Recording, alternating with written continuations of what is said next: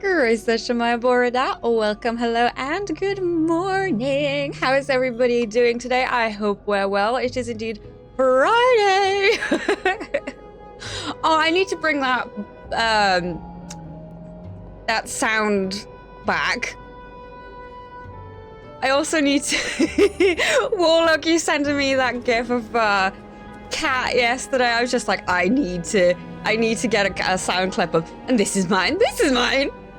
For when I'm being a little loot goblin, I need it. So yes, how's everybody doing? I hope we're well. It is Friday, which means we are into our sort of episodic or standalone short narrative type story things. Today we have this bed we made. I'm very excited for this. I'm going in mostly blind. All I know is I'm a maid and there's some detective work to be done. That's it. So I'm very excited for this. Let's just... Why is that button being so uncooperative? Right then. Let's just start, shall we? Let's jump into it. Ooh.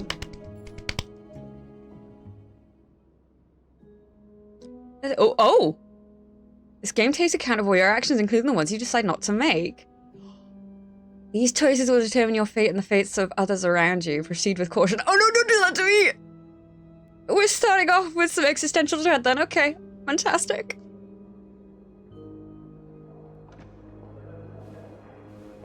Oh.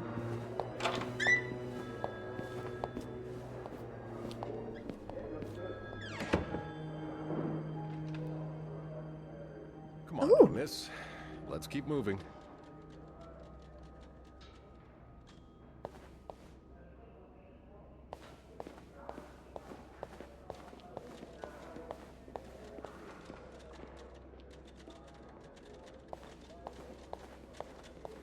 It's on your right. Here. I want to look at them. Oh, can I? Do you always clean the kitchen? No, I'm usually in charge of the second and third. So each maid has her assignment. Ooh.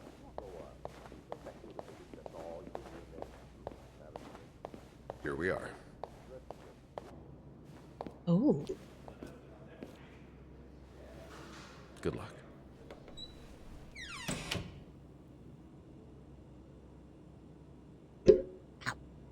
She's all yours, sir.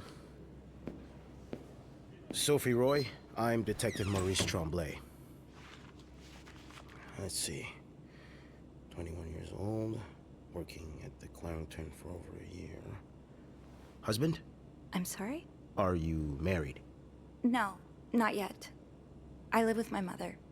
She's sick, so I have to take care of her. No father? No. It's always just been me and my mom. All right, Miss Roy. I need you to tell me everything that happened, starting with this morning. Oh, par la fontaine, les filles s'en vont et s'y promènent au bras des garçons. I love this already. Qui les entraînent au cœur des buissons où elles étreignent l'amour en saison. Qui les enchaîne dans un tourbillon de vrais poèmes, car dans les frissons naissent toujours les plus belles chansons d'amour. Au clair de la fontaine, j'ai vu dans tes yeux mille couleurs. Quand la claire fontaine s'amusait au jeu de nos deux cœurs. Vacuuming's done. Now just a bit of tidying up, and I can go on break.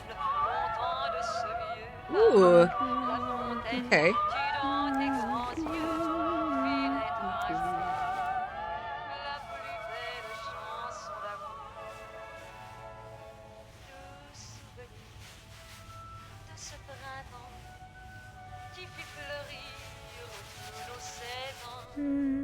Good enough. Yeah, I'm with you, love. Good enough. Don't worry about it. I love this. A bed's not complete without its pillow. lorsqu'on nous aime. Et c'est la chanson qui nous entraîne dans le vieux buisson, comme aux anciennes et douces saisons, qui nous entraîne dans le tourbillon. That's a lot of money to owe. Just what did you get yourself involved in? Oh, thank you. Yay. Acknowledgement of debt. I shouldn't be looking at this, but who's gonna dob me in? Oh no, Cosmic! Oh, do you prefer to be called Cosmic or Sync, by the way? I know it's a bit late to be asking that, I do apologise, but welcome, so glad you could join us. How are you doing apart from hating Marvel Rivals? Date of acknowledgement, January 16th, 1958. Date of initial loan, January 2nd, 1957. Entered into agreement between... Okay, good to know. I should have asked before, I do apologise.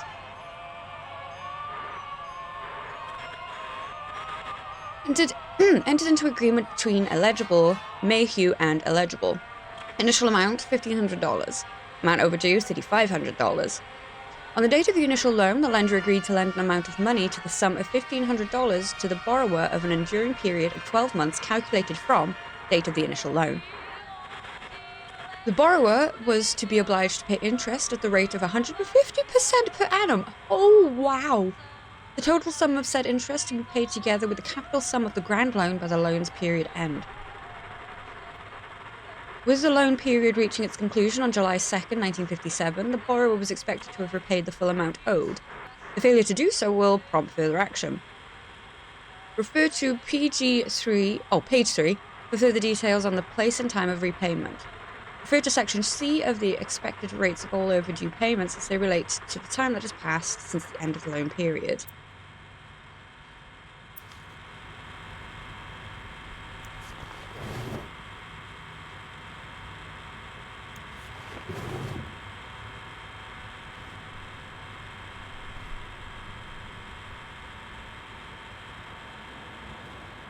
Oh, oh, my condolences. That's painful. You know me, you know my family. You've had a seat at our bar since the day we opened in 49. You're more than a friend to us, you're practically family. And while friends are polite to each other, family deserves more. Family deserves honesty. As such, I wanted to be direct as possible in letting you know that you're down to your last chance. The $8,380 you owe us, plus 25% interest, is now 8 months overdue. My patience is worn thin. This isn't like one of your unpaid bar tabs. You came to us for help, and help always comes at a price. You've opened your pockets to you time and time again, and all you've done is taken advantage of our goodwill and generosity. We'll come over in person to make our collection tomorrow. I'll be bringing along the boys so we can sit down and have a little chat. But just so you know, they aren't too good with words.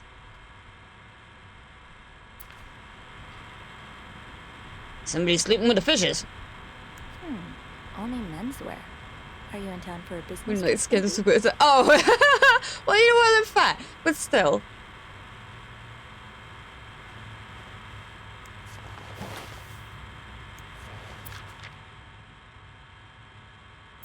Dear Mr. and Mrs. Mapleson, regretful as we are to have to resort to these lines of communication, our client and your neighbour, the owner of 88 32nd Street, has been ultimately evasive of our many attempts to reach out and collect our due debts, specifically an amount owed to us to the sum of $1,904.75.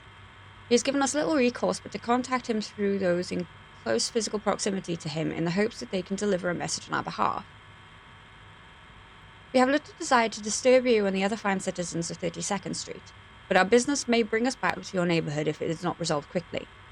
The help of your kind community would be greatly appreciated, for us and certainly for your neighbour. Kindly, Lucky Coin Financing.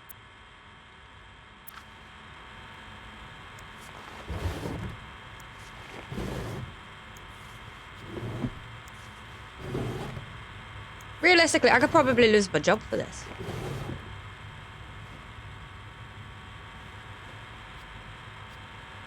Oh.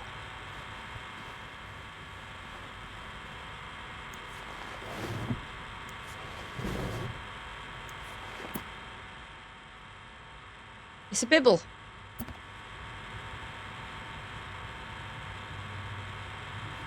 don't want to call anybody.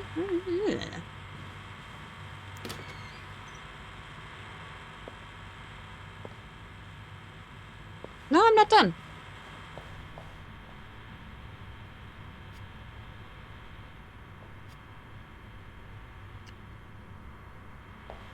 Hey, you know what? Valid.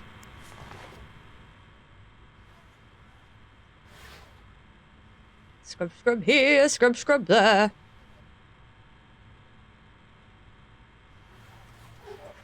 And voila. Good as new.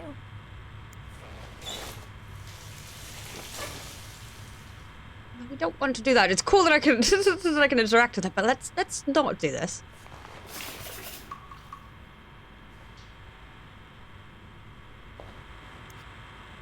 Oops.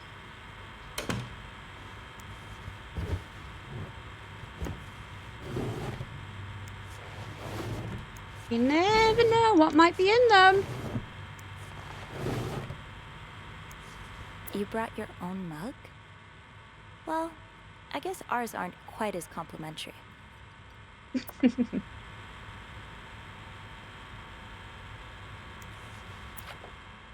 Le Petit Régal. Room service menu.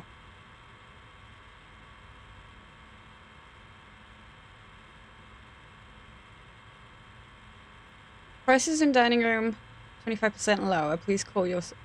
Ow. Oh, I want maple syrup pancakes.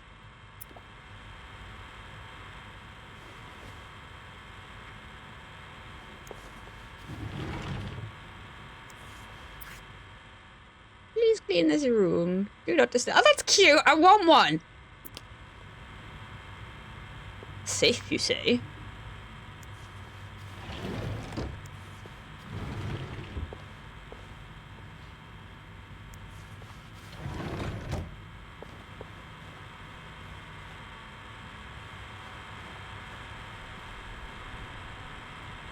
Close the curtains or anything? No? Okay.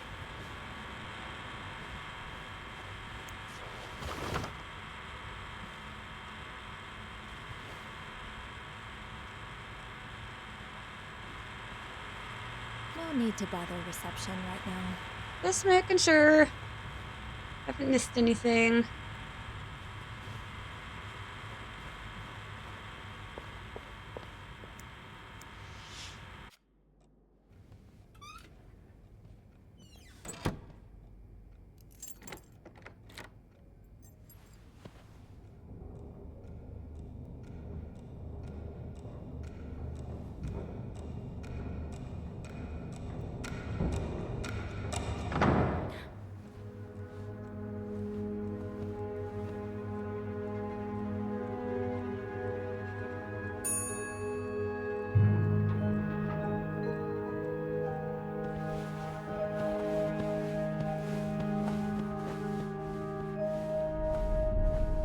About that nut house they want to build next door?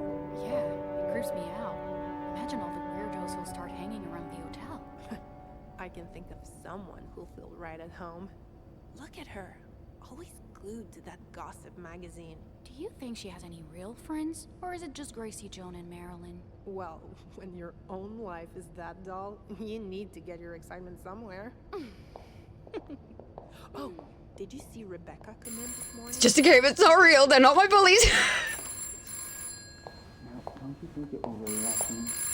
This is exactly the kind of behavior Linda warned me about.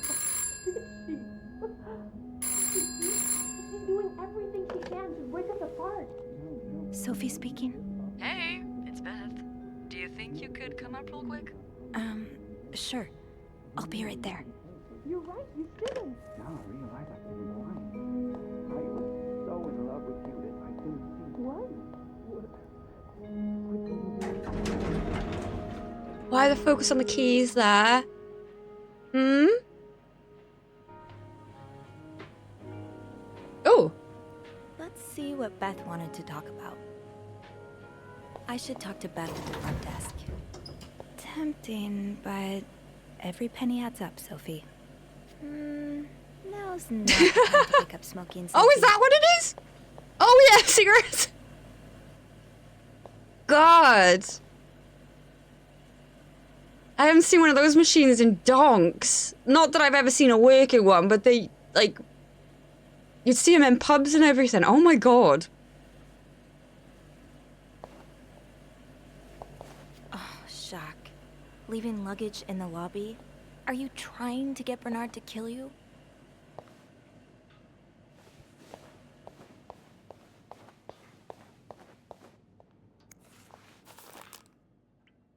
Oh, no, I wanted to read it. Montreal, 31 pages in Montreal, Monday, February 17th, 1958, 10 cents. 19 arrested in deviant raid. Montreal police arrested 19 persons in an early Saturday raid at Mayon's Lounge, located on Stanley Street, downtown Montreal. The establishment, owned by Emmanuel Laliberté, is a known hangout for sex deviants. A Montreal City employee, a court official, and 2 teachers were among those seized, according to official reports. Lieutenant Sylvain Gilbeau?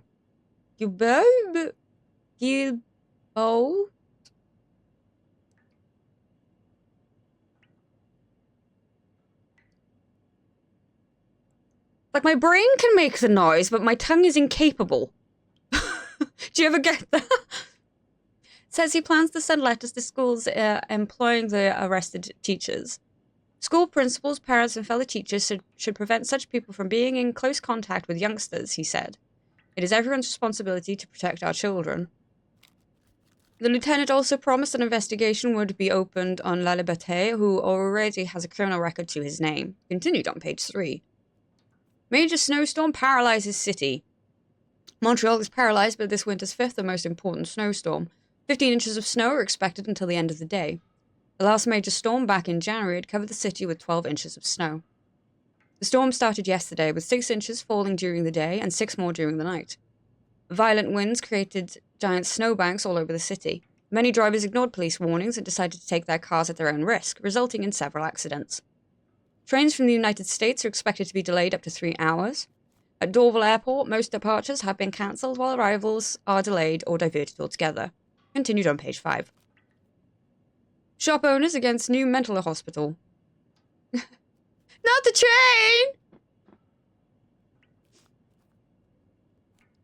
train! Don't say it. Don't, no.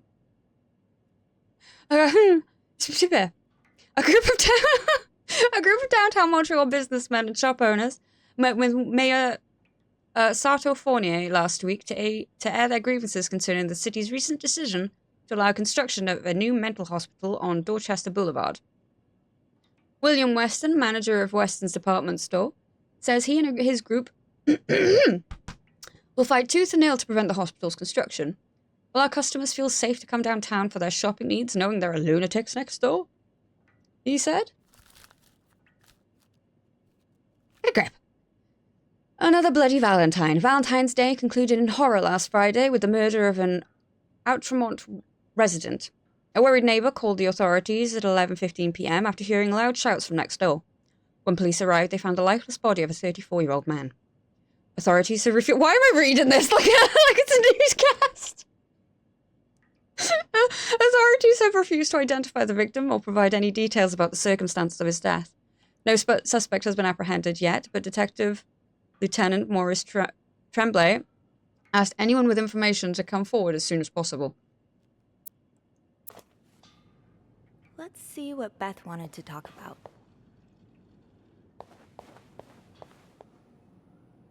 Poor Nicole. No one should be stuck cleaning up. Ooh. Hey, Beth.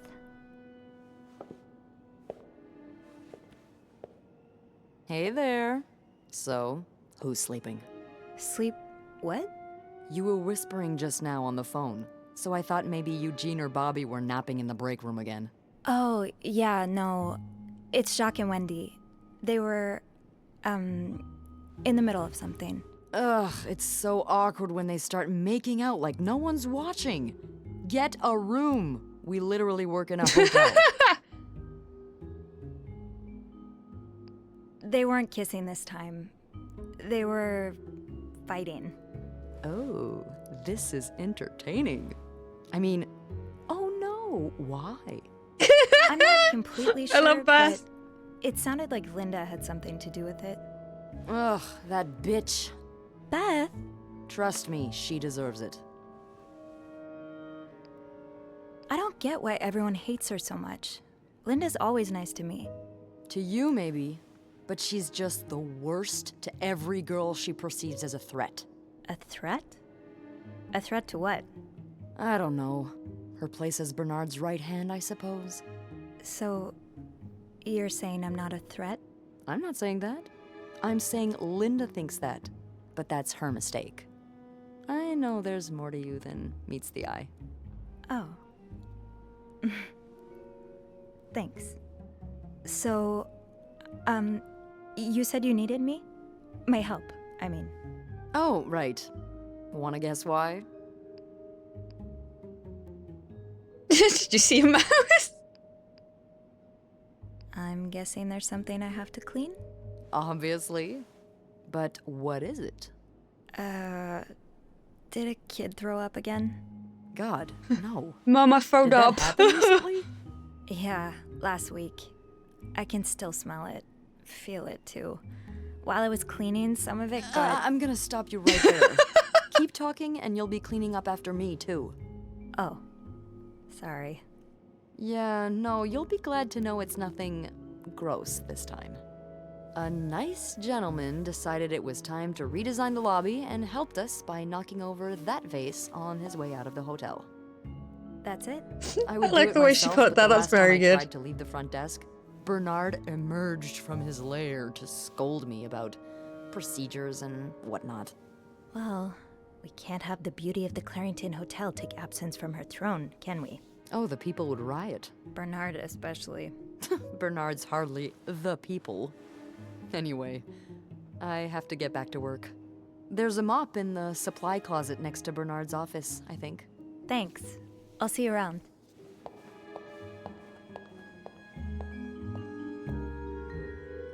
Okay, let's get that mop from the supply closet.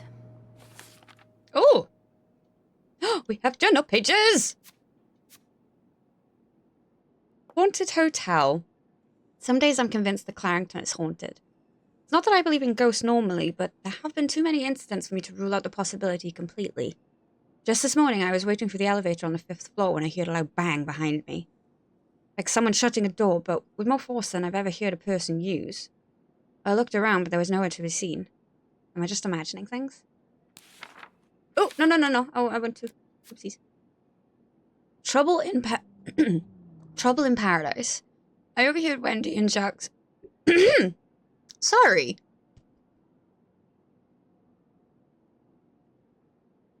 From the sounds of it, Linda got to Jack's head and convinced him that Wendy was flirting with some other guests. I couldn't believe it. Anyone who's been around for the... Let me take a breath. Anyone who's been around them for more than a minute could see how much Wendy loves Jack. She would never do that to him. Beth's banter. Even if it's only a few minutes out of my day, my chats with Beth are always my highlight. She called me up to clean a mess made by one of the guests, which gives us a chance to catch up. I don't think I've met someone who can make conversations seem so effortless. Beth has a witty response for everything. It's too bad maids aren't usually allowed in the lobby. Chatting with her every day would be a great way to start my morning. Oh, I like this! Beth. Beth has been the hotel's receptionist for as long as I can remember. In fact, hers was the first face that welcomed me when I took my first step inside the Clarington. She knows the place like the back of her hand. Beth can be fiery, which doesn't win her much love from Bernard, but most guests adore her magnetic personality, and that's something Bernard can plainly see. We don't get the chance to chat as often as I'd like, but when we do, it's always a blast. I only wish I had even half of her wit so I could entertain her as much as she entertains me. Bernard. Bernard is the Clarington's manager, the big boss. He spends most of his days locked in his office and doesn't like the maids roaming around outside of their posts, so our paths don't cross often. Lately, he's been hell-bent on getting the hotel back in shape, whatever that means, and there have been a lot of changes around here as a result. He's enforcing employee rules more strictly than ever and dropping God knows how much money on renovations. The stress is practically radiating off him. Linda. Linda is the Clarington's governess, Bernard's second in command. It's easy to see why. She rules over the maids with an iron fist, always ready to enforce Bernard's latest rules to the letter. Most of them hate her for this, but my feelings are a bit more mixed. For whatever reason, she seems to have a soft spot for me. The same cannot be said for Wendy, unfortunately. It's like she's made it her life's mission to break up Wendy and Jack's relationship. And I'm worried that her latest efforts may have succeeded. Wendy! Wendy is a waitress at the hotel's restaurant. She and her best friend Yvette were hired together, and they used to be inseparable. Until 3 or 4 months ago. It's no coincidence that this was around the time Wendy started dating Jack, the bellboy, to whom she's now happily engaged. That is, depending on who you ask. Linda seems to think that Wendy is the Clarrington's resident flirt. Sure, she's popular with guests and collects the most tips by far, but I've always chalked that up to the same thing that she has drawn me to her. That warm smile that just radiates kindness. Linda's not convinced, though, and seems to have taken it upon herself to expose Wendy for who she really is. Right. Jealous much? Jacques. Jacques is one of the Clarrington's bellboys. I don't know much about him. He's even more shy than I am, barely looking up at the guests when carrying their luggage. People like us just need someone to bring us out of our shells, and apparently for Jacques that person is Wendy. He's like a completely different person around her. He lights up, laughs, even cracks jokes. I was so happy that he found Wendy, and even happier when he proposed. They're like the Clarrington's very own Janet and Tony. I feel like I'm missing a reference there. But it seems their engagement is in peril thanks to Linda's meddling. Stand strong, Jacques. Don't fall for her manipulations. Mum. Mum always means well, but life hasn't dealt her the best hand of cards. She doesn't talk to me very much about her time as a nurse during the war, but I've always wondered what kind of person she was before that harrowing chapter of her life. It's just the two of us at home. Mum's had bad luck with keeping jobs, and she finds it hard to be around people, so she stays home most of the time. At least she's never missed an episode of the Wild Orchard. On her good days, she can manage on her own, but on her bad days, well, I do my best to be there for her. Dad. Left when I was 2 years old, haven't heard from him since. Mum doesn't say much, so I stopped asking. Ooh. Interesting.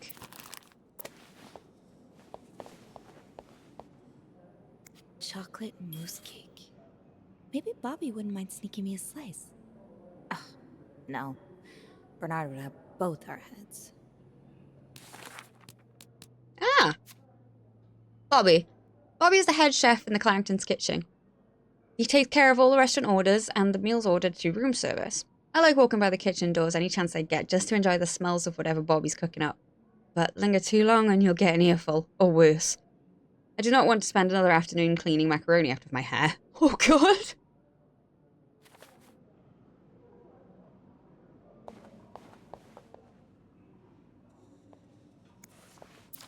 Say no to divorce! Everywhere lately. It's weird that Bernard allows it. What? Oh, no, I wanted to read it, sorry. Check the family. Say no to divorce. You can be divorced against your will. Women and children suffer most in divorce. You lose your succession rights in divorce. Your wife's pension rights are lost in divorce. You lose your rights to the family home in divorce.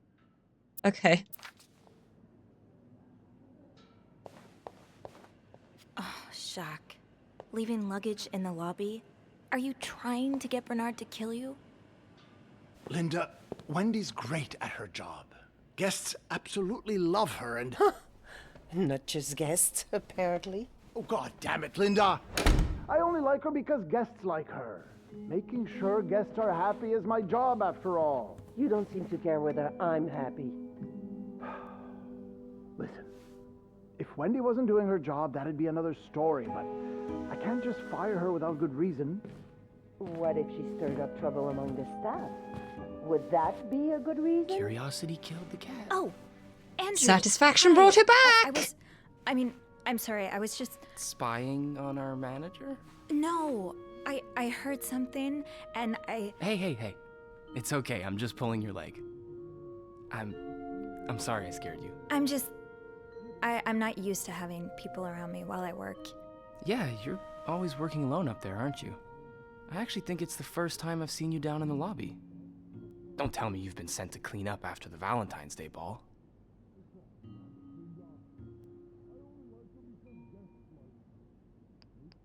No, Beth called me. A guest knocked over a vase and made a mess in the lobby. Yeah, I saw that catastrophe happen. Just what we need, huh? Well, I'd rather be doing that than cleaning the reception hall with Nicole. Oof. Yeah, I don't even want to see the state of the place after this weekend. I know chocolate fountains are for dipping, but I didn't expect to find someone's shoe in there. How? No idea. You must see plenty of weird stuff too, right? Yeah.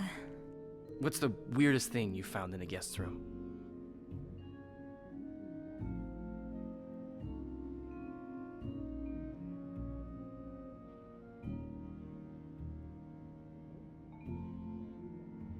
I want to be a shit stirrer. Well, there was this lady who had a love letter addressed to someone I know. What?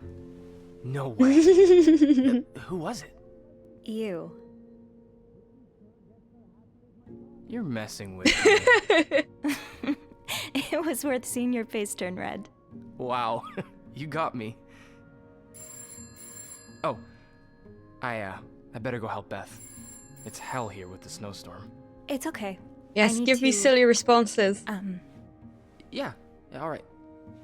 Take care. You too.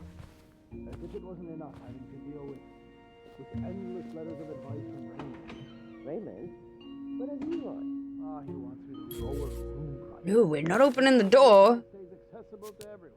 Andrew. Andrew is a concierge and receptionist for the Clarrington. He's intelligent, professional, kind, and well-mannered, which easily makes him Bernard's favorite. But he knows how to have fun when no one's looking. Whenever I see him, he's either dashing off on his latest errand or burying himself in a book. So we haven't had a lot of chances to socialize at length. When we do, though, it always feels easy. Like talking to someone perfectly attuned to your wavelength. Maybe I should ask him for book recommendations. It would be nice to have more reasons to talk to him. Andrew's ambush. Oops, so Andrew caught me eavesdropping on Bernard and Linda, who was once again complaining about Wendy. Thankfully, he didn't make a big deal out of it. He doesn't seem the kind to judge. He's actually quite nice, easy to talk to, fun to tease, and funny in his own quiet way. I hope I get the chance to talk to him more. I get the sense that there's a lot more to him than he willingly shows. Beth said there was a mop in the supply closet next to Bernard's office. Ever since I woke up this morning. Can you tell tables why we're out of bacon? Mop. Zimop. Dario, welcome, welcome. So glad you could join us. How you doing?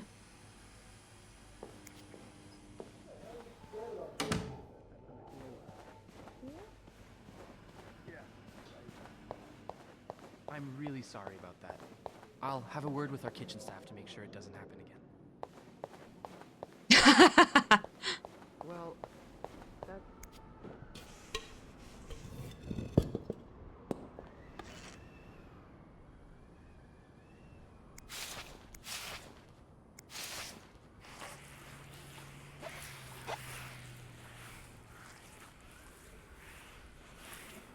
I wanted to be able to do it all. A film Oh. roll? The guest must have dropped it when he knocked over the vase. Probably should return it to him.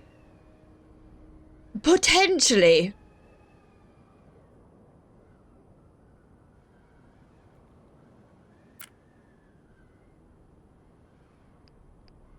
Ew.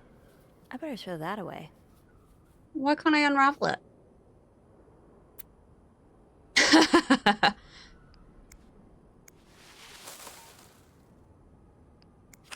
Now I just put the leaves back in the vase, and it'll be like nothing ever happened.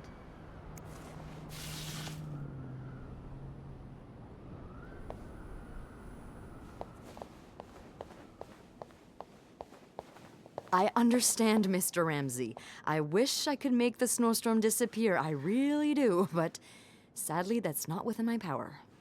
Beth, who knocked over that vase? Mr. Spade. Mr. Spade? Well, I can check with the airport and let you know when flights resume. Until then... Yes, I know. You've said that already. But... No, that's... Now I can very point and click unlikely. better. Bernard still leaves these around the front desk? Guess he didn't hear Beth when she swore she'd burn the place to the ground next time she had to suffer through one of his sermons. Well, for that, you'd have to talk to my manager's manager. Would you So, which room are you staying in, Mr. Spade? Sadly, he doesn't have a phone. He's a bit of an old-fashioned fella, if you know what I mean. Yes? Yes, certainly. Oh, So press. first I suggest Aha! finding a nice little corner where you can kneel I want to read down, who we have. all We right? got.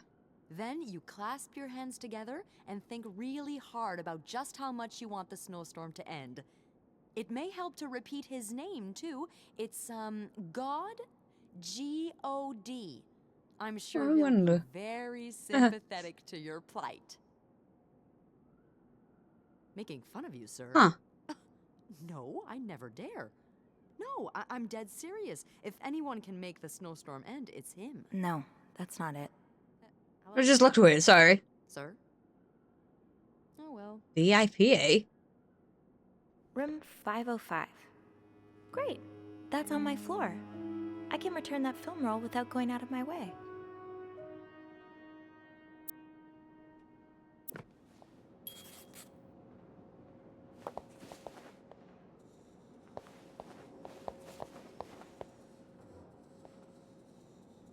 You good?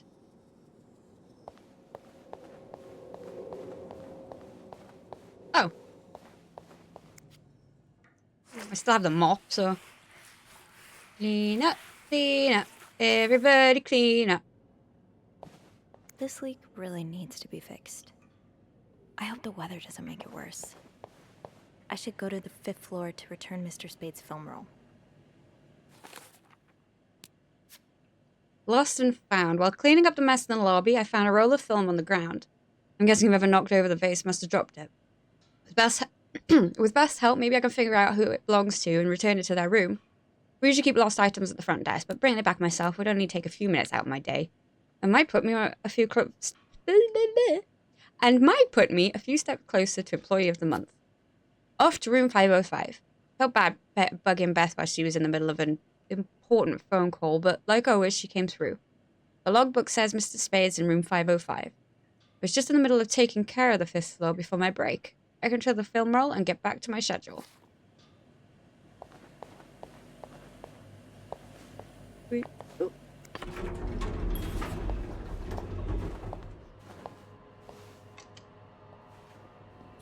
Hold it, please. Phew, made it. Thanks. You're welcome. Was it you who cleaned the puddle by the restrooms? Was I not supposed to? Well, Eugene asked us not to touch anything until he's repaired the leak, but it's probably safer this way. Someone could have slipped on it. Which floor? Oh, 6th. Thanks. What's the big rush? I need to bring this to our VIP guest, the one who rented the entire floor. Oh, is it that British man I keep hearing about?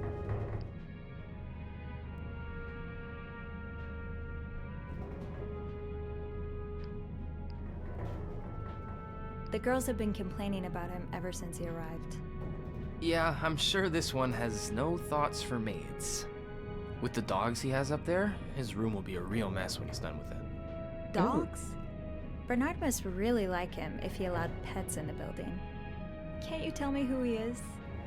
I've never actually met him. I always talk to his assistant. I have no idea. It's unlikely, though. I do have a suspicion, though. Oh? But I'm not sure I should say it. Can't you at least give me a hint? Okay, let me think. Heaven Factory. Saved by the bell. Put that in. Hey, come on. Don't leave me hanging. Let's just say I like to prolong the suspense. Wait. Is that the hint? Who knows? Fair enough. Oh, I will try to for you, Toria. Give you a nice birthday surprise.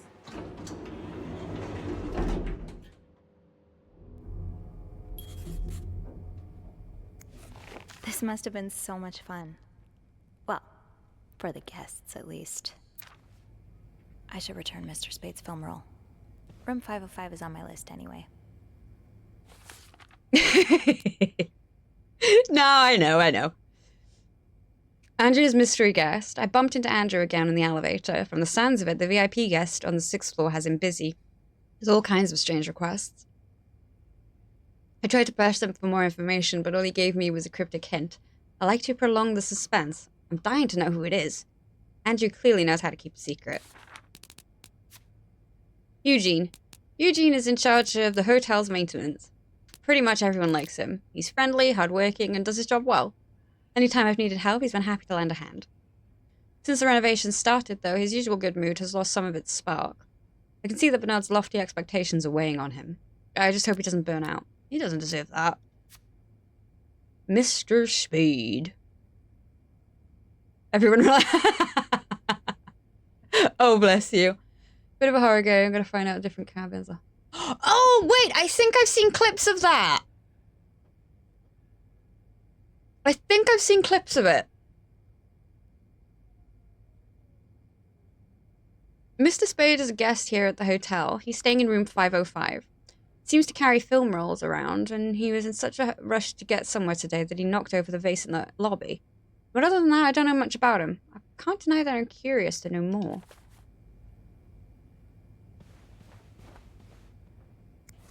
Does carrying this everywhere really make us better maids? Bernard seems to think so. Chambermaid Guide. First rule, be invisible. Guests do not want to be disturbed. Accomplish your work as silently and as discreetly as possible. Be a shadow. Second rule, be thorough. Leave no stone unturned and no corner unclean. Dust, stains, everything must disappear. Third rule, be careful. Sometimes what looks like trash is actually a guest's treasured possession. Be careful as to what you throw away. I have a nervous disposition. I can't help it. Being invisible has always come easy to me. Maybe too easy. Everything must disappear. Makes us sound like magicians. Telling apart the treasure from the trash can be tricky sometimes.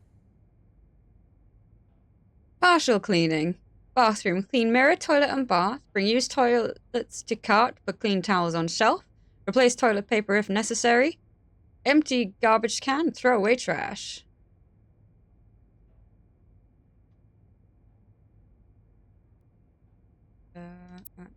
Wanna like that? Can I select this one? No? Just this side?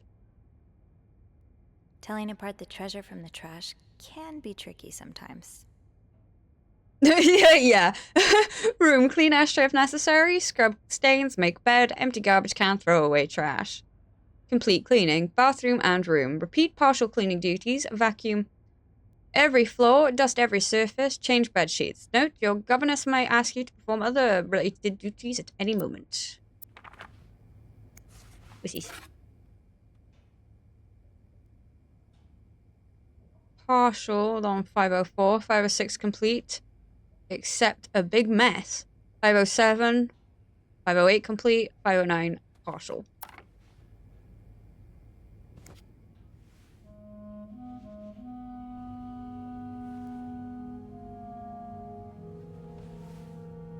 Mr. Spade?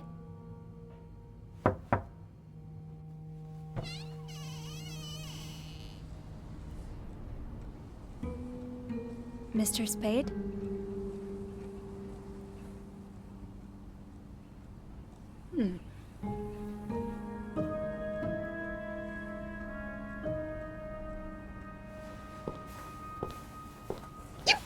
Oh, ow.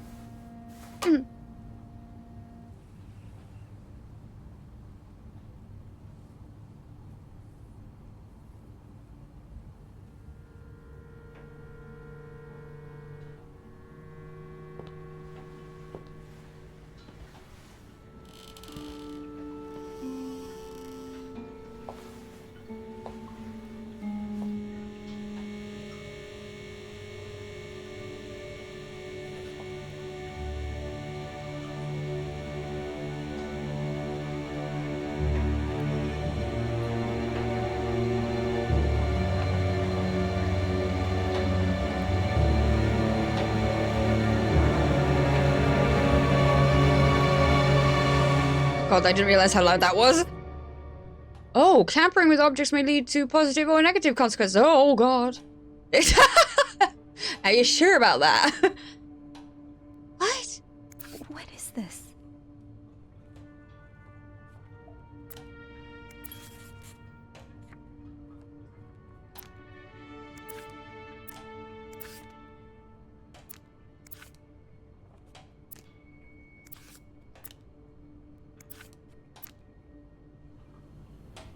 Maybe I should call Beth or Andrew. They'll know what to do. I hope. Oh. Oh, I see. Stalker pictures. Pictures of me snooping through a guest suitcase. Oh!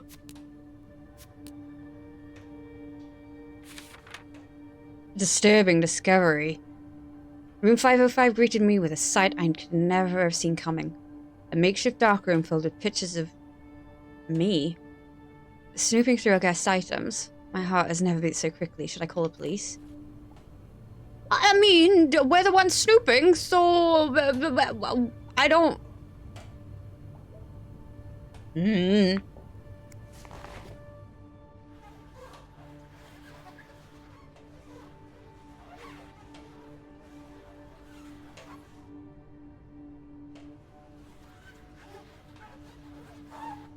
not gonna throw out the bottles.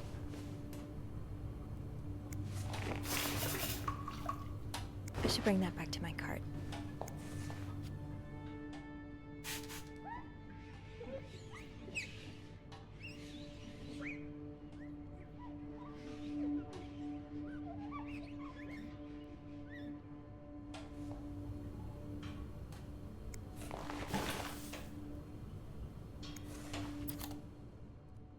Why would I throw someone's toothpaste out?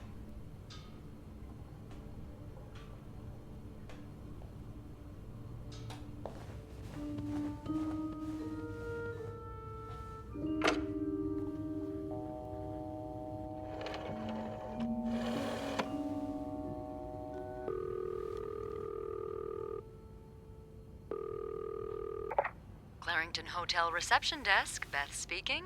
What can I do for you on this very fine day?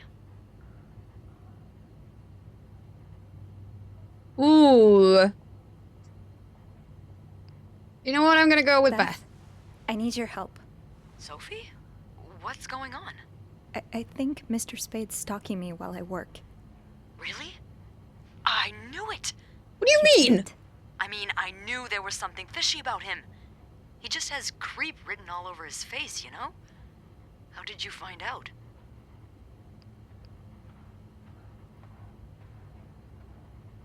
He took pictures of me. I found them hanging over the bathtub.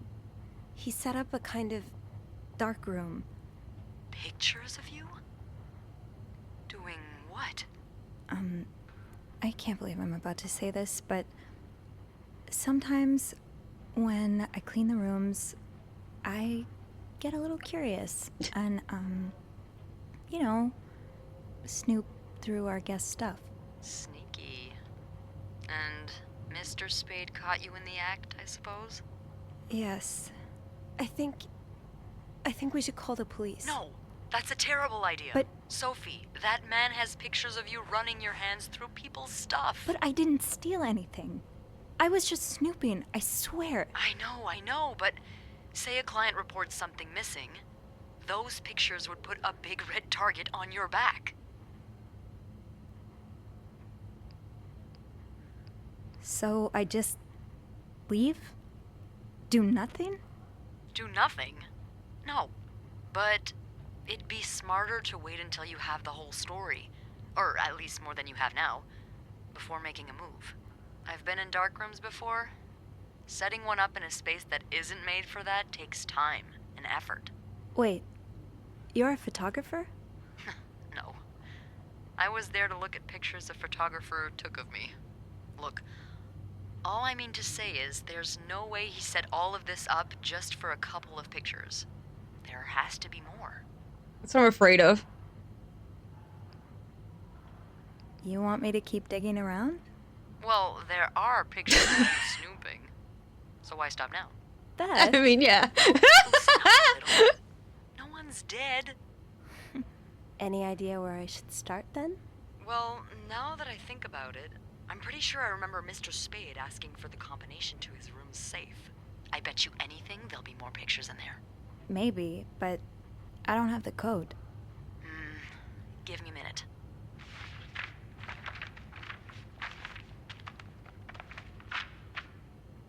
Merde.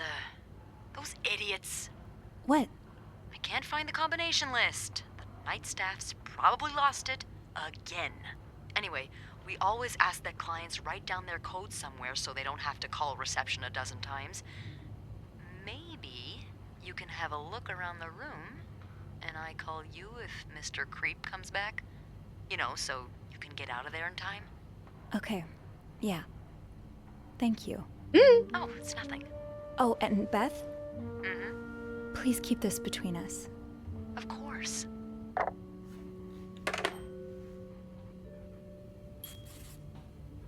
Okay. If reception gave him a code, maybe he wrote it down.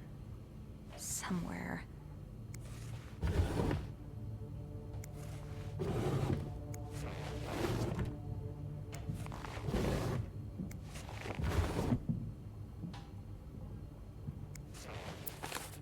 That's rough. How are you supposed to support yourself when no one will give you a job or a place to live? Dear Mr. Morgan, I understand your situation and I'm sorry you had to spend so many years in the hospital. However, this does not change the fact that you don't have the qualifications for the job. And even if you did, I could not hire someone in your situation. Other staff members would not feel safe around you. I would ask you not contact me anymore. Sincerely, Jeremy Sandberg. Hey weirdo, stop wasting my time. I'm not hiring you, ever. Mr. Morgan. You know I have a lot of respect for what you and others have done for this country, but I am not a charity. If I don't receive the past 3 months' rent before the end of the week, you'll have to vacate the apartment. Thank you.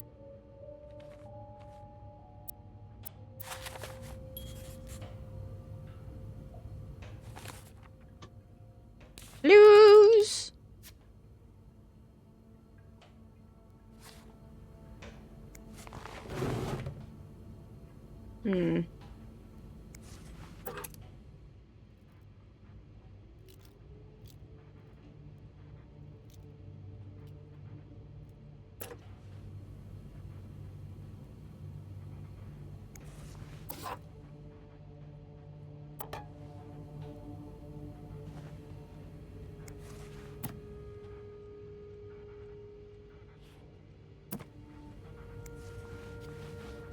Oops. Ooh, what are you? You're pawning off your Oh. possessions? What do you need the money for? Indeed. I like the clanging. What is the clanging?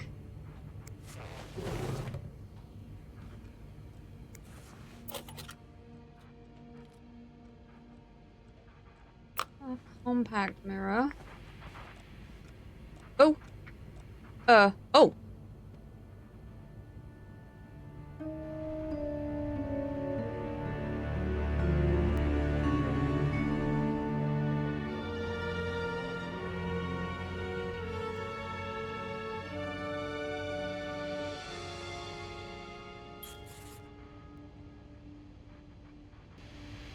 Right then. What is all this?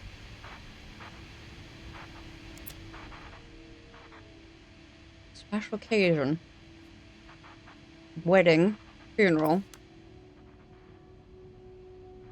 Okay. The oratory. I just went there for the first time and... God, it's been years, hasn't it? St. Joseph's Oratory of Mount Royal. Canada's largest church. The world capital of worship to St. Joseph, founded by Brother Andre Bessette.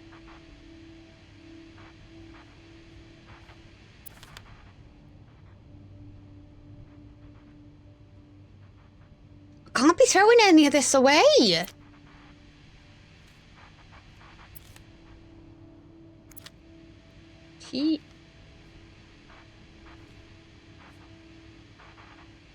T30.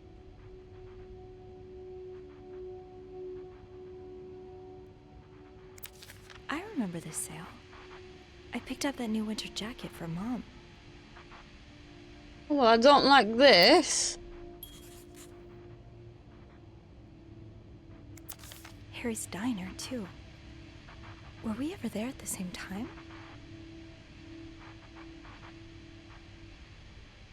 Two Cokes, 2 burgers, 1 extra fries. Why Harry's? Lots of burger places closer to the hotel. Why are you following me? Beaver Lake? Oh? That's where I took Mom skating last month.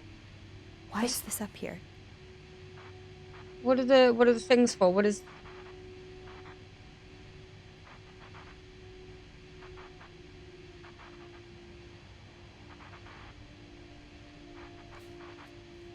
What are these?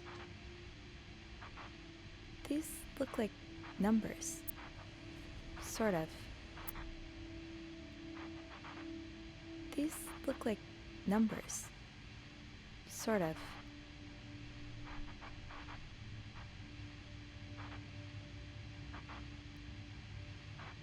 Oh, hang on. AV.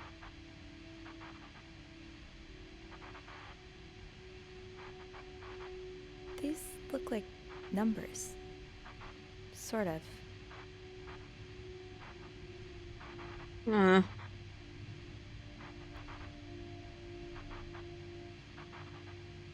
Why under certain letters? What is this about? The A's?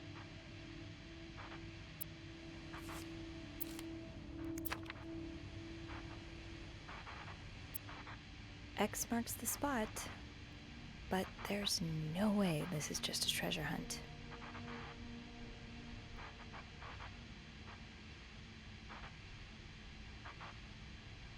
Huh. Oops. X No. marks the spot. But there's no way this is just a treasure hunt. Hmm. Morgan, is that your real name? Why did you check in under Mr. Spade?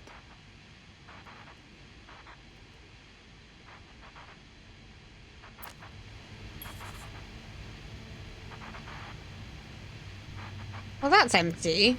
Like, that I can throw away. That's fine.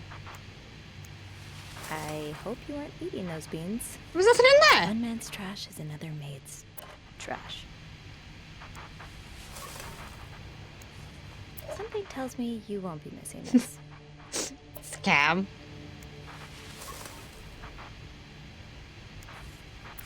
Is this a floor of the Clarington? That's my schedule. Just how long have you been watching me?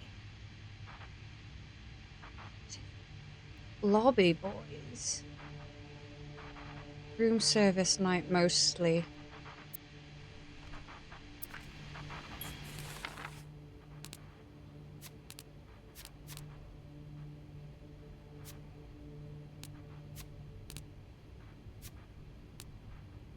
Huh. Being tracked? That map on his wall just makes everything weirder. Every side points to a place I've visited lately, but what does that mean? Is this a series of wild coincidences, or am I really being stalked? And if I am, why me of all people? Okay, Sophie, just stay calm. There has to be a rational explanation here. I just need to find it.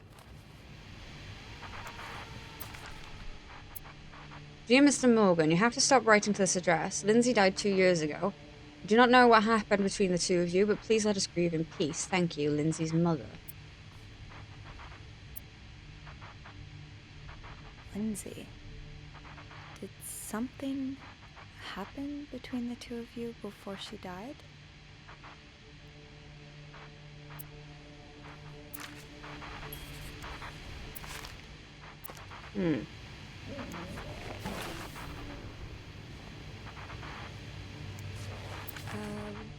Request to move to 507. Why did you want to change rooms? Dear Mr. Spade, the present letter is to confirm the reception of your transfer request to room 507. Regrettably, the room in question is currently occupied by an extended stay guest. We are therefore unable to grant your request. Thank you for your understanding. Please contact us should you have any other requests. Yours sincerely, Bernard Leduc, Hotel Manager.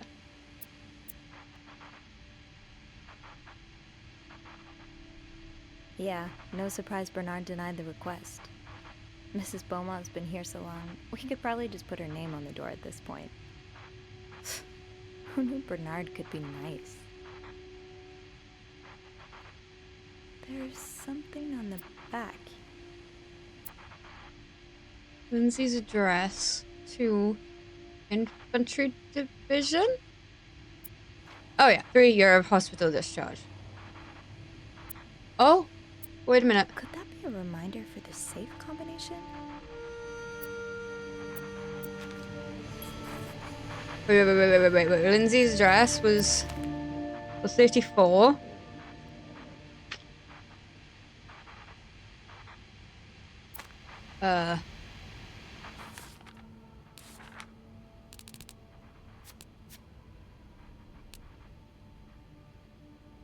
Infantry Division. I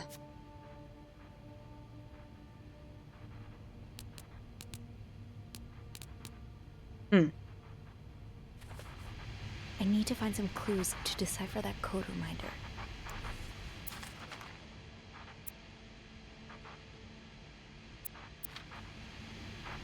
Infantry Division. Okay. Oh, hang on. Locked. There has to be a key somewhere.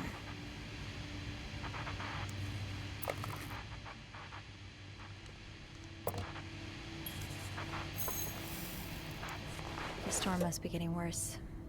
I hope Mom's not too bored without her TV shows. I'd forget my own head if I didn't write everything down. I guess we have that in common.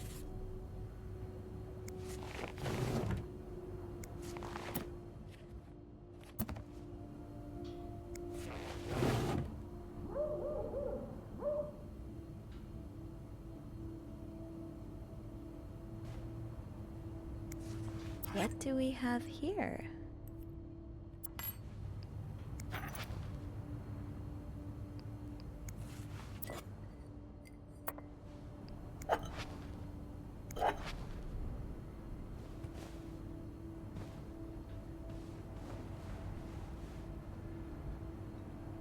Oh, Address, division, year.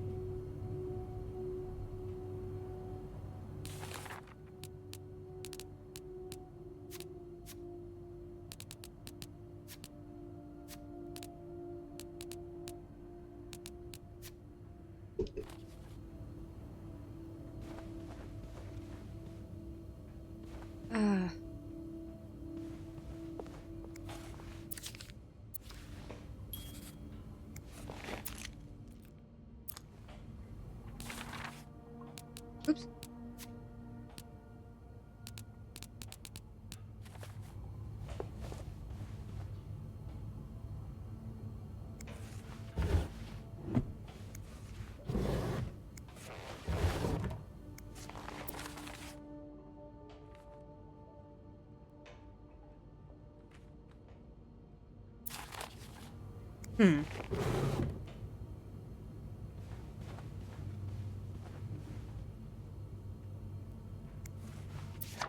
Oh. 99th.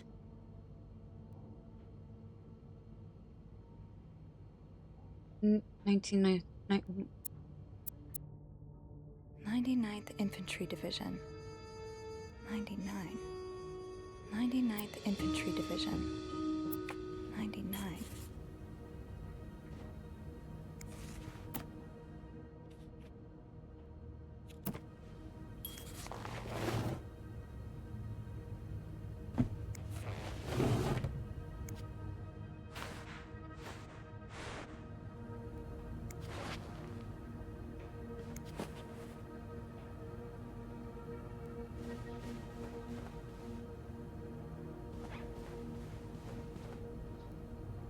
Oh, wrong one. E.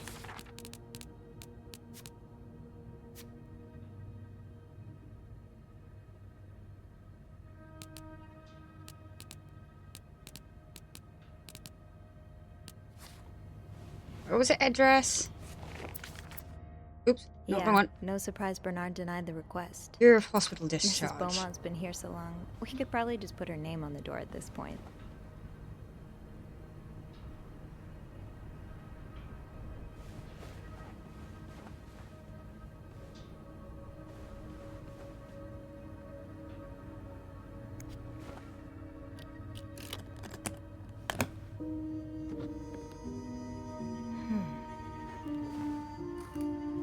Haha!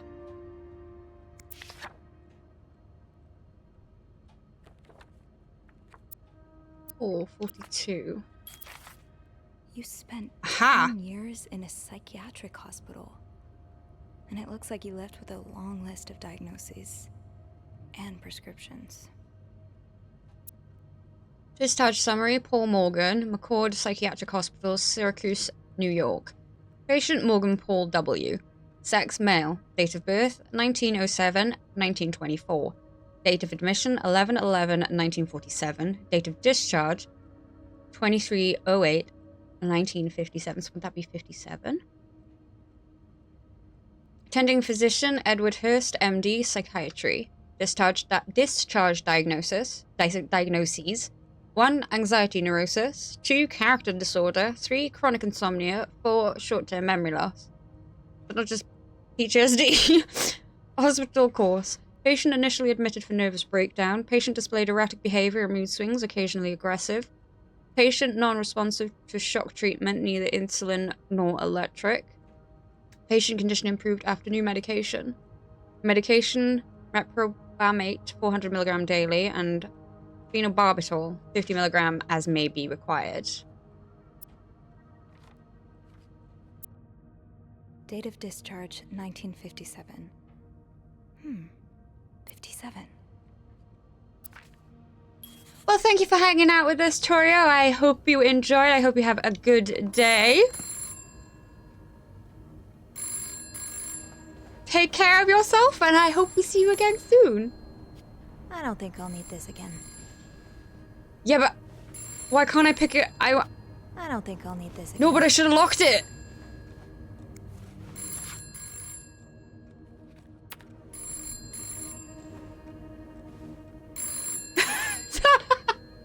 Take care.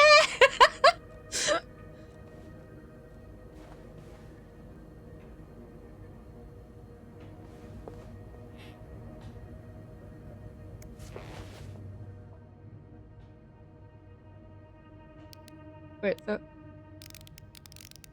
34.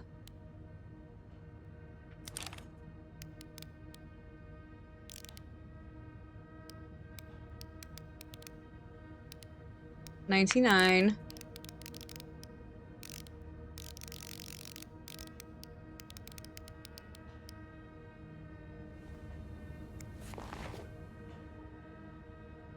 $34.99.57. Oh, right, I've got to actually click on.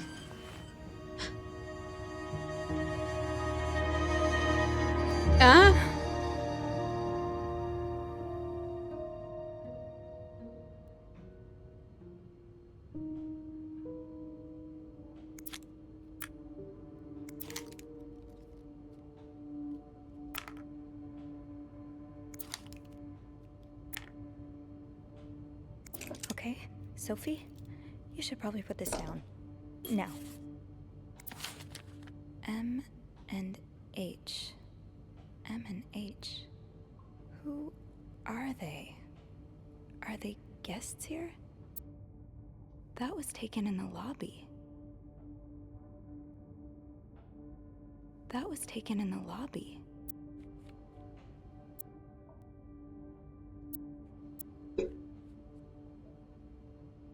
Well, 12:30 a.m. Arrived at the hotel. Room not ready yet. Had to wait in the lobby.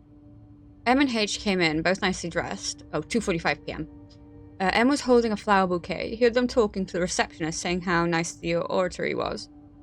Picked up some flyers to find out what oratory they were talking about. 3:10 p.m. Room finally ready. No sign of M or H. Decided to unpack and install my setup in the bathroom. 6 p.m. Still no sign of M and H. Have probably gone out again. 8:20 p.m. Finished developing this afternoon's pictures. 11:55 p.m. Unable to see Heard weird noise from the corridor. No idea who or what it was. You're going through their trash? You really want to find out what M and H are up to, don't you? So 15th of February? 58. 10:20 a.m. M and H arrived at hotel's restaurant and ate a quick breakfast. 10:35 a.m. M and H left the hotel and got into a taxi. Tried to follow, but had no money for a cab. 12 a.m. Found a pawn shop to get some money, but no idea where M and H went. 12:55 a.m. Back in my room, we'll have to kill time until M and H return. 5:40 p.m. Spotted M and H entering the hotel with Western shopping bag. 6:10 p.m. Found M and H eating at the hospital hotel's restaurant. 6:25 p.m. H left for the bathroom and exchanged a few words with a woman and her child. 7 p.m. M and H left the restaurant, probably turning in for the night. While leaving, H emptied pockets in the trash. 7:05 p.m. Searched the trash, found a receipt from a place called Harry's Diner with drawings and weird symbols on it. 8:35 p.m. Took a coffee at Harry's Diner, showed picture of M and H to waitress. Waitress remembers them, said M used to be a regular about 10 years ago. Hello, Millie. No, that's not where you're going. No. Not in front of it. 10 p.m. Back in my room. Tried mapping M and H movements since their arrival in Montreal. 11:40 p.m. Unable to sleep again. Heard someone exiting room 507, but did not hear the elevator. Why are you following them? And who's sneaking out at night? So many questions. 16th of February. Millie! 10:15 a.m. M and H arrived at the hotel's restaurant for breakfast. 10:45 a.m. M and H left the hotel and got into a taxi, followed them to a place called Mount Royal. 11:30 a.m. M and H went skating on a small frozen lake. Fell on the ice while trying to take a picture. H might have seen me. 1:05 p.m. M and H ate at the lounge and left a ticket on the table. Ticket has weird symbols on it, just like Harry's Diner receipt. Millie, don't! 1:30 p.m. M and H decided to leave because of the snowstorm. 2:10 p.m. M and H arrived at the hotel shortly after me. He looked angry. H looked angry. Something happened during the taxi ride, but what? 5:20 p.m. No sign of M and H since early afternoon. Tonight, we'll try to find out who's sneaking out at night. This looks like Beaver Lake.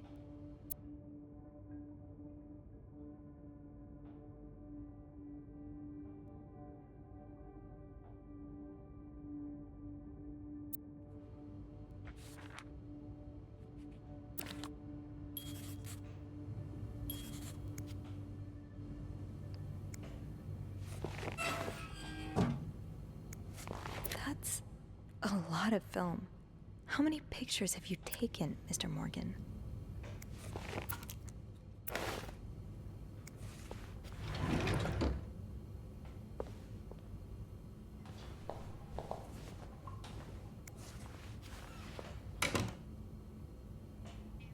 Millie! M and H. Maybe Beth could find them in the logbook.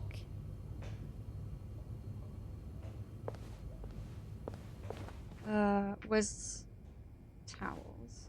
Let's put those on the bathroom shelf.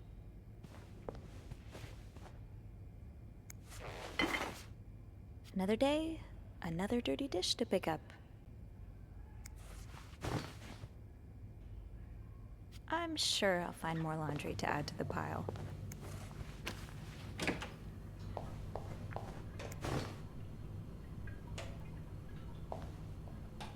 Millie! Millie!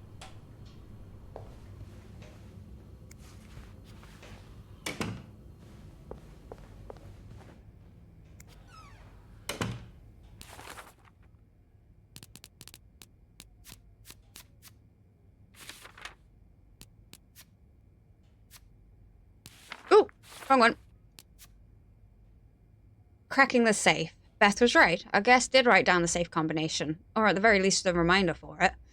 I'm hoping that by looking around 505 I might be able to find some clues to decipher it. Time to play detective. Millie, stop trying to scream over me, thank you! You done? 2 more targets. Looks like Mr. Morgan's stalking doesn't end with me. He's also following 2 of the hotel's guests, M and H. Can't believe I'm saying this, but I'm grateful he only took pictures of me. He has extensive notes on M and H's comings and goings, like he's tracking their every move. I need to find out who they are and what they have in common. Maybe that will tell me why I'm caught up in all this. Hopefully Beth can help, or at least reassure me that men like this get what's coming to them. Millie! Millie! Millie! Millie! M and H could be in danger.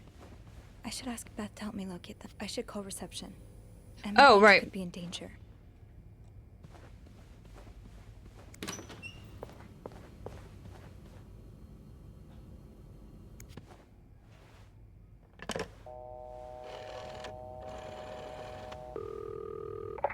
Clarington Hotel reception desk, Beth speaking. It's me.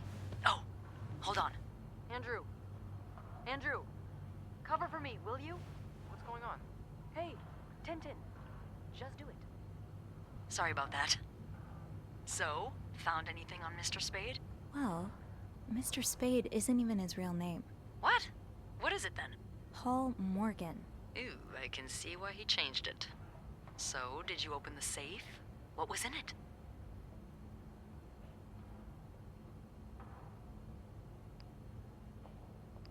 A journal. His journal? Does he say why he's stalking you? No, but it seems he's stalking 2 other people as well. Oh, who are they? They're guests. I don't know their names, though. I was hoping you could find them in the logbook. Well, Snoopy, although it may seem like it, I'm not actually clairvoyant, so I'll need something to narrow the search. Do you know anything about them?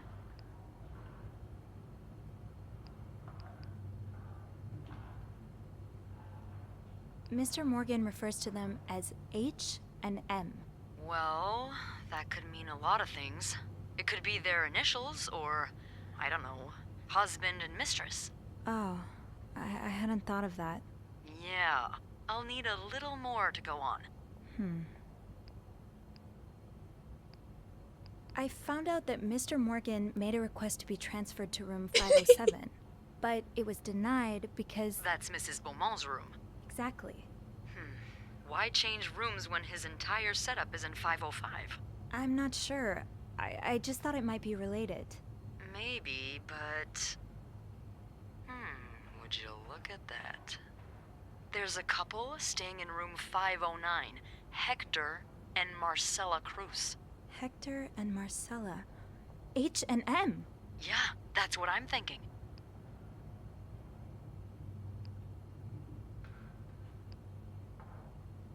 Do you know anything about the Cruzes? Well, I saw them come in and out of the hotel a few times. Called a taxi for them once. The missus does the smiling and the other frowns a lot. Nothing to write home about. Do you have room 509 on your to-do list by any chance? I do, actually. Then maybe you go clean it and have a little look-see? Yeah, nothing unusual here.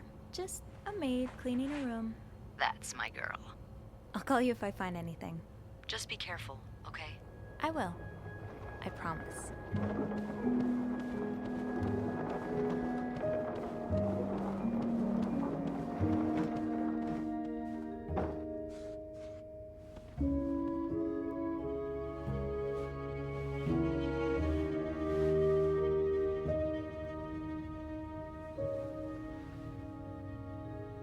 I must have forgotten my keys in the break room again. I'll need my keys to enter room 509. I should probably check the break room. All signs point to 509.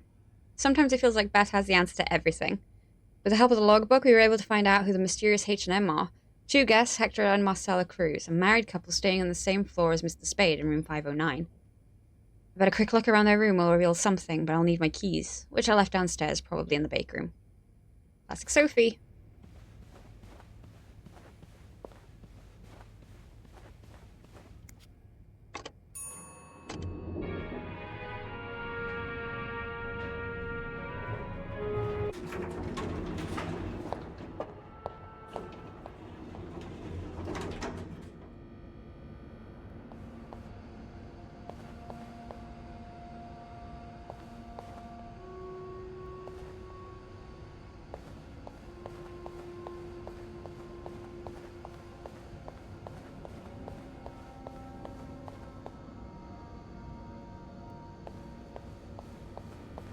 Shoot, it's locked.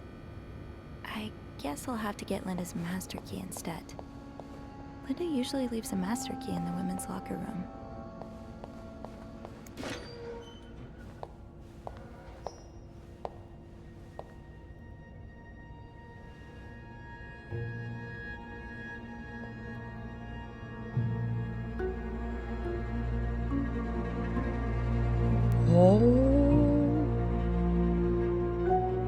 Hypocrite bitch. What did Linda do? And to whom? Linda, my wife will be at her parents' tonight, so come by my house at 8 p.m. and make sure you bring the new lingerie I bought you. B. Oh, Linda. What would your husband think of all this?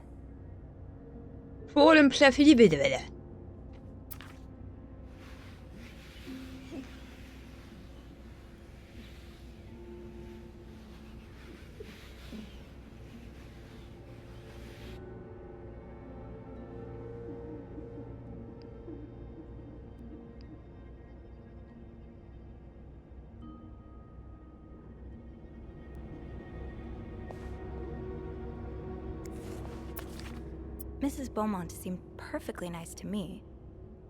Divorcee from room 204 is moving to room 507 and she wants more sheets again. Sophie, please take care of it. I do not want to speak to people like her. Linda.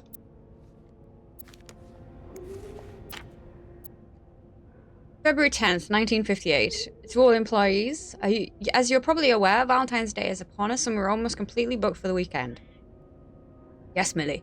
I know this is a time for colds, but I will not accept anyone missing a work shift in the next few days. I want the rooms cleaner than ever. I also wish to remind you of a continued partnership with Weston's department store. Take every opportunity you have to suggest the store for our guest shopping needs. Thanks to this partnership, special prizes from Weston's will once again be awarded to our best employee at the end of the month. Thank you, Bernard Leduc, hotel manager.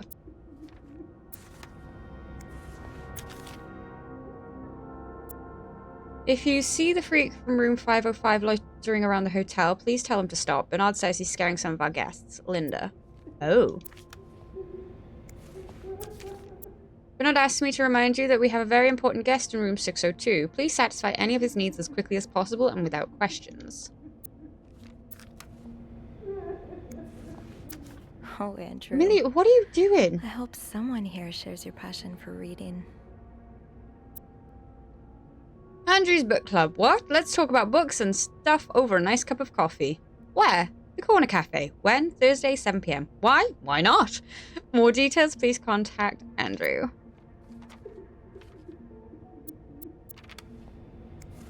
Linda, you're not even trying to hide the daggers in your eyes. Wendy definitely deserved this, but the next one is mine.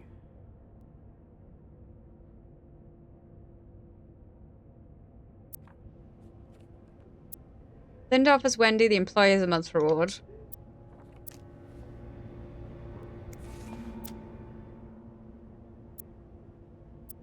Valentine's Day, please leave chocolates on the beds of rooms occupied by married couples only.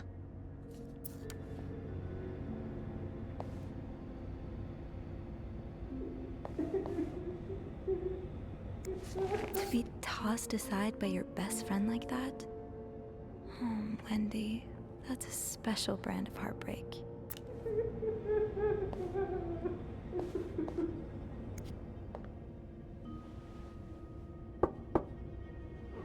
What is it? Wendy? It's Sophie. Are you alright? Do I sound alright? No, I guess not. Just leave me alone. I don't want to talk.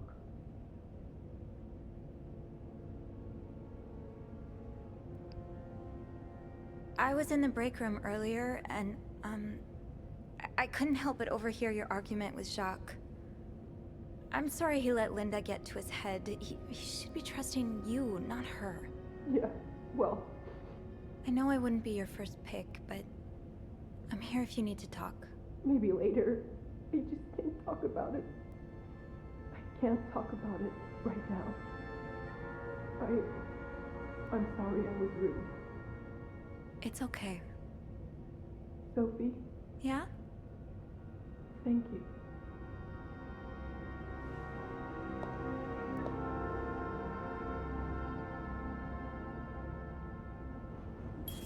Fine. Keep your secrets locked. It's locked.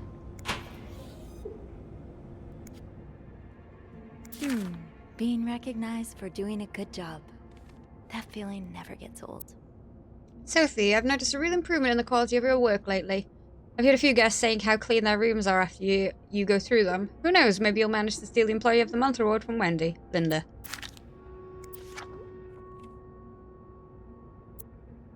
Ariadne's legacy. Haven't gotten any tips so far today.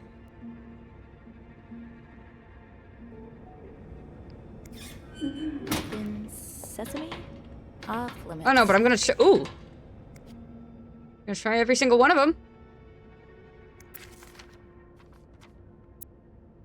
Dear sister, we need to talk about Kevin. The other day, Patrick received some pamphlets from a friend from the States and now is convinced that our child is a sissy. How is that even possible? The boy is only 5 years old. Does it really matter if he likes to play with girls or prefers dolls to toy cars? Still, I cannot help but think, if Patrick is right, if Kevin is indeed is like that, what kind of a future awaits him? Will he ever be able to get a job, to have a family, to live a normal life? Every time I look at him now, I feel like crying. I just want my little boy to be happy. Is that too much to ask? Love, Nicole. Okay. Okay. A hidden enemy, an invisible force is lurking in the shadows, threatening our very way of life, and it is not it is not the communists, it is the homosexuals. The menace to the young, a threat to everyone. Oh my god.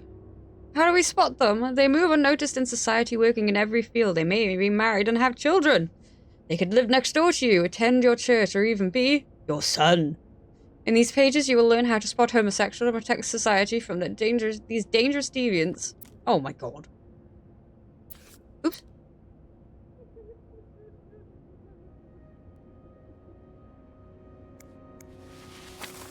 No one will suspect a thing.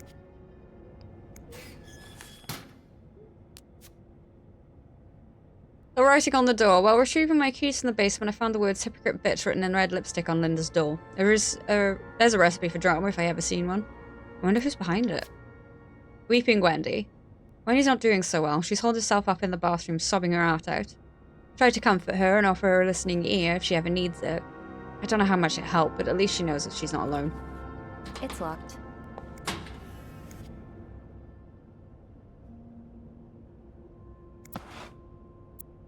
Carol, here's the chambermaid's guide I talked about. Come see me if you have questions concerning the job or the staff. I can tell you who you should hang out with and who you should avoid. Yvette.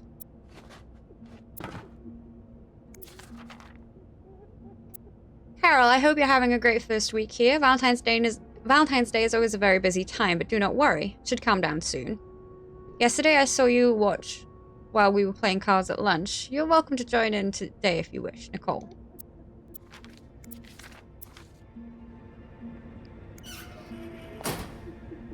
Off limits.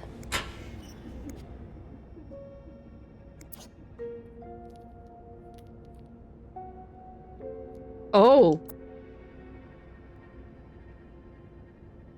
Look, that's lipstick. This goes beyond constructive criticism.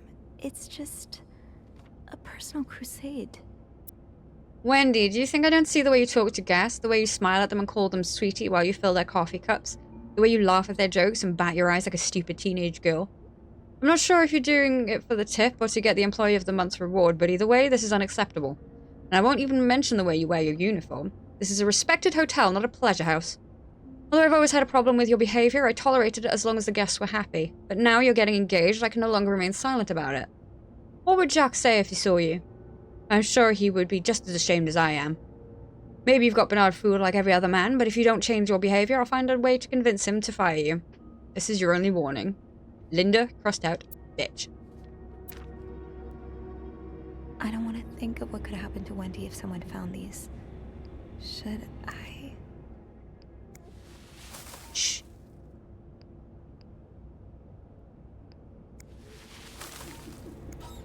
I was never here. Oh, Paul. Uh-huh. Yvette's and Susan's favorite activity. Talking behind other people's backs. Can't believe Miss Perfect got Employee of the Month reward again. I'm sure she won't even use the mixer she won. She's too dumb to understand how it works. Poor Jacques. He deserves so much better than that stupid whore. And did you see the look on Sophie's face when Bernard first showed the mixer? You'd swear that weirdo had never seen one in her life. Anyway, join me at 11:15 for smoke break. You.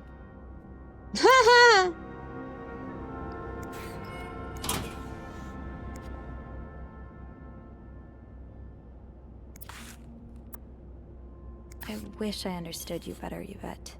You and Wendy had such a close friendship. Why throw it all away?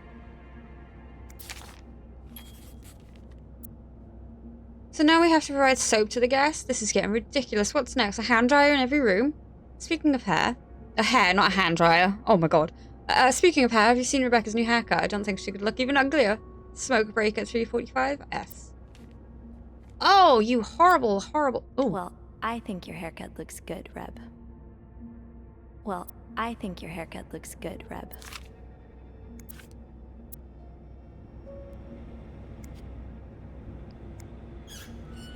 Tempting, but every penny adds up, Sophie.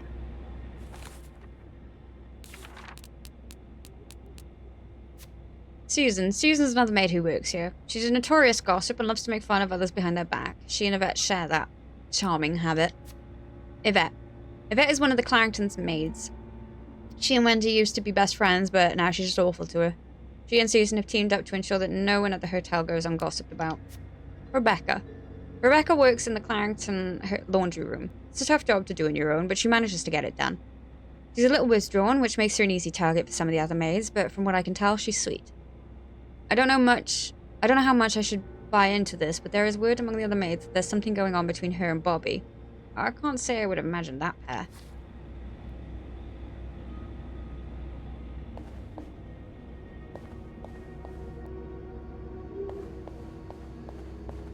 Rebecca's had her hands full lately.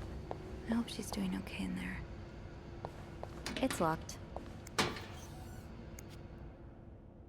The way they look at each other, you can tell it's the real deal.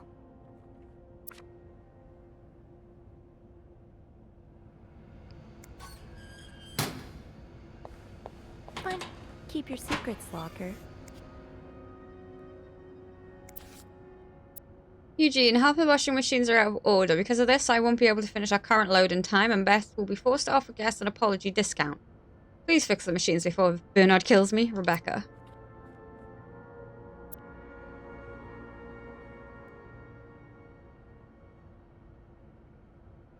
Huh. People don't usually open off limits.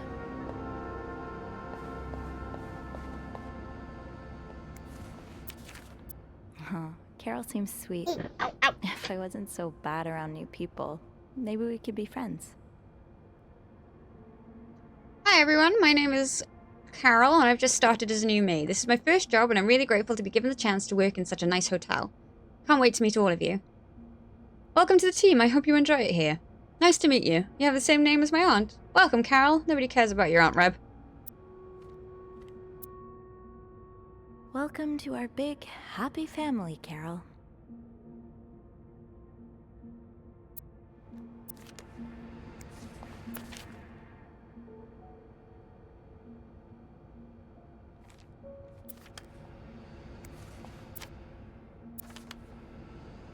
Ooh, what's this one?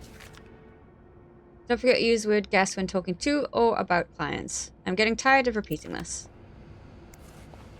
The way things go missing around here. Sometimes it feels like the hotel just gobbles things up. Lost gold bracelet. Great sentimental value. I found. Please return to a vet.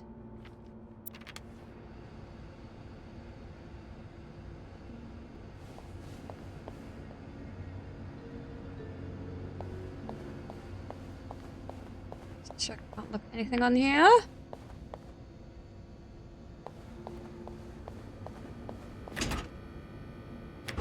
Wait, did I? I've never seen two people more suited for each other. I hope they work things out. They need to.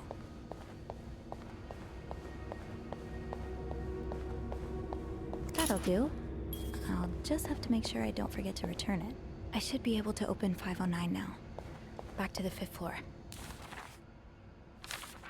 Master key. Thank goodness Linda keeps a master key in the locker room in case any of us misplaces our own set. I can now unlock room 509. Hopefully I'll find some answers in there.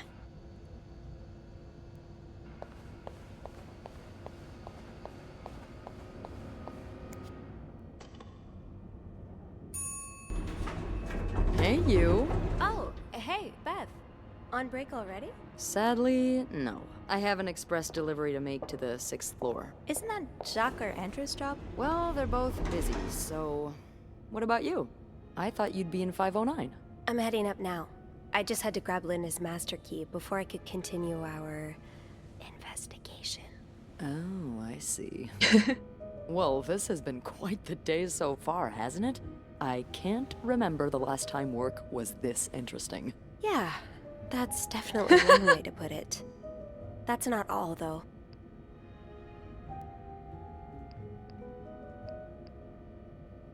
I was looking for my keys, and I heard someone crying in the bathroom. Well, it's not a day at the Clarrington if someone hasn't broken down in tears. Who is it? It's Wendy.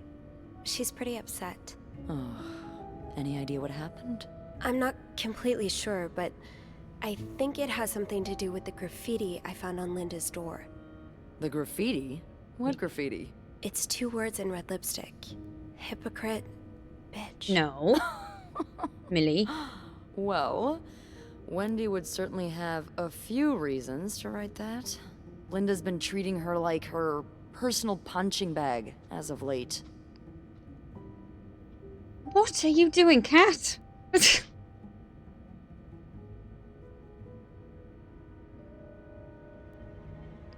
Yeah, Linda's been pretty bad to Wendy. I'm not surprised she snapped. Remember that day when Wendy came to work with that gorgeous perm?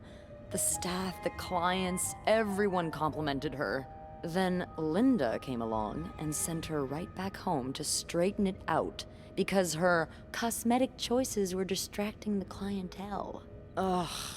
I'm not trying to excuse her behavior, but I think Linda's under a lot of pressure right now. It can't be easy, managing so many people with Bernard breathing down your neck. You know, I don't know how you do it, Sophie. Maybe it's because my empathy only goes so far, but I admire that you're able to feel for just about anyone. Don't mind if I do. I like to put myself in other people's shoes, especially if they're people I find fascinating, like you. Wow. The way you turned that compliment right back around at me was masterful. Well, this was a lovely chat, but I better see if Eugene is around maintenance. Hopefully he can help me find this thing for our esteemed guest. Yeah, we've both got a lot on our plates today. I can't wait to find out more about our friends H&M. Take care. You too.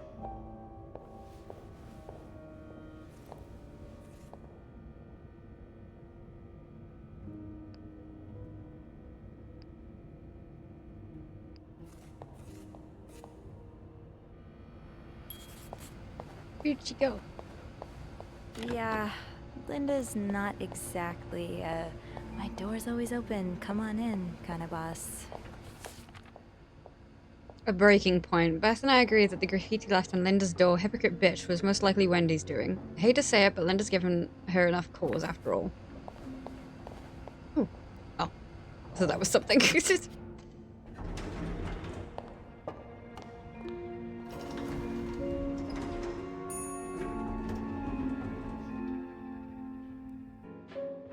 Getting into 509 will be no problem with the master key. Let's get to the bottom of all this. Why is that door open?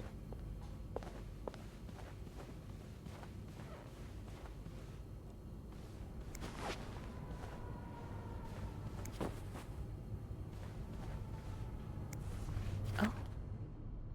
And they were roommates.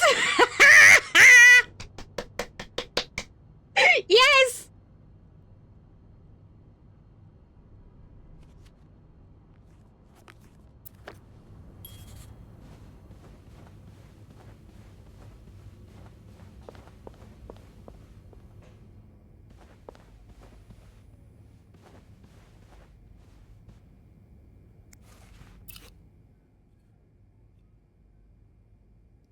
It's a yo-yo.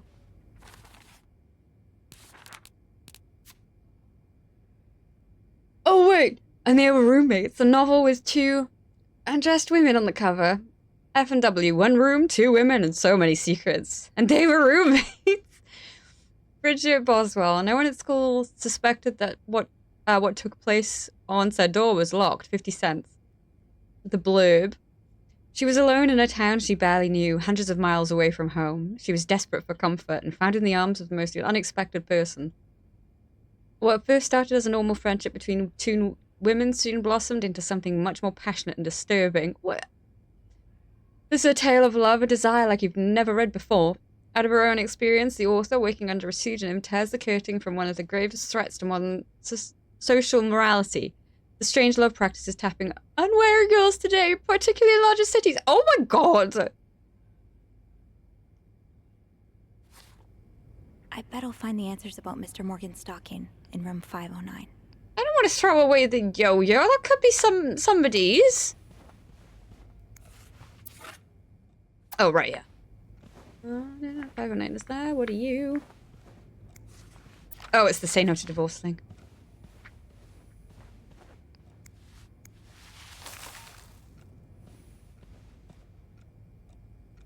I'm sure I'll find more laundry to add to the pile.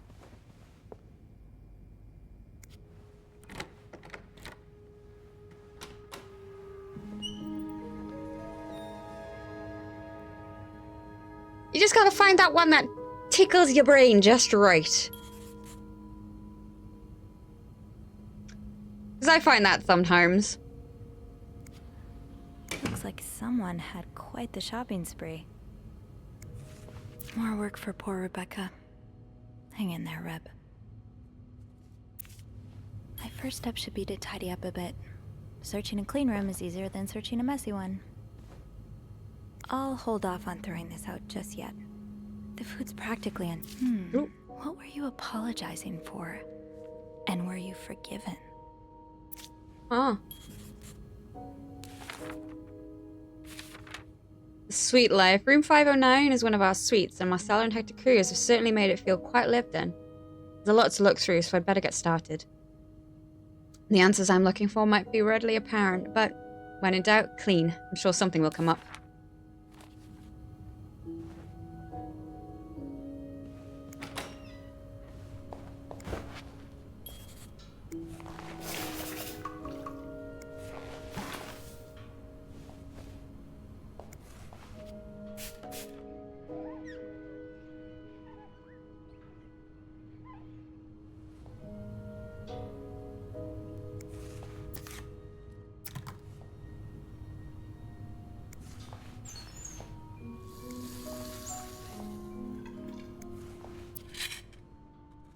Moodle.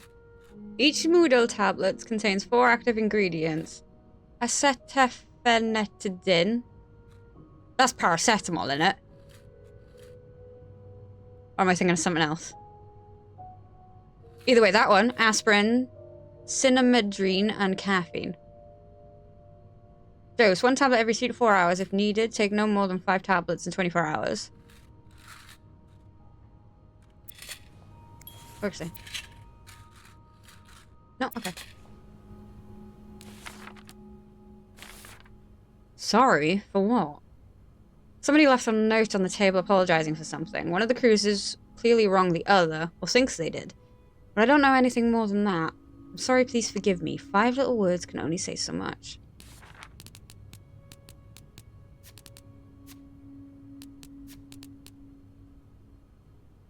Oh, and over the counter drug to relieve menstrual cramps. Okay. Yeah, surely that's like paracetamol or something. These are lovely. I wish you'd had more confidence in yourself. I still love you as much as I did on the day I met you. I will always remember the first time I saw you in that beautiful blue-red dress on the... Seems like only yesterday when I first... Oh, damn you. 10 years ago, I promised I would always love you, and... Today I vow pledge again what I pledged 10 years ago. Everything changed the day you came into my life. I hope it will change again when a new member enters our I hope we can soon expand our family with it. You know how important family is to me. I'm not throwing away anybody's letters, like that doesn't seem right. Looks like someone tore that note apart, but I'm missing some pieces. I can't make out what's written. Oh? Oh. Secret message. Lo and behold, a little bit of cleaning up later, and I stumble upon something curious. A message of some kind, torn up and discarded. This first piece was discarded so carelessly that I might have a chance of finding the others.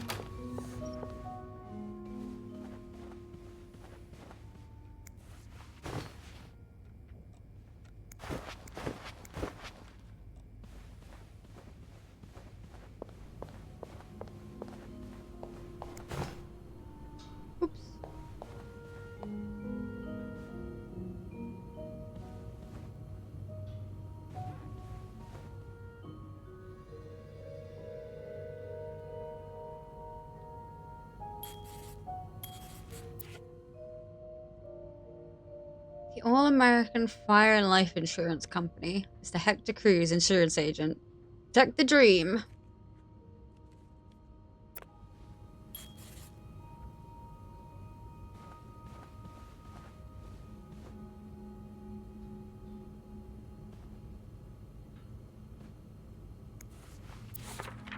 Discover historic and gay Montreal.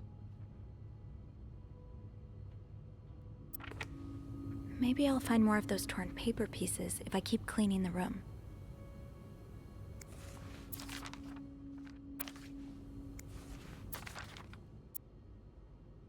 Expenses, Montreal vacation.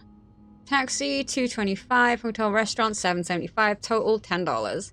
14th, hotel, restaurant, $2.65. Tramway, 30 cents. Chez Florence restaurant, $4.85. Flowers, $2.20.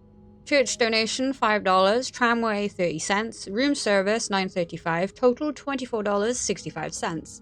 The 15th. Hotel restaurant, $2. Taxi, $1.50. Harry's Diner, $3.45. Tramway, 30 cents. Weston's department store, $47.25. Hotel restaurant, $8.15. Total, $62.65. 16th. Hotel restaurant, $2.50. Taxi, $1.10. Beaver Lounge, $4.95. Rented skates, 50 cents. Taxi, $1.40. Hotel restaurant, $7.60. Total, $18.05. 17th. Room service, $9.45.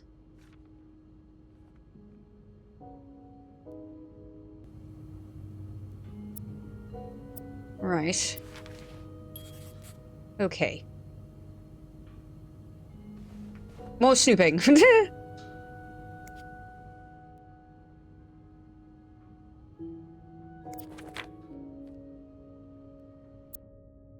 SW. Looks like you had a few appointments with him, Mr. Cruz. Or her.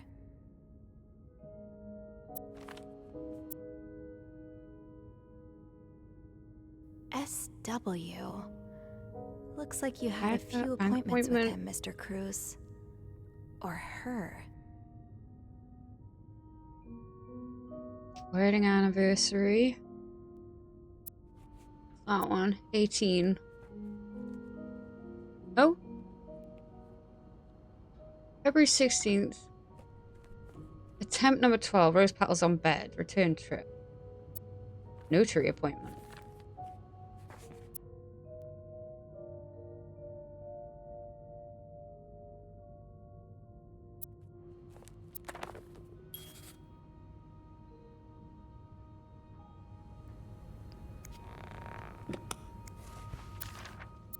Person looking for you back in Texas.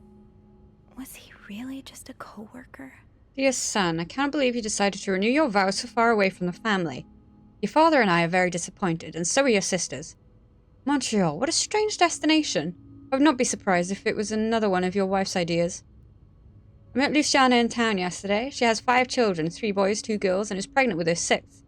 One just bought them that nice house on the corner of Prado and Ramos. Imagine if you had married her like you were supposed to. You would have your own family by now. Yesterday, I also drove by your home to get the mail. As I was leaving, I met a man who was looking for you. I think he's one of your colleagues from work, but I'm not sure. I told him you were in Montreal and would be back next week. When do you come back exactly? I hope you can be there for your uncle's birthday party on Friday. I will make your favorite cake. Your mother.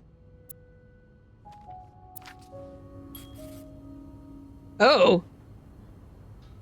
Oh, someone's in the doghouse, eh?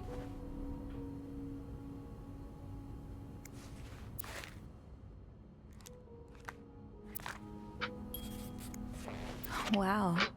You look like a couple out of a magazine.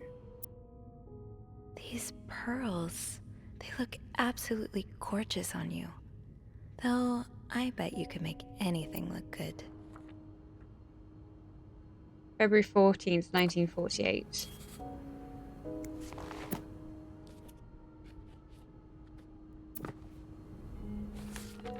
Sleeping solo. One half of the cruisers seems to have made their own sleeping arrangements on the room's couch. Whether that was voluntary or at the demands of the other is unclear. Someone's been sleeping here. I should leave it as it is.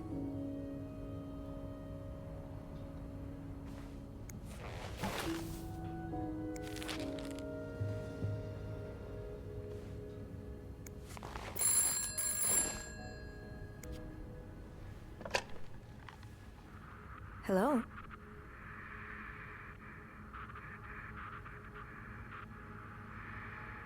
Hello? Beth? Is that you?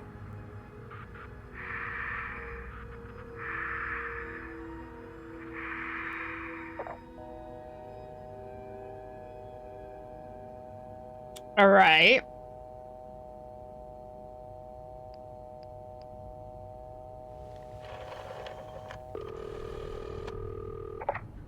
Clarington Hotel reception desk. Beth? Sophie? Did you just call me? No, I didn't.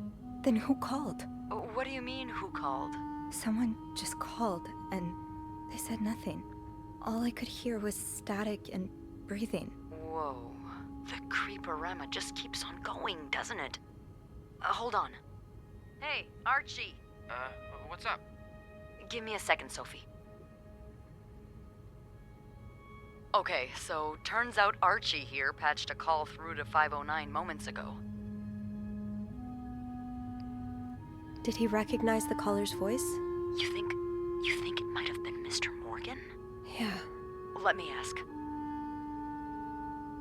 Okay, so it was a man's voice, but he can't be sure if it was our creep.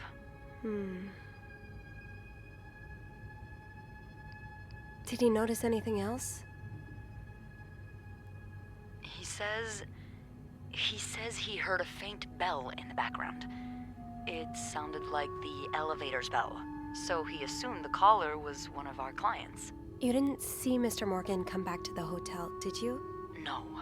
I understand why you're creeped out, but I don't see how he could possibly know you're in 509. No, Millie. I didn't say a word to anyone.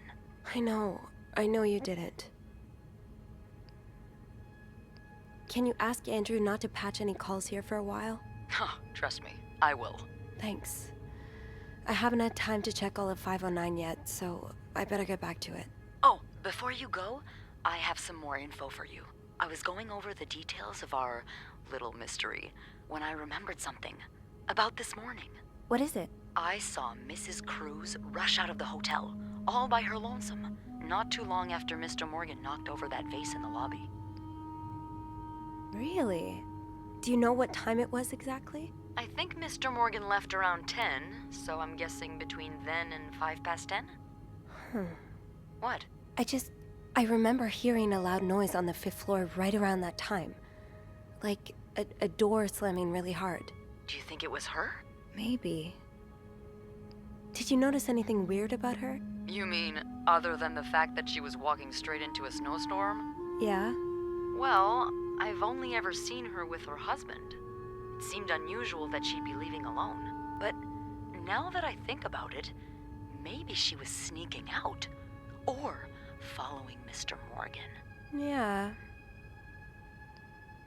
Hopefully I can make sense of all of this. I'm sure you will. Call me as soon as you find something. Okay. Thanks for the info. Oh, Millie. There is no grace about you, is there, Cat? Honest to God.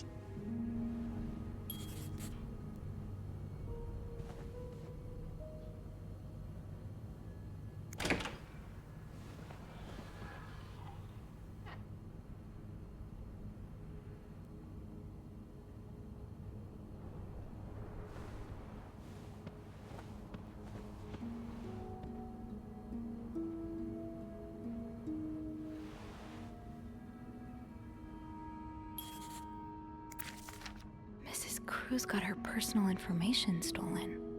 Is Mr. Morgan behind it? Who could blame you for seeking help? I'd do the same in your shoes.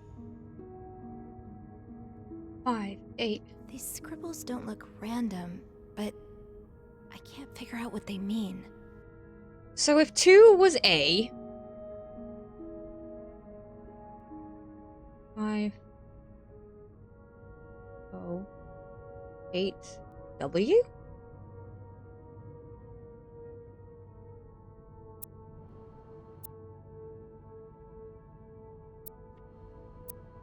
Dear Mrs. Cruz, we wish to apologize on behalf of our company for the privacy breach that occurred on the 25th of September, and thank you for calling it to our attention. We're currently investigating the breach and trying to understand how this individual was able to obtain your personal information. Rest assured that we will put measures in place to make sure the situation does not repeat itself. Your privacy is and always will be one of our top priorities. Sincerely, Harold Fernie and John Weissman. Locked. It looks like the code is made up of 4 letters. Locked. It looks like the code is made up of 4 letters. Hello? The phone rang while I was tidying up room 509. When I picked up, all I could hear was breathing. No other response.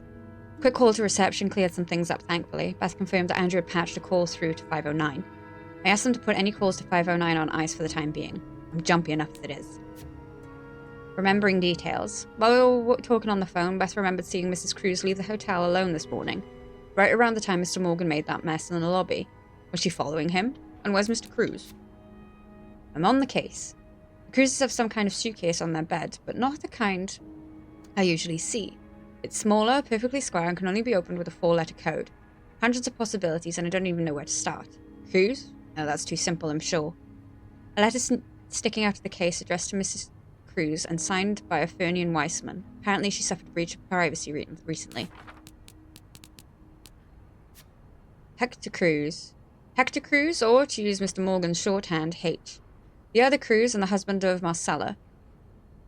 They splurged on a suite, but I know not to assume that that's a sign of a happy marriage, especially when someone's made up a couch bed in the living room. The tension in their room is palpable.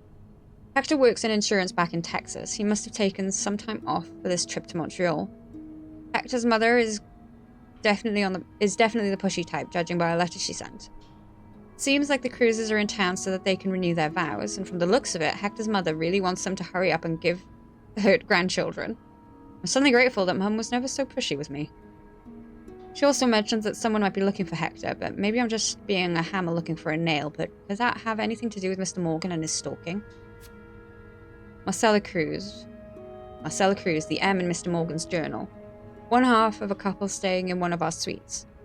There are more than a few hints in their room that this isn't exactly the second honeymoon of their dreams. She's clearly caught up in something.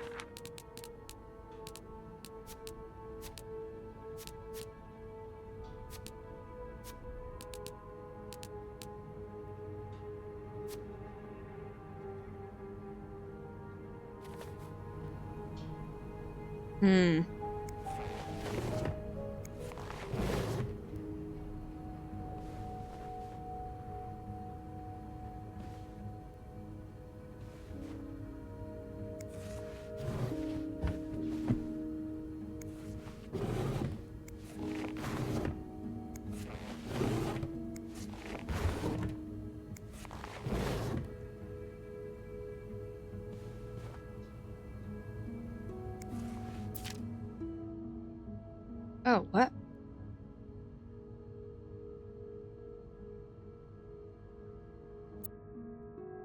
These symbols, they look oddly familiar. Okay, maybe I don't know what it means then. These scribbles don't look random, but I can't figure out what they mean.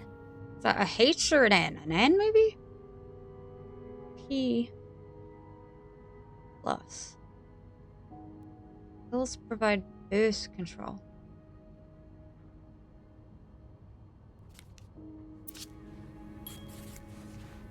This looks right up Andrew's alley.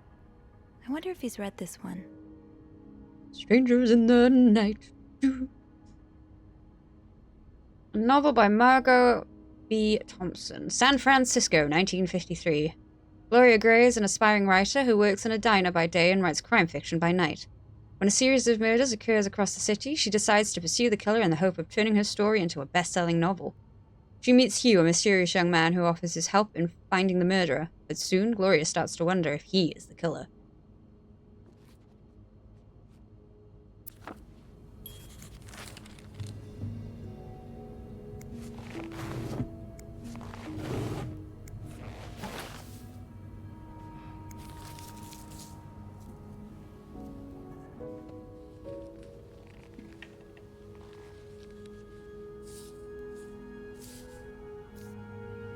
Oh?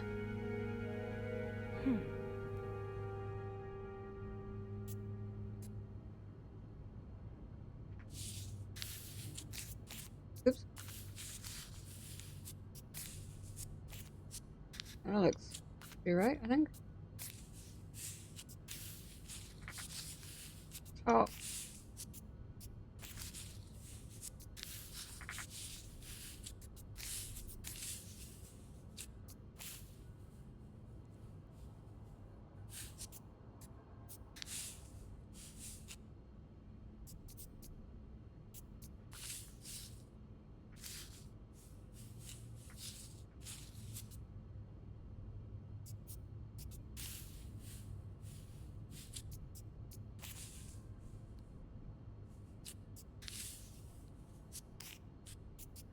Think so?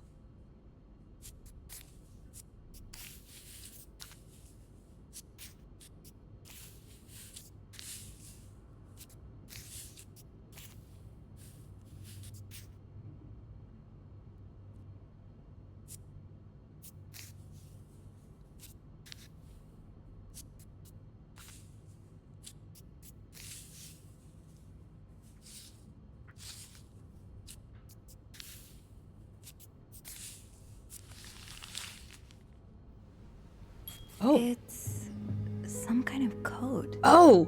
Could I break it?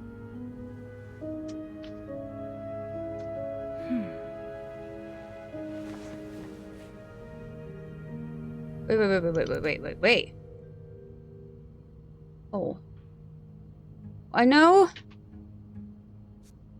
That is... 2 is A.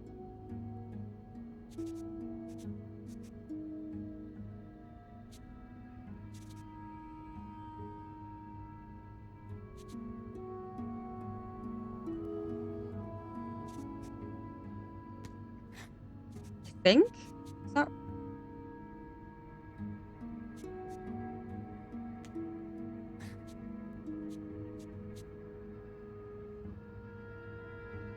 I can only assume that that wasn't a... Unless that was a... Hang on. Oh, there's not N. Huh. W. Wait.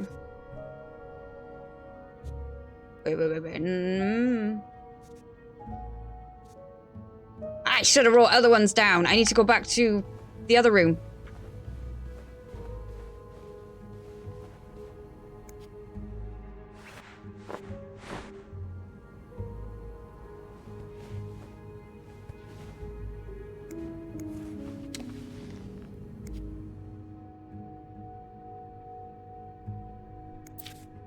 Am I reading this right? The account's been emptied. You don't see someone withdraw $5,000 every day. Just what could have made you empty out your entire bank account?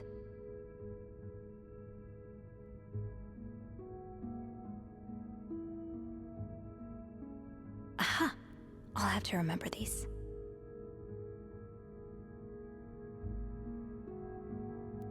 Oh, T.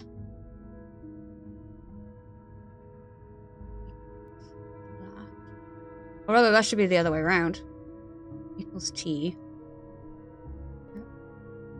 You.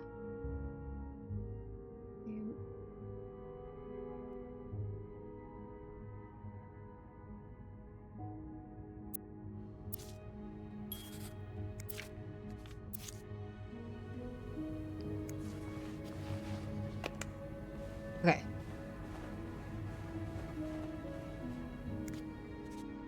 What did I put for? Yeah, that's not right. How do I get rid of it? Oh, it's got the things in the corner there. I'm silly.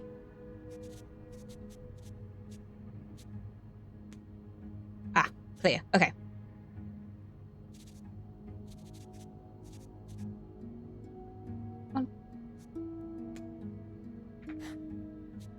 That's H. E. Right, the A? Maybe not. I, maybe? Do I have? No, that's N. And that's the slash.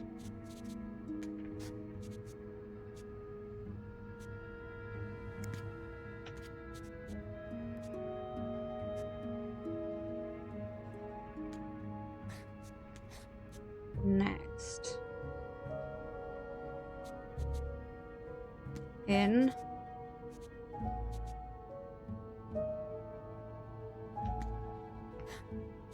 And the rent?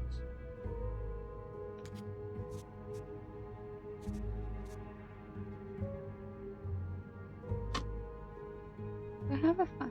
Oh.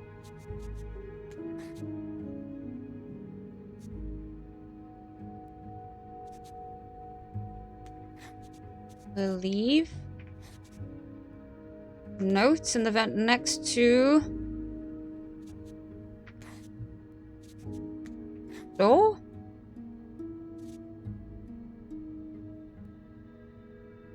Vent next to.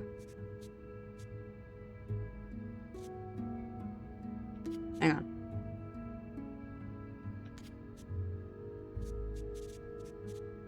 The leave notes in the vent next to.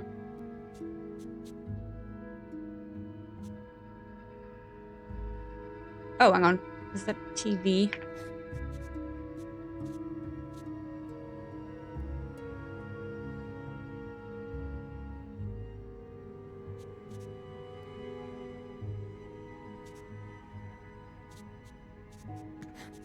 Yeah, it doesn't. Oops.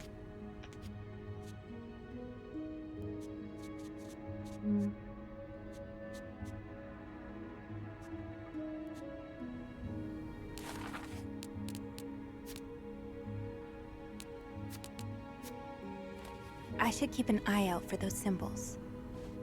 I have a feeling I might have to go back to that other room. And what was on the 10th?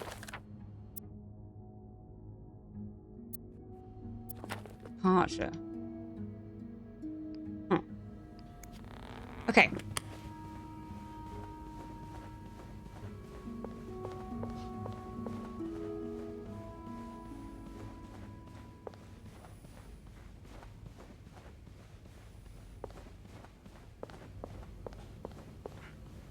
Oh, I forget where I saw it now. Was it in this? No, it wasn't in this. It was...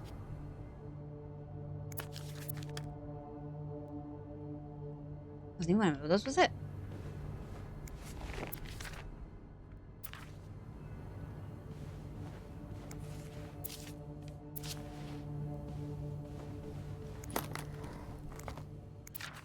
No.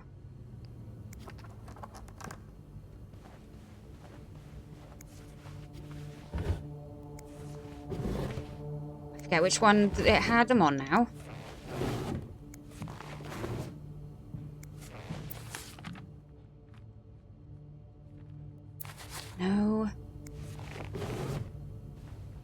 Wasn't anything in the safe, was it?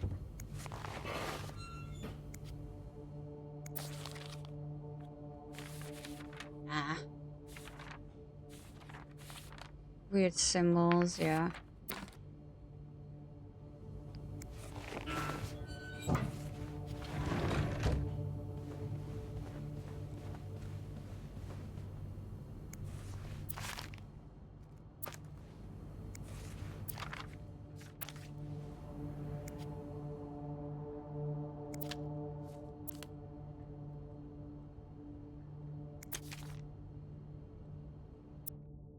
More of these symbols. Just what I was looking for.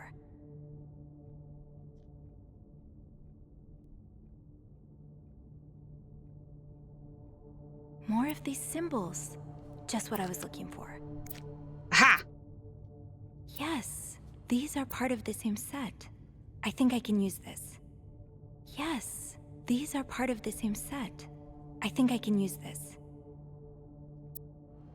Okay, hopefully that's correct.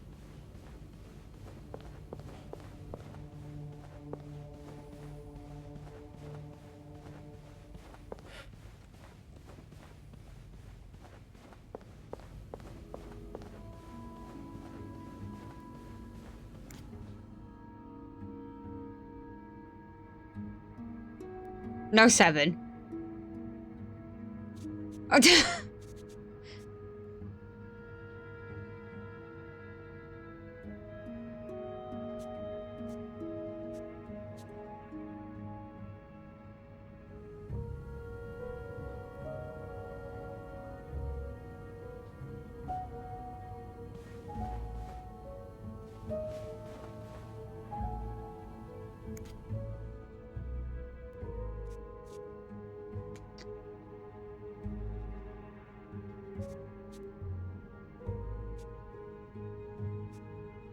that's a U, not a V.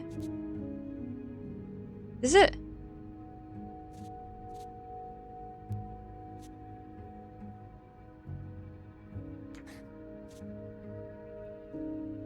Oh! Next to your room! I will leave notes in the vent next to your room.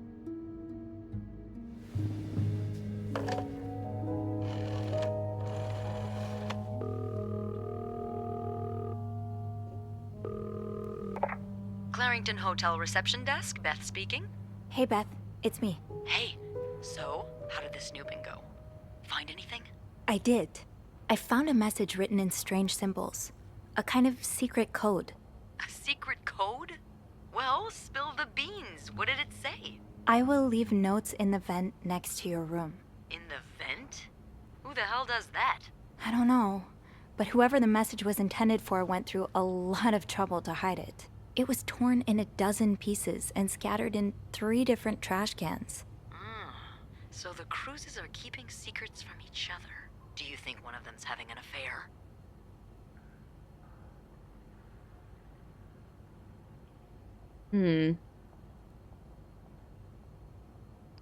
I don't know. It really looks like blackmail. Blackmail? What makes you say that? I found a bank statement belonging to Mrs. Cruz. Her account was emptied very recently. Ooh, that's interesting. But it could mean a lot of things. What do you mean? Well, people need their money, especially when they're traveling. Although I have to admit, withdrawing all of it does seem a bit strange. Is that all you've got to back your theory? Pretty much. But I should be able to find more proof in the vent. The one that's mentioned in the message. I think I'll go check it out. Yeah, good idea, Bean.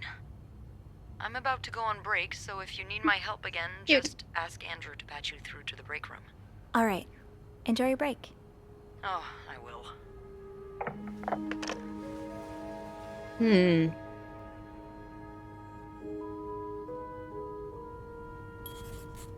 I will leave notes in the vent next to your room. But which vent?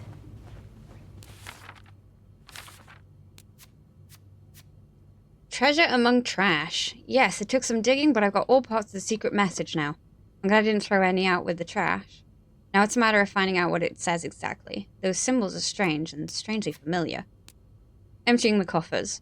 There's a bank statement tucked away in Mrs. Crew's jewelry box. From the looks of it, she withdrew every last cent to her name. There were a lot of cents, enough to add up to around $5,000. Why make such a big withdrawal? It's odd enough that the statement is in her name too. A married couple, as I've only ever seen bank accounts in the husband's name. Maybe things are just different in Texas. Secret message decoded. It did it, I cracked the code. I will leave notes in the vent next to your room. Not too bad for one hotel maid, if I say so myself. As for what it means, well, I might need some extra help with that. Theories.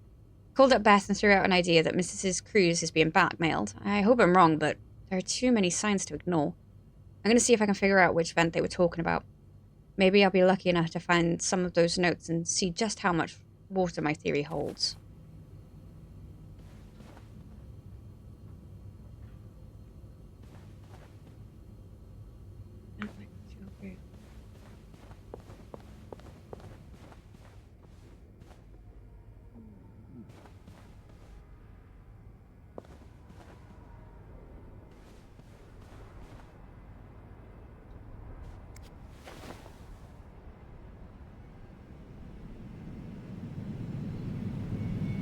Oh.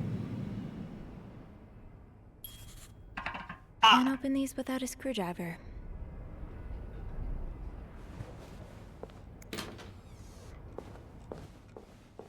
Oh, another one.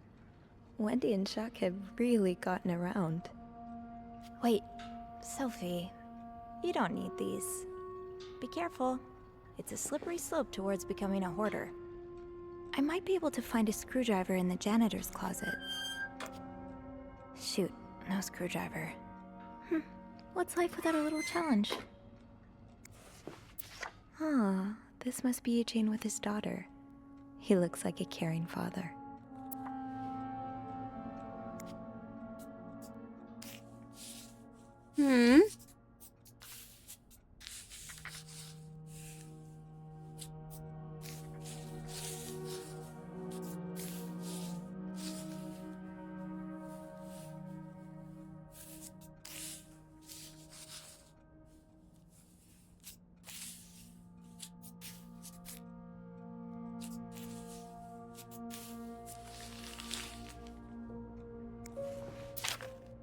Highest priority, huh? That means Eugene's probably working in Bernard's office right now. Bernard tells me there's a cold draft coming from his window. It's turning his office into a freezer. Fixing this should be your highest priority today. Linda.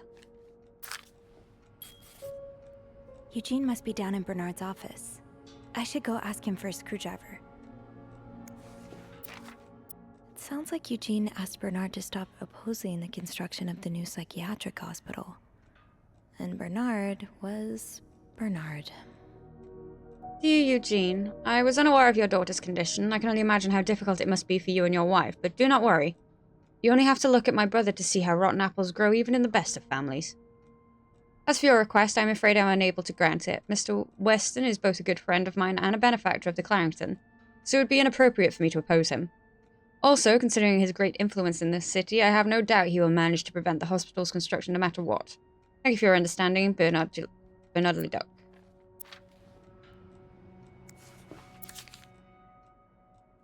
William.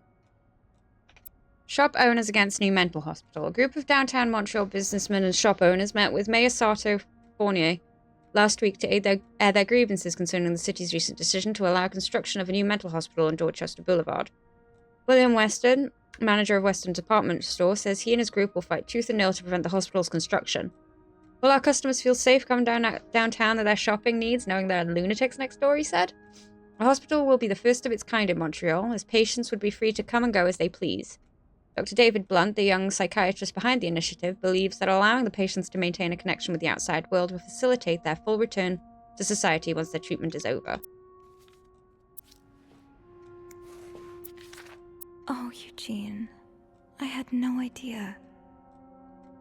Dear Eugene, a friend of mine has heard from her hairdresser, who's heard from her sister-in-law, who works as a secretary to the mayor, that the city plans on building a new mental hospital right next to the Clarrington. Imagine, Denise could get care she needs while staying close to home. It's almost too good to be true. I don't dare get my hopes up, but still. I'll keep my ear to the ground and keep you posted as soon as I have more news. Warm wishes, Joyce.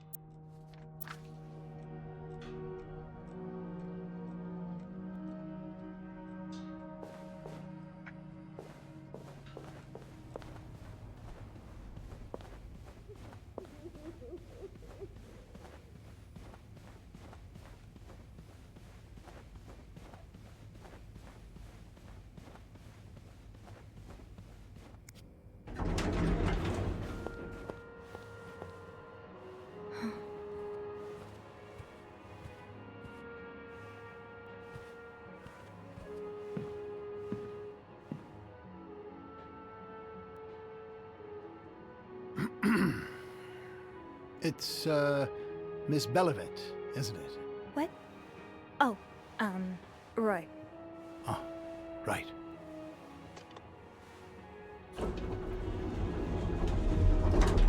You're the one who took last week off, aren't you? You had to, take care of your sister, I think?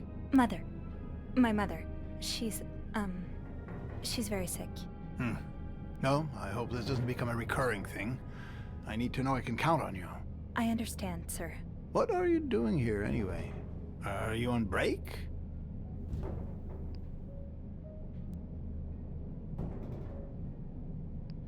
No. I'm just getting a screwdriver. A screwdriver? What for? Loose vent. Well, that sounds like a job for Eugene, doesn't it? Yes. You're right. Then leave the repairs to him. Okay. I will.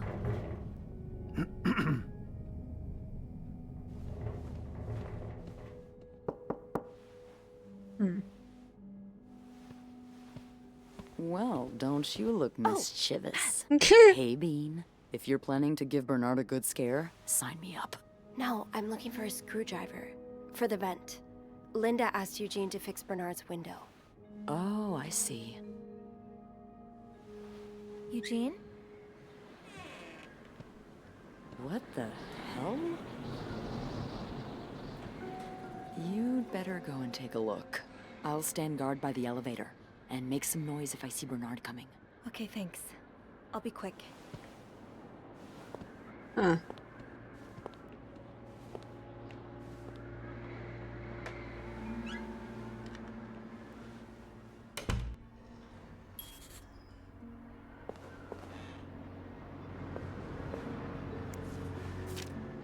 This does not look like a nice brotherly check-in. I had no idea things were this bad between Bernard and Raymond. Dear brother, I thank you for your invaluable input, but need I remind you the terms of our agreement? I did my part. I got you out of jail and have ensured that news of your deviant ways would not leak. Now I expect you to keep your side of the bargain and stay out of my way. You are not in charge of the hotel anymore. I've worked relentlessly the last 2 years to return the Clarendon to its former glory, a great challenge considering the poor state you left it in. I'm glad Father never got to see how you so shamelessly destroyed his great legacy. As for me, I will be dead too before I listen to a single word of advice from you. You ask I lower our prices, but I can tell you I plan on doing just the opposite. My guests will only be la creme de la creme. Your deviant friends can find themselves another place for their sinful debaucheries. Enjoy your retirement. Oh, Bernard. So close to doing something altruistic, but here you are holding it over your brother. What Bernard considers sinful debaucheries could fill an encyclopedia. Could be anything from wild parties to guests walking around with their ankles exposed.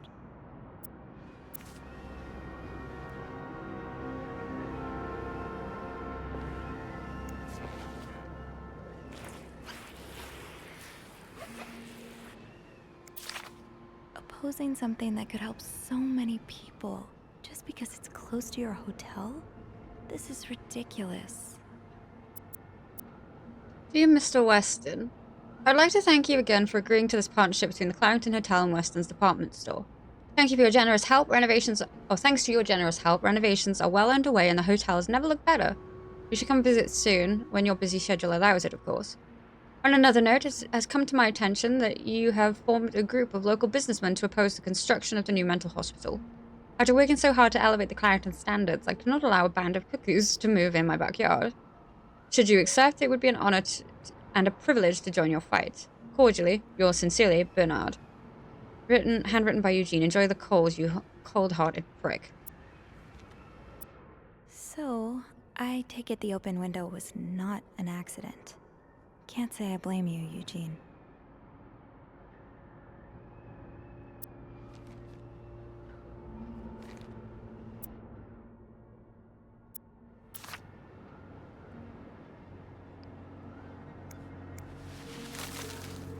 Aha! Let's get you to that vent. Oops. With this blizzard, Bernard's office will be a skating rink by the end of the day. Best to avoid that.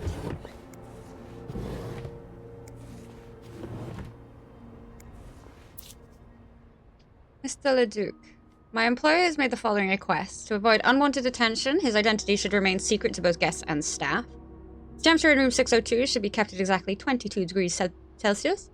His dog should be fed the very best roast beef. His room should be cleaned every day at 11:30 a.m. on the dot. Eggs should be banned from his room service orders. No one should disturb him between the hours of 4 and 5 p.m. More requests shall follow once my employer takes possession of his room. Thank you. Okie dokie.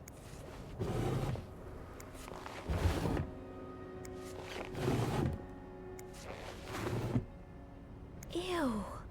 Is this Linda's? Time to see what secrets that vent is holding. Well, now hang on, I got stuff to snoop around at. Well, just look at these distinguished gentlemen. And a young Bernard. Kinda wish I worked here when Raymond was in charge. Sounds like the hotel was very different back then. Oops. The Clarendon Hotel changes hands. Raymond Leduc retired yesterday after more than 20 years at the helm of the Clarendon Hotel, located in downtown Montreal. Founded by Leduc's father, Fernand, in 1921, the hotel was one of Montreal's most respected establishments until the Great Depression and Fernand Leduc's death in 1929. Ever since, guests have noticed a drop in the hotel's standards. My wife and I used to stay at the Clarendon every year for our anniversary, said Mr. Grayson, who first visited the hotel in 1925. We stopped coming 2 or 3 years ago because of all the unsavory characters hanging around. My wife was quite afraid. Despite Raymond Leduc's retirement, the establishment will remain in the Leduc family, as his brother Bernard is now taking over the reins after many years at the as the hotel's concierge. Interviewed in the lobby, Mr. Leduc promised great changes would come for the Clarendon.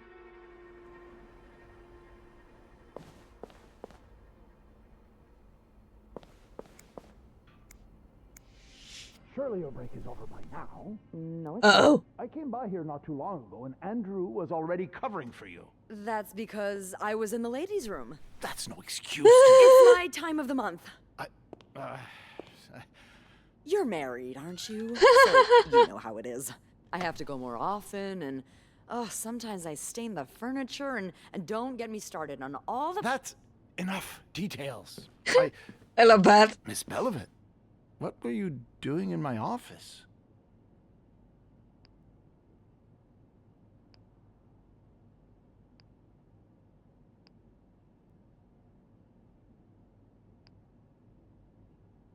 I was looking for a screwdriver to fix the loose vent I told you about. Didn't I tell you to leave it to Eugene? Yes. Yes, you did. I can't find Eugene. What are you doing here? Are you suffering from short-term memory loss, or are you just so dense that you didn't understand me the first time? Well, it's just that... It's my fault. The client kept complaining, and I couldn't get a hold of Eugene, so I asked her to fix the vent. Well, that wasn't your decision to make, was it? And we call them guests, Miss Lambert. Guests. Yeah, well, there are so many rules here, I lose track. Come with me. Uh-oh.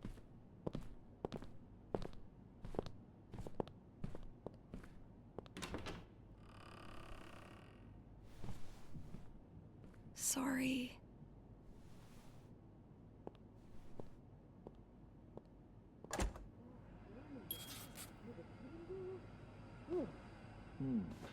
Now, there was a problem with the window, but it seems Eugene's fixed it.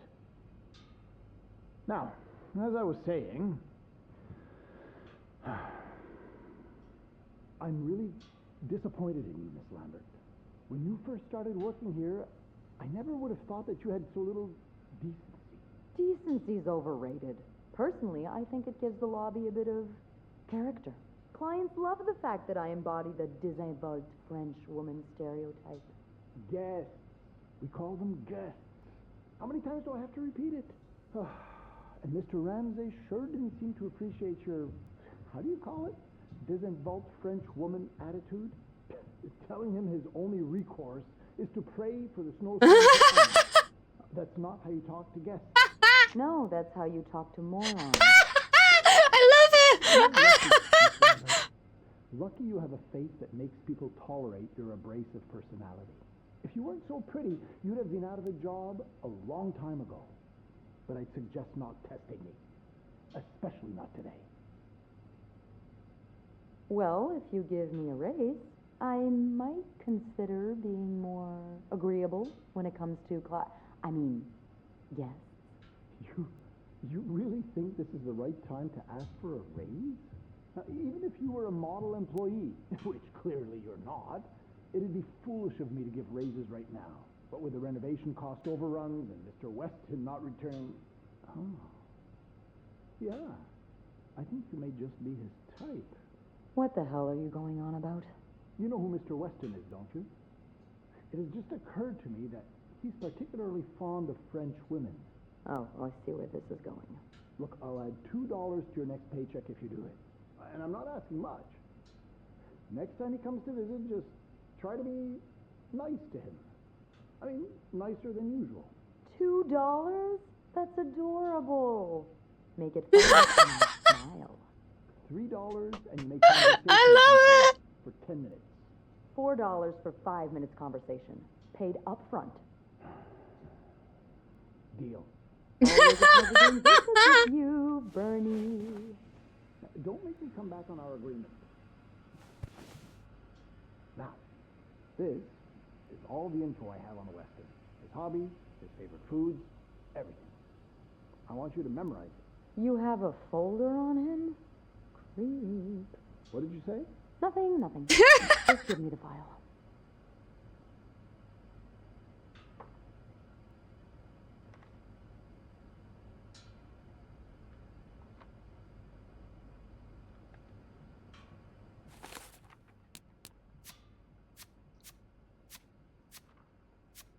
Oh god.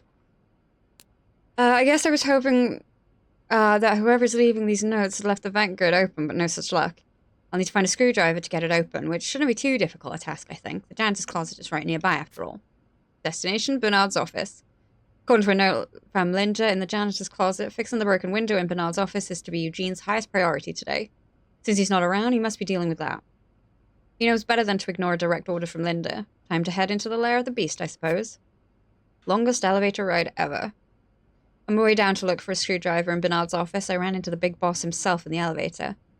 When he asked what I was doing, I told him the truth. Part of it, anyway. That I needed a screwdriver. He gave me some flack for undertaking a task that should be Eugene's, but other than that, I don't think he suspected anything. Phew. Thank goodness he and I went in separate directions when we got to the ground floor. Now to see if I can find that screwdriver. The lair of the beast.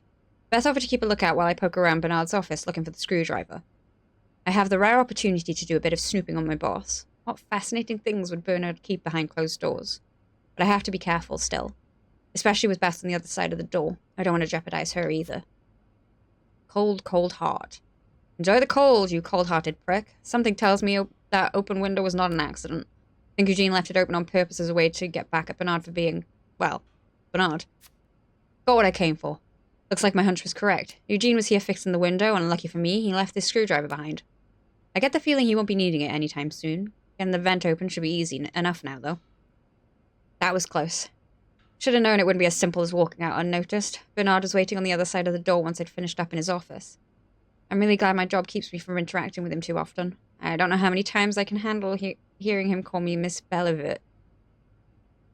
I only managed to get away thanks to Beth. I really ought to thank her later.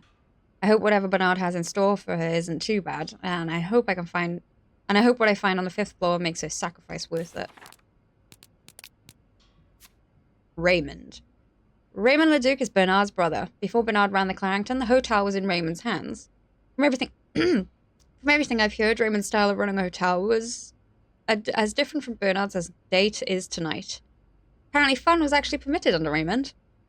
Beth told me about the time a family from Greece was staying at the Clarrington, and the stubborn matriarch of the family rejected everything from the restaurant's menu. Raymond came in and, without knowing a lick of Greek, talked things over. Next thing they knew, the entire family was somehow in the kitchen, shoulder to shoulder with our cooking staff, cooking up a whole new menu under the matriarch's instructions. Raymond was there too, sleeves rolled up, chopping cabbage and rolling meatballs. By the end of the night, everyone was eating dolmades and keftedes. Dolmades and keftedes? I'm not sure what they are. Singing songs from Greece and laughing together. It sounds like something from a different reality altogether. I thought my family was complex, but the Leducs are on another level. Bernard allegedly kept Raymond out of jail and kept any word of his deviant ways from spreading. And for that, he expected his brother to butt out of anything to do with the managing of the Clarrington. Poor Raymond. Sounded like he was in a tough spot, and Bernard found a way to exploit that.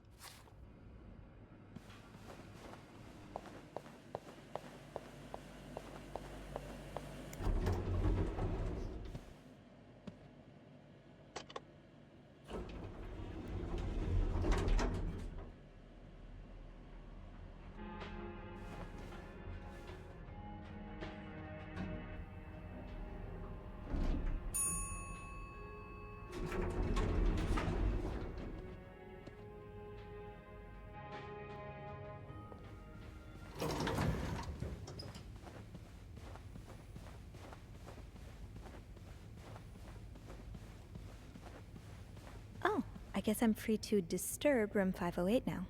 But that's where Bernard and Linda were. Ew. All right, let's open the vent.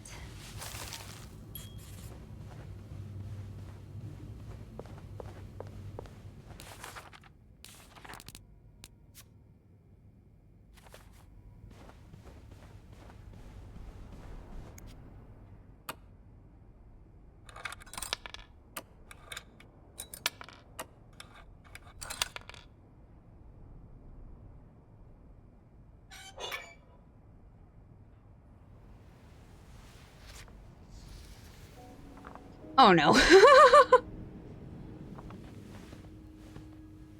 I should have taken a look at the other one. I hope it puts in the ones that I sort of figured out myself.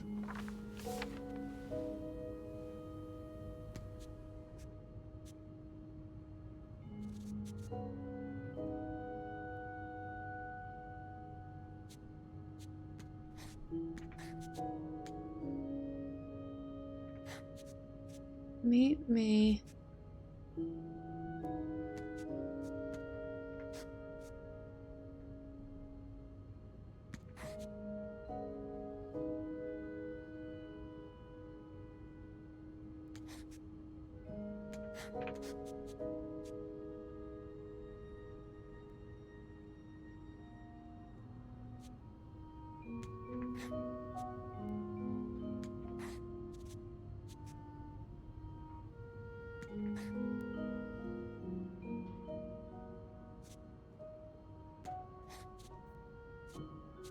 Michael?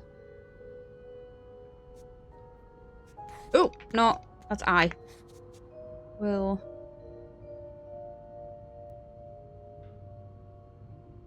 Oh! Oh, that was... They weren't brackets. I understand now. That was a B. That's a B. Boost control. Ah! Will be...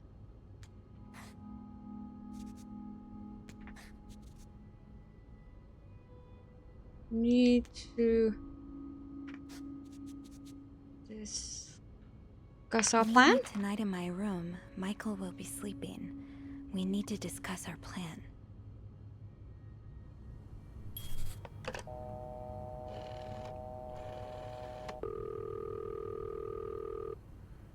Clarrington Hotel reception desk, Beth speaking. It's me. Oh, hello, Bean. Anything new to report?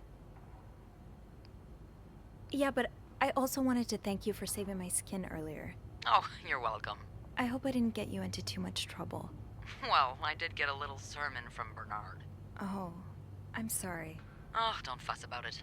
He mainly complained about my lack of decency and my abrasive personality. So, the usual stuff, you know? He did keep me in there forever, though. So, tell me it was worth it. Tell me you found something good in that vent.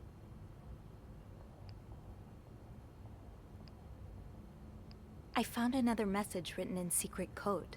What does it say? Meet me tonight in my room. Michael will be sleeping. We need to discuss our plan. Michael? Who's that? Another husband? I don't know. It's the first time I'm hearing of a Michael in this story. Let me check the logbook.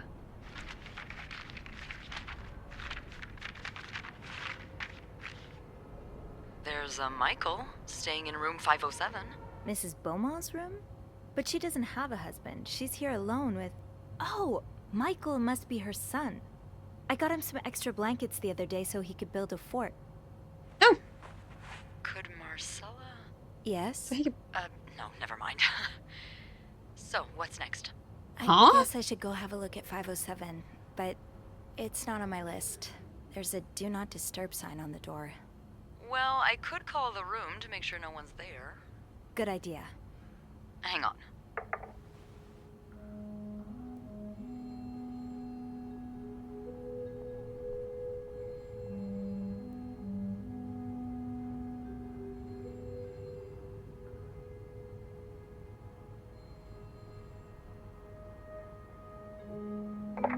You've got the all clear, Bean.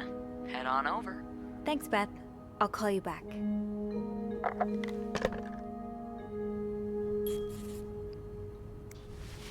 He needs to know I was here. 507.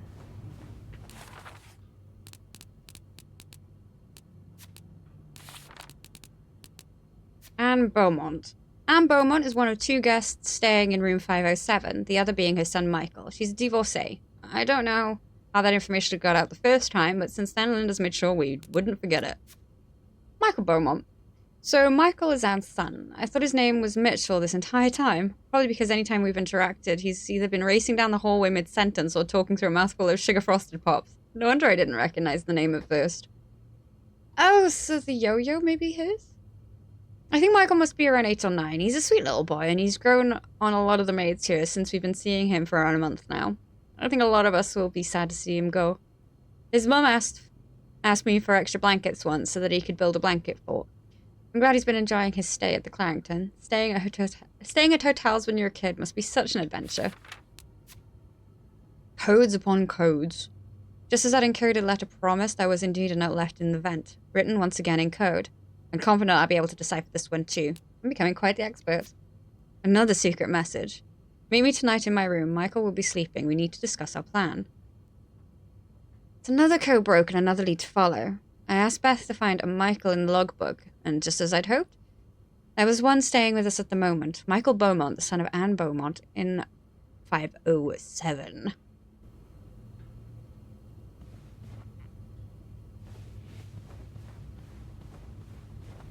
Make sure I haven't missed anything now.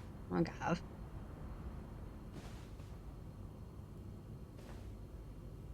Oh, that's a roller.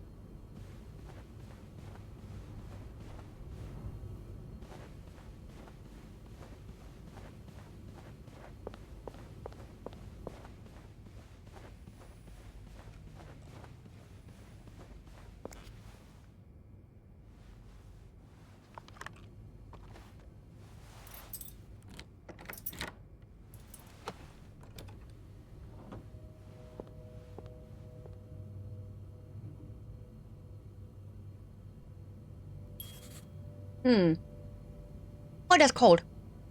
Why is that bad?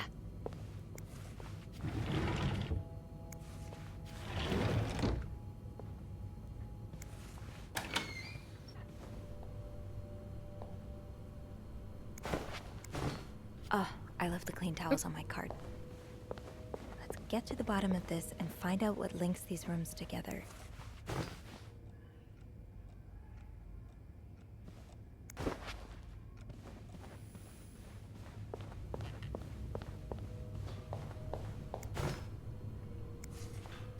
Looks like someone grew tired of looking at your face, Mr. Beaumont.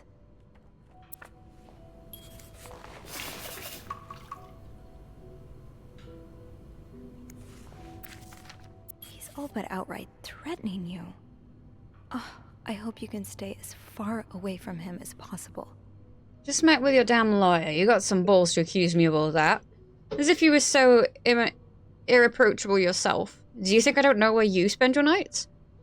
But worst of all is that you wouldn't let me see my son. You won't even tell me where he is. If you think you have a chance to get custody, you really don't know me well. I won't let you take Michael away from me. Okie dokie. Let the snooping commence. It's a bit of a mess in room 507, but nothing out of the ordinary for a mother and child staying for such a long period of time. Why should I start investigating? There's an open suitcase lying on the bed that immediately drew my attention, but there's lots of other things lying around too. Mr. Beaumont, Anne's husband for now. Their relationship is not in a good place, to put it lightly. It seems his wife fled with their son and is now trying to divorce him. Mr. Beaumont is clearly hurt, but a wounded, cornered animal can be just as dangerous, if not more. I hope there's nothing behind his threats, but knowing that Anne and Michael have had to hide in a hotel for a month isn't encouraging.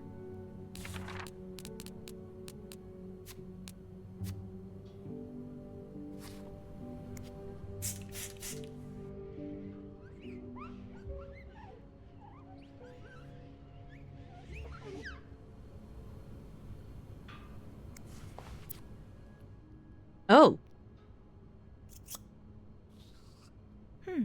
A lovely shade of lipstick.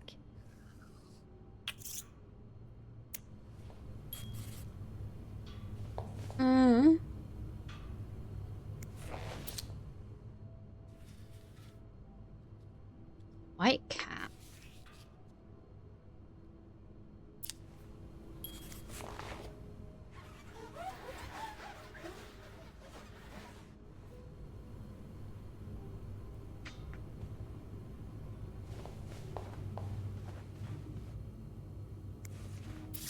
Mr. Cruz, huh? Numbers, dates, times. What does it all mean? What are you circled for? Oopsies. 1, 8, 2, 4. 7 p.m.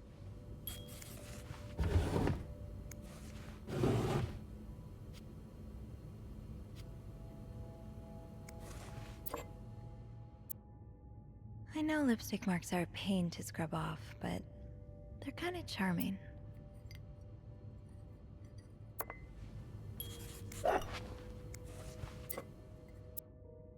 It matches the lipstick I was looking at earlier. So whose is the others?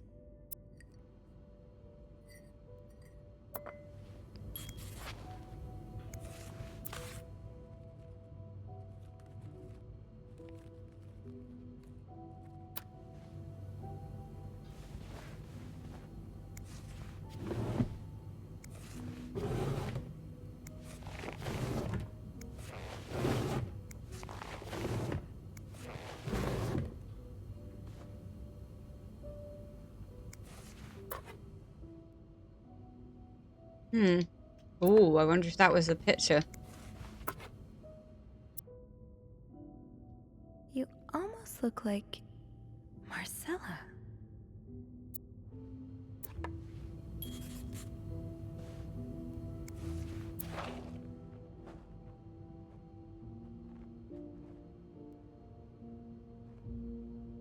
Huh.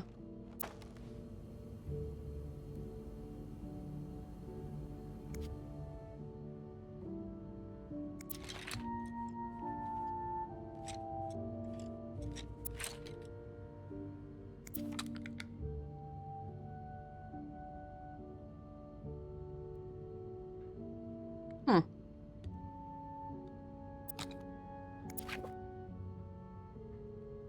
So you were eager to set up a meeting, but didn't want anyone noticing.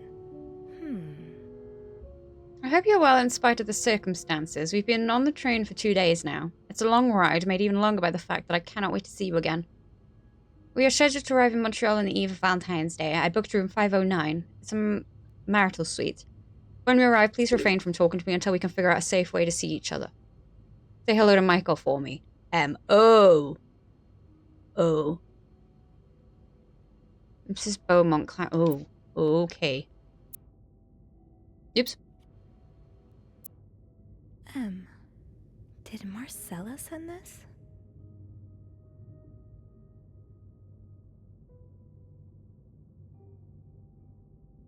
Huh. Oh, Michael. Adults can be so confusing. I promise it's not you. Dad, I'm sorry, but Mum asked me not to tell you the name of the hotel. She asked me to talk about our room, though. She allowed me to talk about our room, though. We have 2 little beds, a radio, and even a television. Mum let me build a fort, and the maid brought us extra blankets. She's really nice. The hotel is nice too, but I miss home. I wish Mum and you could be happy, and I wish everything could go back to the way it was before, but Mum says it's impossible. She says she no longer loves you. Do you think she'll ever stop loving me too, Michael? Oh, sweet baby! Oh.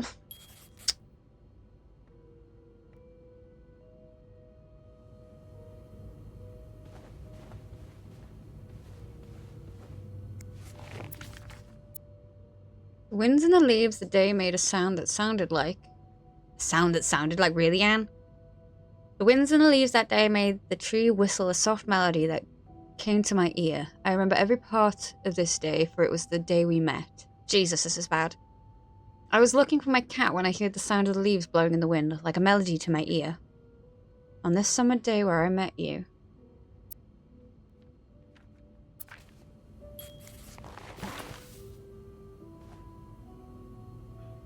Ooh, what are you? This letter has been sent to you and has been around the world 3 times. The one who breaks the chain will have bad luck. Mr. Smith received this letter in 1953, made 33 copies and sent them. 3 days later, he won the lottery. Oh my god! A chainmail? Mr. Jones received it in 1956, made 33 copies and sent them. 3 days later, he discovered an old treasure in his backyard. Mr. Williams received the letter and burned it. His wife and 3 kids died in a fire that very night. Mr. Green forgot the letter and drawer and lost his job. When he found the letter again, he got a better job than before. In no case should this chain be broken. Make 33 copies and send them. You will experience great joy within 3 days. Oh my god!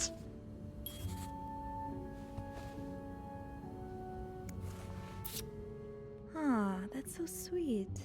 I didn't do much, but I'm glad it meant something to you. Aw, dear Sophie, thank you so much for taking care of our room every day and bringing us extra sheets. Michael and I wanted to give you a little something before we left. Sincerely, A. Those few coins in my tip jar were getting pretty lonely. They'll appreciate the company. Wait, maybe I shouldn't. That look in your eyes. What does it mean? And who is this from? Either a guest got a hold of our stationery, or this came from someone on the staff. Don't need to know my name, but you've seen me. I've recognized that look in your eyes when we've checked in. You and I don't need to make a fuss out of this. You keep your wits about you, and I'll do the same.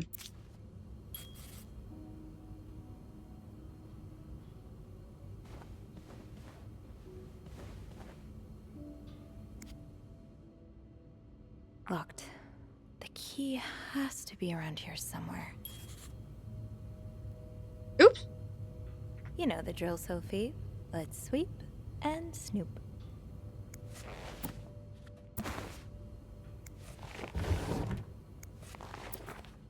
Adam or Eve?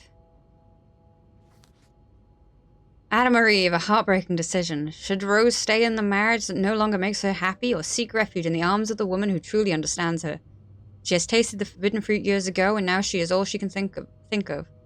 But what will her family and society as a whole think of her as she turns to a life of sin?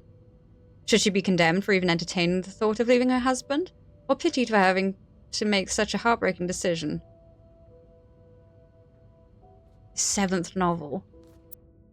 Bridget Boswell. Didn't I see that name somewhere earlier? All I'm thinking of is like bloody Mills and Boone or something.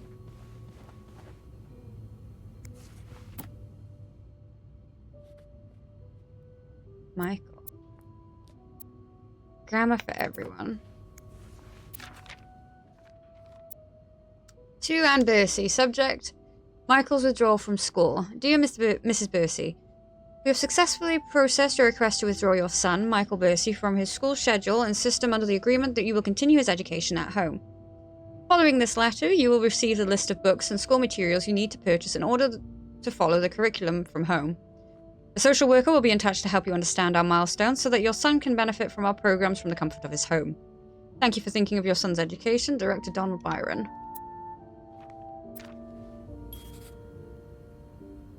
Funny how some games really stand the test of time. I used to play this with Mom all the time. Aha! Keys are Snoop's best friend.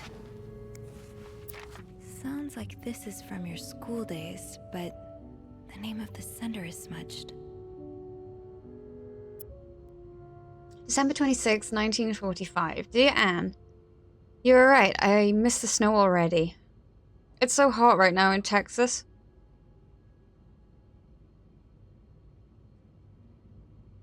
Oh? It's quite a shock after the cool weather of Montreal. My family has never seen snow before, and I could not find the words to tell them how beautiful it is. They don't understand what they are missing. I wish I could build my brothers a snowman like the one we built together a few weeks ago. I know it's childish, but I had not had that much fun in years. Christmas was exhausting. 9 days of eating, singing, dancing. It's great fun, but I am glad it's over so I can rest a little. Of course, celebrations will resume from the new year, but it gives me a few days to relax.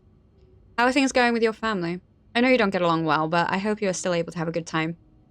I will leave for Montreal on the 8th. I cannot wait to be back. I miss finding black cat hairs all over my clothes. I miss our late studying sessions at Harry's. I even miss Sister Miller's classes, if you can believe it. I will see you soon. Warm wishes. Funny how some games really stand the test of time.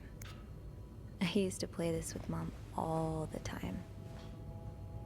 Funny how some games really stand the test of time. I used to play this with Mom all the time. Greta.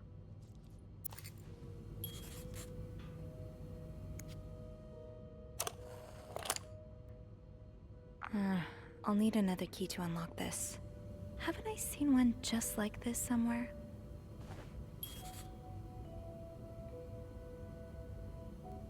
Did I?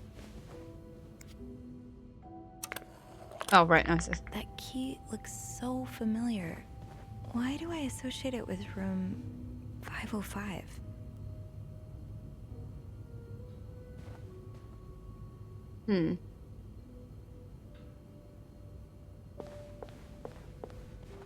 You're also going to 505?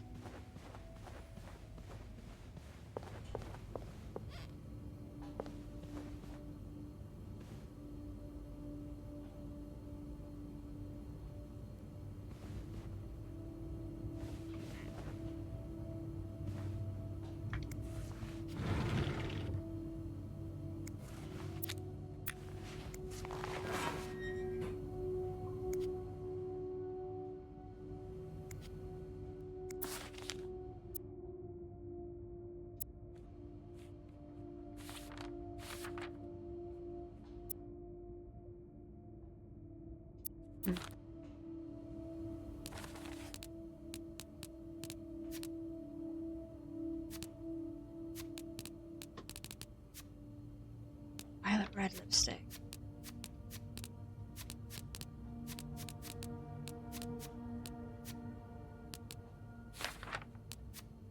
Chest full of secrets. There's an ornate wooden chest sitting in the suitcase on Anne's bed. It's so beautiful. It reminds me of Grandma's jewelry box, the one she bought in Quebec City from a street vendor who chisels all his own wares. Something that beautiful must be holding something of value, right? If I can find a key, I can take a look myself. 2 keys are better than 1. Keys, keys, keys. I don't think I've ever used so many in one day. Not content to open with 1 key, this fussy chest requires 2. Which is a little daunting, but Anne wouldn't have brought the chest without both keys, right? I'll have to look around. It should be easier to know what I'm looking for, if it's not designed like your everyday key after all.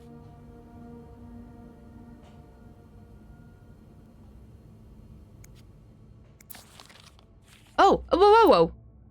Ah, there you are. with Marcella. God knows where she is.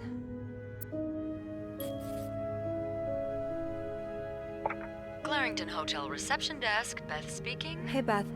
Bean, I've been meaning to speak with you. Oh, about what? Well, a little birdie told me Mr. Morgan and Mr. Cruz had an argument yesterday evening. Really? Who's your little birdie? Jacques. Apparently Oh. it got so heated he had to get involved. And listen to this. It sounds like I was on the right track, 'cause he heard a particular word thrown around quite a lot. Wanna guess what it is? Affair? Bingo. Did Jack hear anything else? From what he told me, it seemed like Mr. Cruz was accusing Mr. Morgan of having an affair with his wife.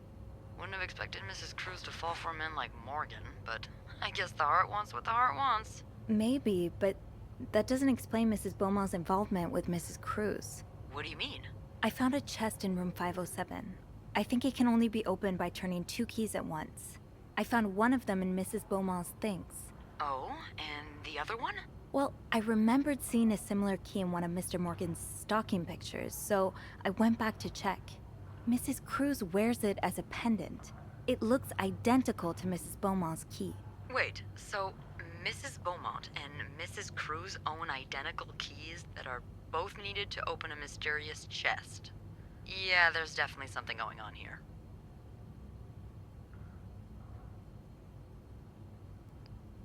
Yeah, but the answers probably lie in that chest. I mean, they could be and having an I don't think affair. I'll be able to open it. I've looked around room 509. I would have seen the second key if it was there. Mrs. Cruz must have left with it. They were this morning. roommates. Yeah. We were so close. I can't believe it all ends here. Well, hold on. I may have an idea. Get me a candle and some plaster, and maybe I can do something about that pesky chest. How? I'll tell you later. Just find me those things, and I'll meet you in the basement as soon as I manage to leave my post. All right. Thank you for not giving up. Come on, you know I wouldn't let you down.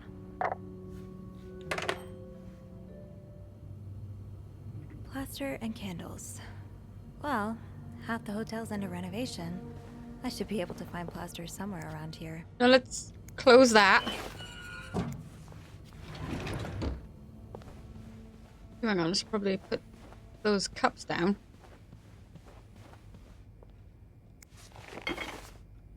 I'm sure I'll find more laundry to add to the pile. In maintenance. This.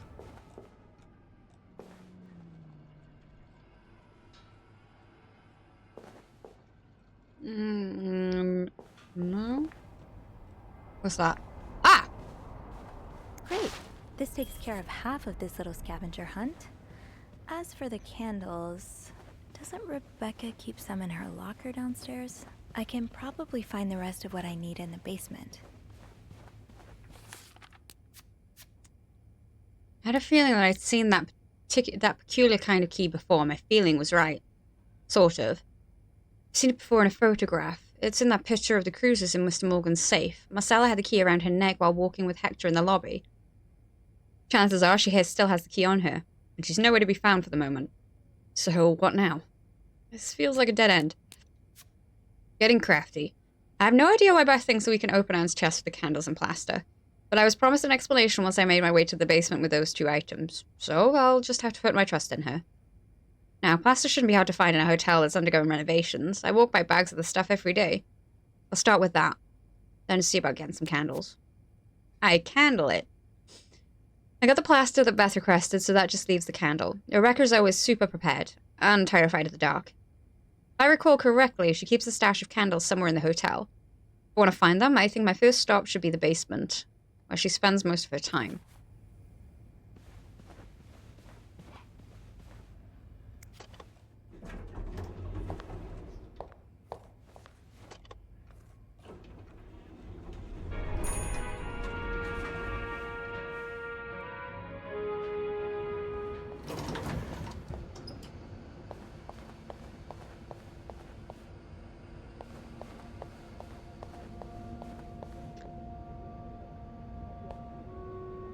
outside and fixing the window should be a top priority. Oh, I'd very much like to speak to him, trust me, but I just can't find him. He's nowhere to be found. Gone. Disappeared. I don't know what on earth's going on today. Is it because of that goddamn snowstorm? Candles, candles, candles. I think Rebecca keeps a stash of them, but where? Rebecca.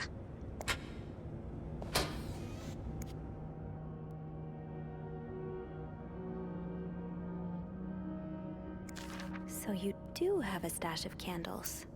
But where is it? Rebecca, the kitchen is out of power again. I can barely see a thing. Bernard wants us to continue working, but I'm not risking chopping off my fingers for that blowhard. Didn't you start hoarding candles since the last power outage? I remember you saying you never wanted to be caught in the dark basement again. Where's your stash? It's urgent. Please. Bobby.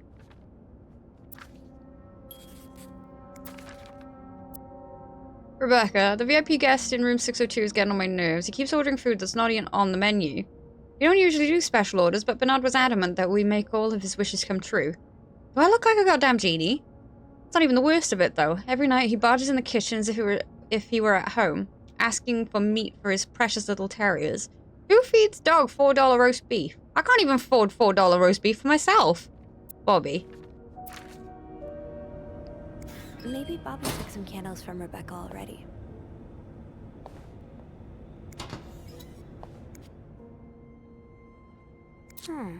Didn't I find one of these in Anne's room, too? The White Cat must be a popular spot. Are you looking to buy land? I know you grew up on a farm. Maybe you're looking to get back to nature. Wait, is this you, Beth? What on earth led to this picture being taken? Is that a live alligator? I think I'd die on the spot. I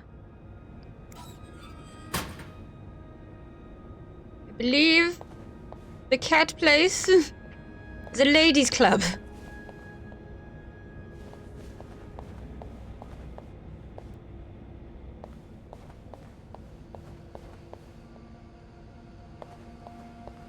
Where am I going?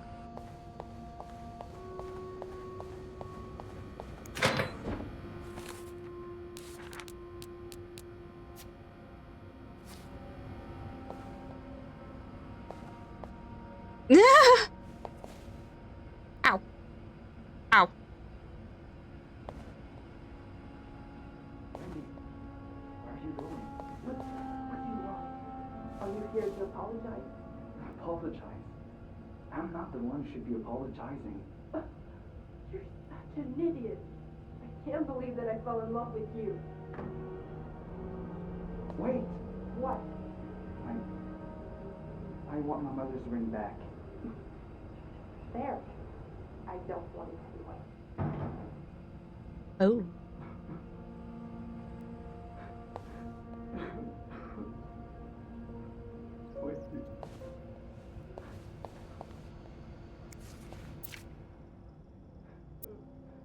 Have you heard there's a famous movie director staying in 602, Jay? Yes, yes! I do already have it, I think. On Epic, I believe? Yes, I was there when he checked in. I don't know who he is, but he must be pretty important because Bernard was almost licking his boots. Even let the man bring his dogs in the hotel, S. Is he shooting a picture in Montreal, J? I've heard he's on a scout, but I'm not sure what it means, S. Maybe he's making a picture on Boy Scouts, J. Do you think he'll shoot in the hotel? Why? I hope he does. Imagine, we could meet famous actors like James Dean, J.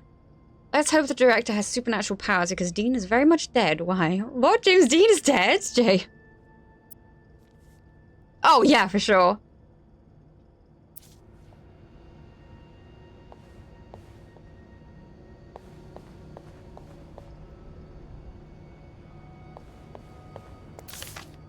Whoever keeps stealing my lunch, I want my Tupperware back, Susan.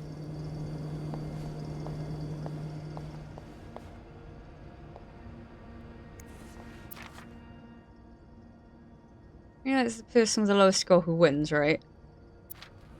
Oh, I see.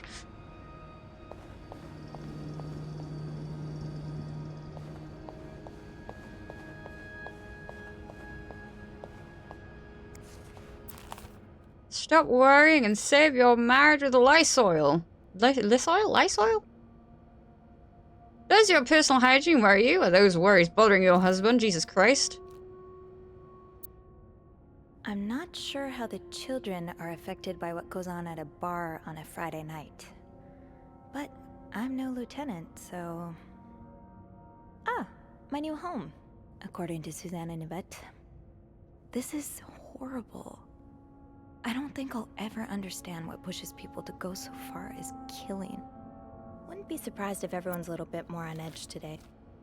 Bad weather has a way of doing that. I'm not sure how the children are affected by what goes on at a bar on a Friday night. But I'm no lieutenant, so...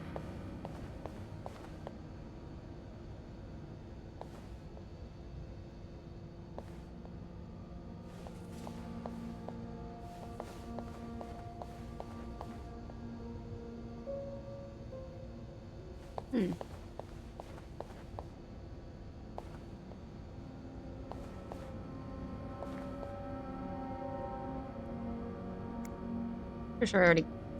Did I inspect that? I guess I did. Where are these?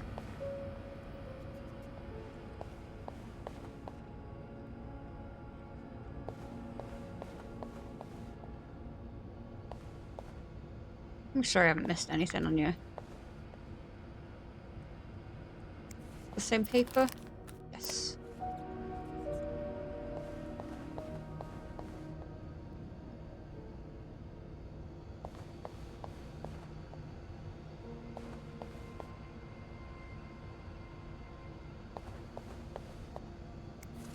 I don't always get fashion, but these are fun to look at.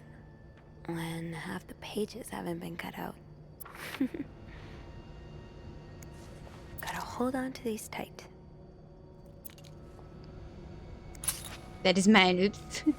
Don't worry, Gossiper. I'm coming back to you. Still, this is probably Beth's latest project.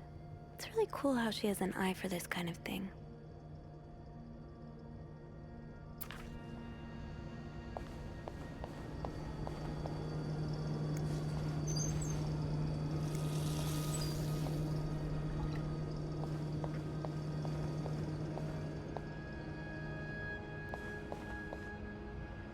Okay, I don't see any candles. Don't think.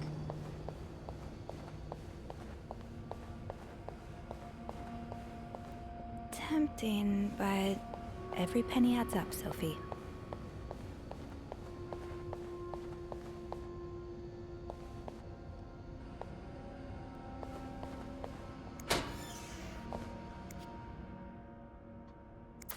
No candles, but this looks like the laundry room. That must be the location of Rebecca's stash. Oh. Is that the Tupperware?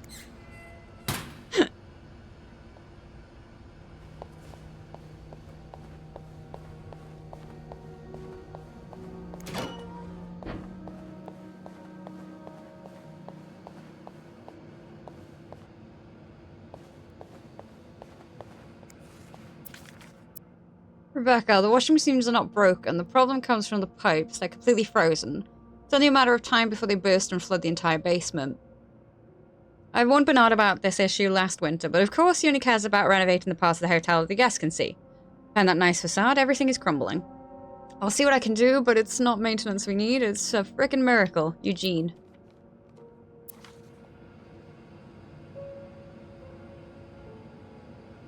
It would make sense for Rebecca to keep her candles by her workstation.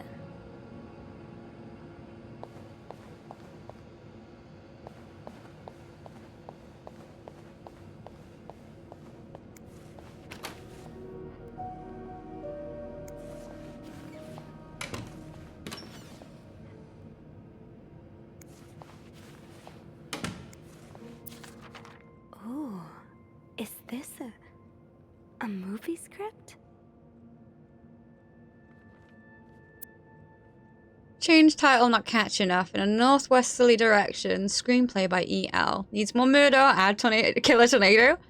Why cut the scene inside the nose? Best part of the script. February 1958. See if James Stewart is available. Okay.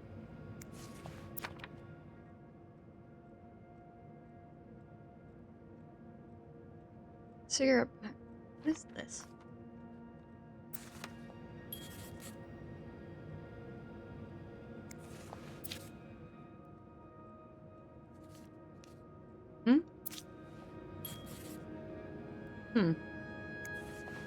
Wrong one.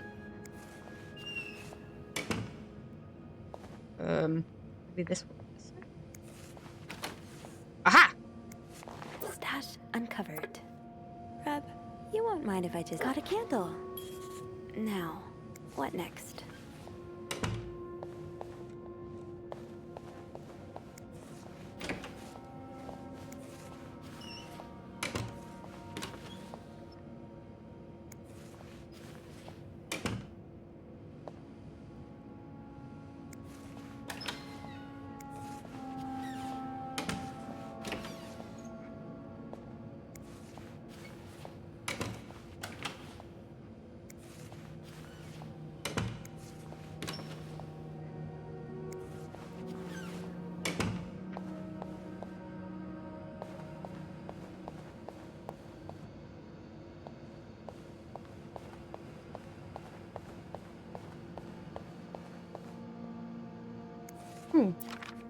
Mr. VIP is really getting to Bobby.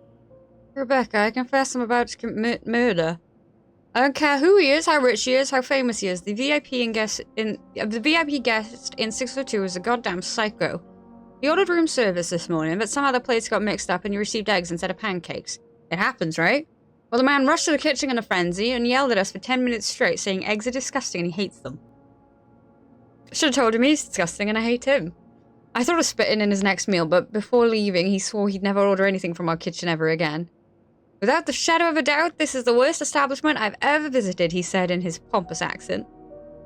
If he ever sends his clothes downstairs to be clean, can you be a good friend and stitch all of his pockets? Any other form of sabotage would do too. I know you're creative. Just be careful not to arouse too much suspicion, Bobby. I hope you managed to calm him down, Reb. The last thing the Clarington needs today is a murdered guest. Mmm.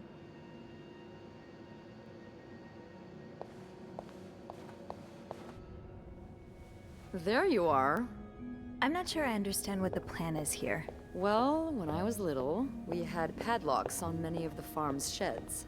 My dad would always lose the keys, so one day he made a mold of them using wax and plaster. I was thinking of doing the same. Are you sure it's gonna work? Absolutely not.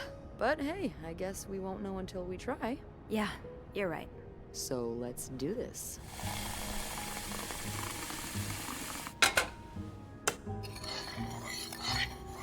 Okay, to start, we need to pour the wax from the pot.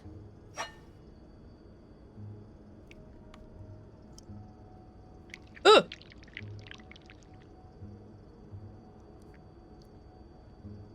Have you done this before? You're a real pro.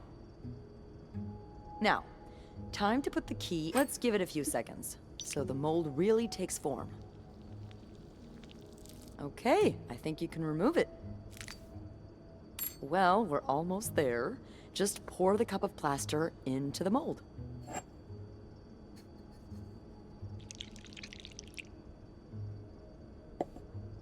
All right. Now we wait for it to dry. How long do you think it's gonna take? I don't know. Oh, ow. I guess we'll keep poking it every now and then. I bet you didn't think you'd be making a plaster key today, huh? Indeed. But I like it. It's rare that this job allows me to use my creative side. Your creative side? Well, granted, this key won't end up in any museum, but I enjoy the occasional artistic endeavor. Hmm. Like posing with alligators? How do you know about that? Oh, I think it must have slipped out of your locker because I saw this picture of you in a long white dress and... Oh my, you did? What did you think of it? I loved it, actually. It was unique, I guess. Artistic? Yeah. Those pictures were taken by a very close friend of mine a few years back. Ziva Rivers was her name. Earth-shattering talent, but a bit too controversial for most people's sensibilities. Oh. Are you still friends? No. We went our separate ways. It's a shame. She really captured me. My essence. Your essence is to tame alligators? My essence is to fear nothing. Yeah, I can tell. I really admire that about you. I'm sure under that sweet exterior, you're pretty fearless too. Haven't you ever done something really scary? I mean, other than snooping on a potential creep. Does sailing count? Excuse me? You sail? On a boat? I used to, with my grandpa. But when he died, we had to sell the boat to pay off his debts. Oh, that's too bad. I would have loved to go with you. Maybe it'd be possible to borrow a boat for a day. I think one of Grandpa's friends still has his. Really? That would be great. I just love trying new things. I'll see what I can do. Hey, look! I think it's dry. I can't believe it worked. I could not have done this without you. Yeah, probably not. Well, I should get back upstairs before Bernard notices my absence. If he hasn't already. Let me know how it goes with the key. Oh, and be careful while turning it, okay? You wouldn't want it to break Oh, inside the don't lock. say that. I'm going to end up breaking it, aren't I? Thank you for everything. No problem.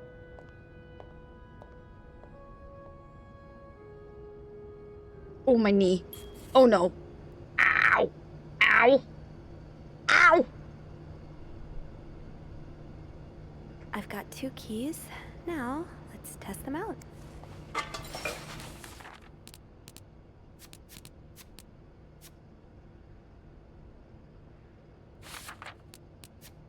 Trust the process. Got a bag of plaster or one of Rebecca's candles. I can only imagine the hell Bernard would give me if he caught me walking around with these items. It's hard enough to explain the screwdriver. Now to figure out how exactly these are going to help me open a locked chest. I'm sure it'll all make sense soon, Sophie. Double the keys, double the fun.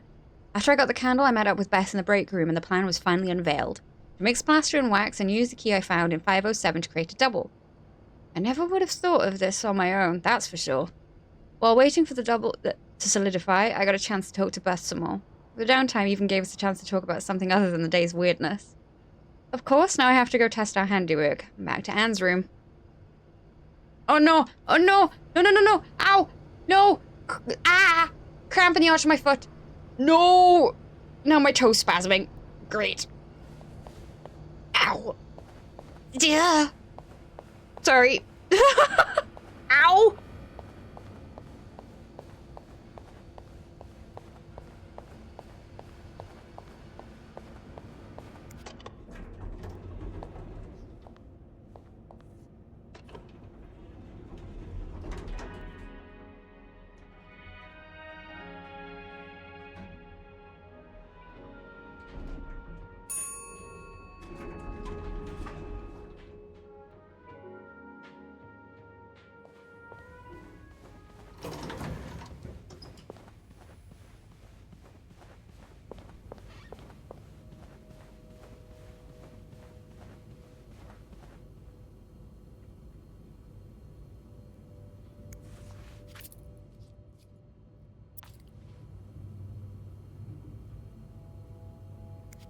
Okay. Be careful, Sophie. You don't want this key to break.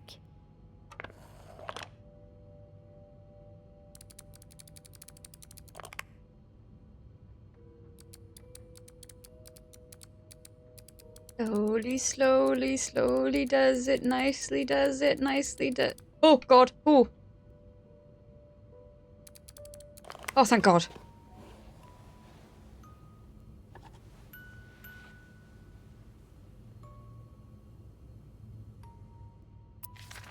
Unlike my favorite bar, this one was black.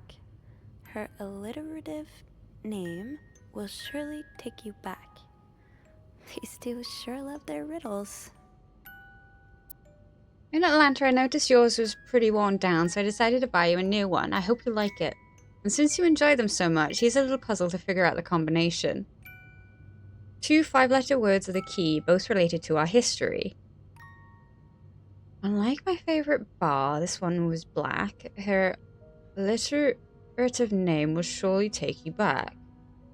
From the first one, take the last 2. From the last one, take the last... How? What?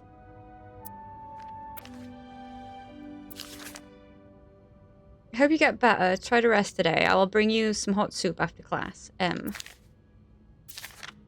Huh. Marcella invited you to the movies. Let me guess. You said yes. Postman Always Rings Twice is playing at Lowe's Theatre tonight. It's based on a novel I read a while back. I'm sure you would love it, seeing as you like crime stories and murders so much. Nothing creepy about that. Will you come with me?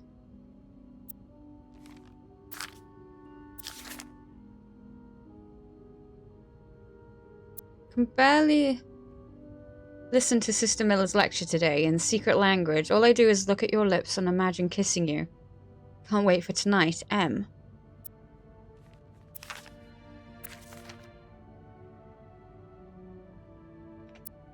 August 11th, 1946. Dear Anne, I have just heard Doris Day on the radio and it made me think of you. I know how much you love Sentimental Journey, counting every mile of railroad track that takes me back. Last time I was in Texas, it felt like coming home. Now, strangely, I feel away from home. I wish you were here with me. I always feel at home in your arms. I can hardly believe it has been 5 weeks since we last saw each other. Sometimes I wonder if I might be going crazy.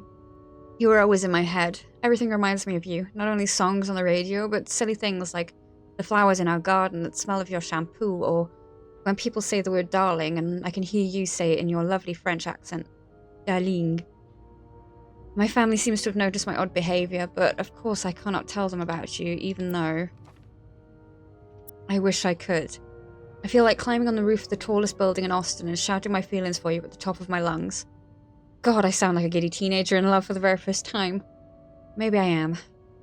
Sometimes I'm scared that all this time with you was nothing but a dream too good to be true. I am afraid that when I return to Montreal, I will realize you never existed, or if you do exist, you don't remember me. I wish I had a picture of the two of us, so I would know for sure it was real. I long for your embrace and the taste of your sweet lips. I love you, M.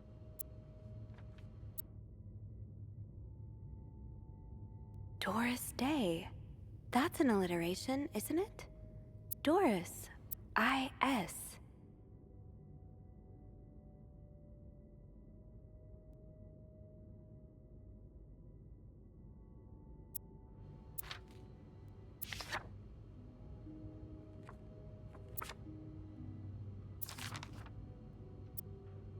December 29th, 1947.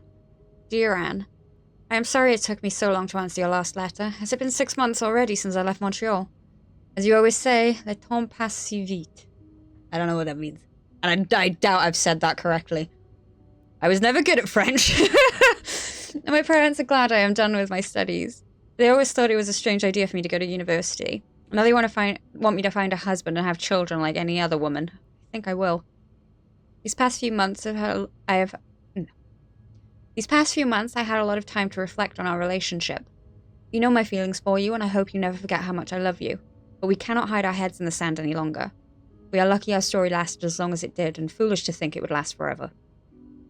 Our love is forbidden, and hiding it from my family is proving more and more difficult every day. You will always have a special place in my heart, but I believe it is time for us to go our separate ways.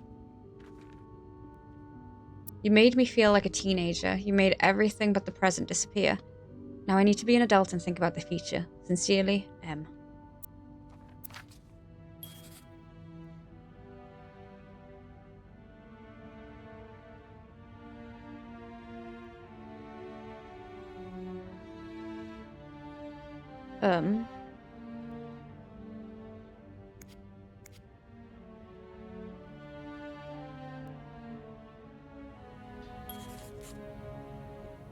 That riddle's a toughie. Maybe I need a fresh pair of eyes on it. No. This one?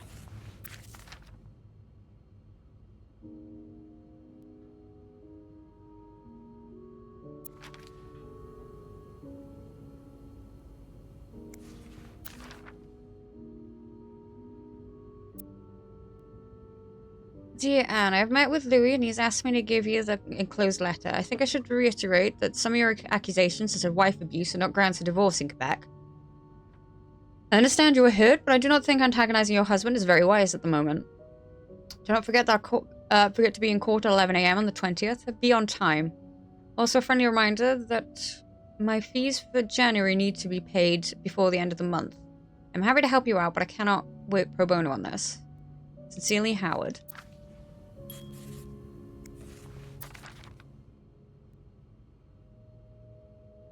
Oh! A cat named Greta. G-R. I was thinking a cat something, but I even looked at that twice.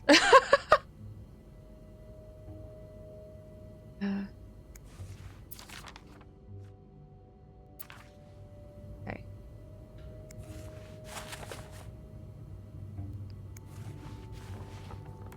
So GR from Greta and IS from Doris.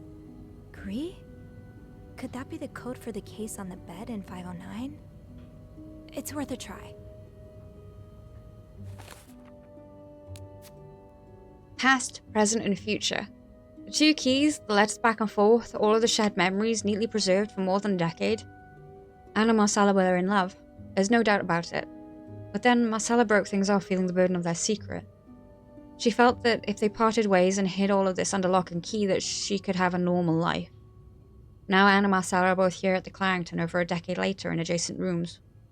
I don't think their story is over just yet. Better not be one of them that's dead. According to one of the letters in the chest, Anne brought Marcella something that needs a 4-letter key to open. Could that be the case I found in Marcella's bed in 509? Need to figure out 2-letter words, both related to Anne and Marcella's past. Unlike my favorite bar, this one was black. Her illiterate name will surely take you back.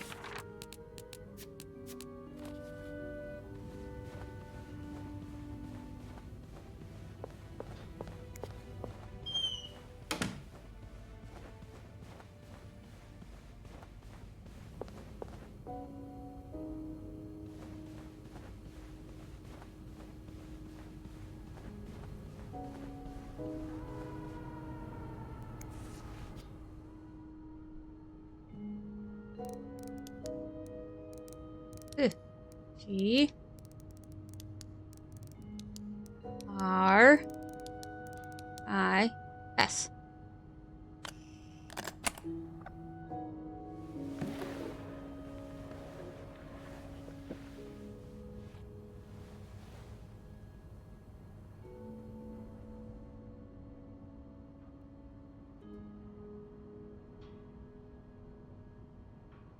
That novelist, Bridget Boswell, is actually you, Marcella? February 4th, 1956. Dear Marcella, or should I say Brigitte? Or is it Brigitte? You know, I prefer a good old crime story, but last week I came upon a romance novel with an intriguing title, and they were roommates. Bought it on impulse at a train station and read it from cover to cover during the journey. Can you imagine my surprise when I recognized our story? We may have changed the names and locations, but all of our moments are there. Our endless discussion in the dorm room, our first date at the theater, our trip to Quebec City. You often said writers are thieves, but I never fully understood until now. It's been almost 10 years since I received your last letter. The letter that painted our relationship as nothing more than a summer fling. At first I could not believe you had written those words. Then I waited in vain for your answer, and had to accept your love for me had never been real.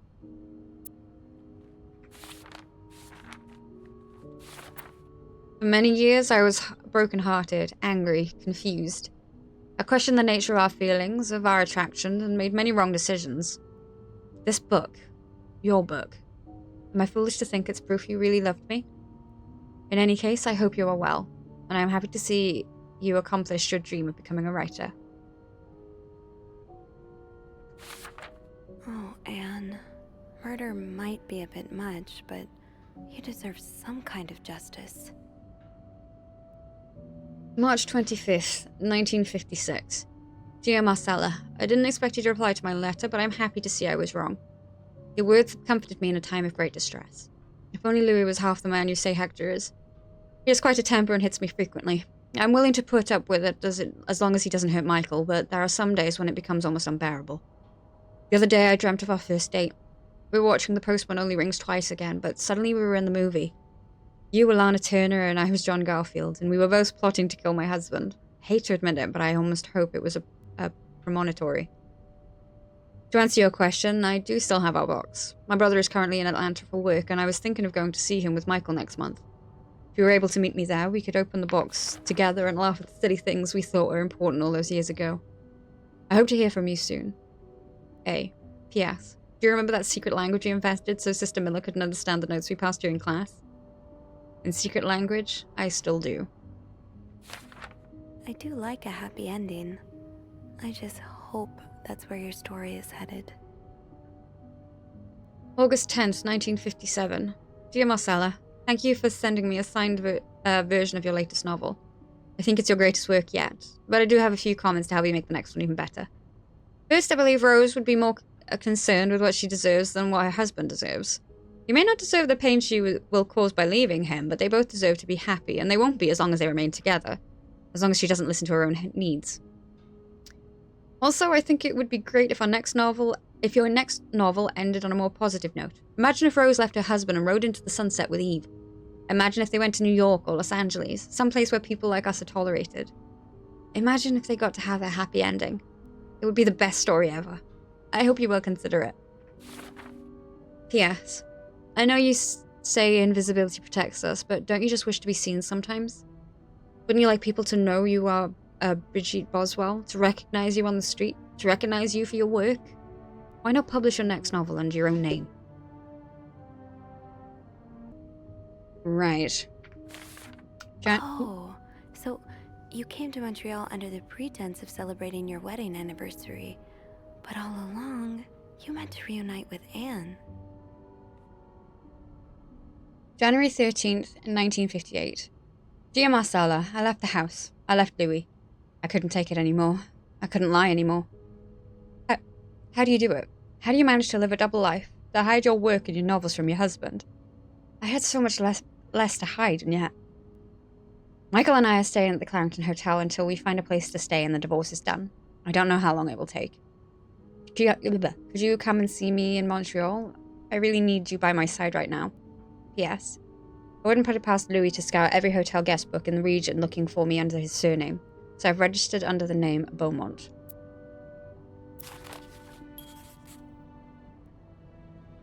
After all this, turns out you're a fan of Bridget? Of Marcella? That's a lot sweeter than I expected. September 27th, 1957. Dear Marcella, although you don't know me, I think I can safely say I'm your biggest fan. Your novels have literally changed my life. After the war, I spent almost 10 years in a psychiatric hospital because of panic attacks. None of the treatments were working and I wasn't getting any better. I became friends with one of the nurses who started lending me books so I could pass the time. I didn't really like the first ones, but then I picked up Brigitte Boswell's first novel, your novel. I'd never read such a beautiful love story. It almost brought tears to my eyes. I immediately urged the nurse to get me more of your books. Believe it or not, the more I read them, the less panic attacks I had.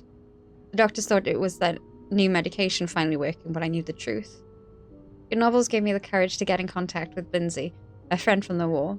I always felt for him the same way your characters feel for each other, but I'd never dared telling them. Now I have, thanks to you. The thought of seeing him again is what motivated me to get better and leave the hospital. I hope to hear back from him soon. Oh! After my discharge, I want to thank you for everything you've done for me. I've discovered Brigitte was a pseudonym, so tracking you down took longer than I thought. Fortunately, I'm a very patient and resourceful man, and I never give up. Do you think we could meet? I have so much more to tell you, Paul. I'm glad you were able to open up to Marcella like this. Everyone needs someone to talk to. November 8th, 1957. Dear Marcella, thank you for answering my letter. I realize now how unsettling it must have been for you. Please forgive me for tricking your editor into giving me your address. I know I shouldn't have done that. I wanted to thank you as well for your encouraging words concerning Lindsay. I still haven't heard from her, and I'm starting to fear that I might have the wrong address. I wish I could take a train to Virginia, but that's not an option right now as I can barely pay the rent. I guess I will have to find a job. As a kid, I dreamt of being an actor, a Hollywood star. I know it's a foolish dream, but what else can I do? What am I good for? What am I good at? I've tried getting some odd jobs already, but employers turn me down as soon as they learn where I've spent the last 10 years of my life. If it continues like this, I'll probably end up on the street like so many of my army buddies. Why am I even telling you all this?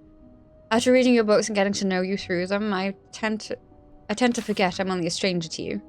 I hope you don't mind. You seem to be a good listener, and I've been feeling rather lonely ever since I left the hospital.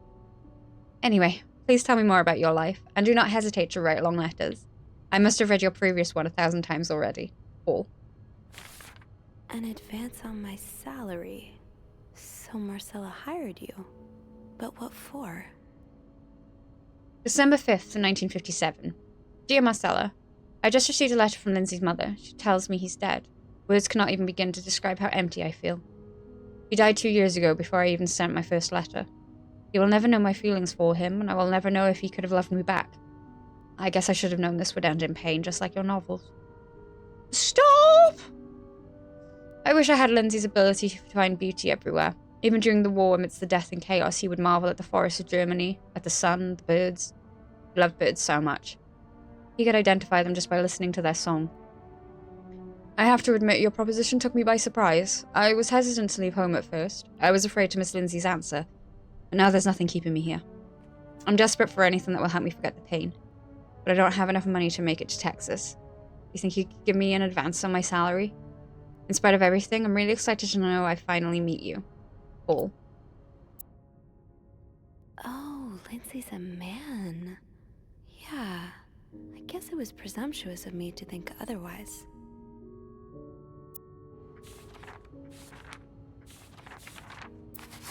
Just make sure I didn't miss any. So the symbols I've been deciphering, you invented them back in the day to keep your love secret. That feels really special.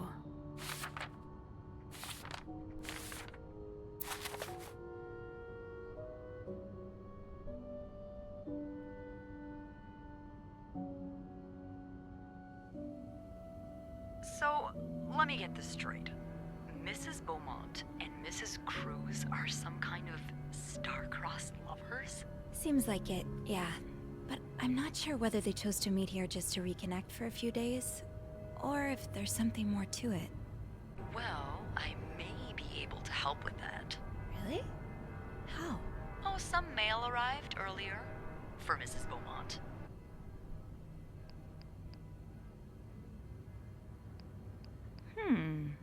I wonder what's in it.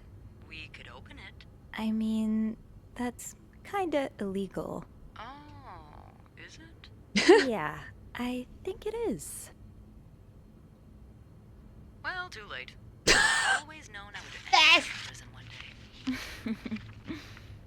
So? It's 3 train tickets. And, there's a tourism pamphlet for California. California? Well, it makes sense. It's much more progressive there than it is here. So, Anna and Marcella want to go there to live their love freely. Anne and Marcella, huh? You 3 are best pals now? Well, after reading so much of their correspondence, I kind of feel like I know them, you know? Yeah. But what about Mr. Morgan, though? I mean, Paul. How does he fit into all of this?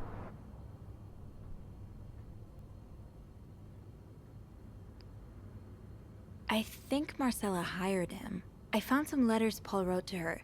He said that her proposition took him by surprise, and that he'd need an advance on his salary. What did she hire him for? To investigate her own affair? I'm not sure. I didn't find the letter he was replying to. And why did he have those pictures of you anyway? I guess we'll never know for sure, but I don't think it was ever about me. It's always been about Anne and Marcella. Exactly. Well, it feels a tad anticlimactic, but who needs drama, right? At least it made our day pretty interesting. It sure did. You know, after today, I think I get why you're so interested in the lives our guests lead. I try to forget they exist as soon as I'm done interacting with them. But once in a while, it's nice to remember that, well, even the most put-together person could be an absolute mess on the other side of the door. What about you? Who is Beth Lambert when no one's looking? I like to think that with me, what you see is what you get. But maybe an extra Snoopy super sleuth could uncover a few more layers. Maybe ones I didn't even know I had. Challenge accepted. Come see me when your shift ends, all right? We could leave together if you want. Sure. If we're able to. With all that snow, I'm thinking maybe we'll have no choice but to spend the night here. Ooh, a sleepover. We could set up a pillow fort on the mezzanine. A pillow fort? We do work in a hotel, you know. There are actual beds here. I know, but isn't my way so much more fun? Well, we could take a page out of Michael's book and decorate it, and then spend the night throwing stuff at Bernard whenever he comes through the lobby. Oh, now you're talking.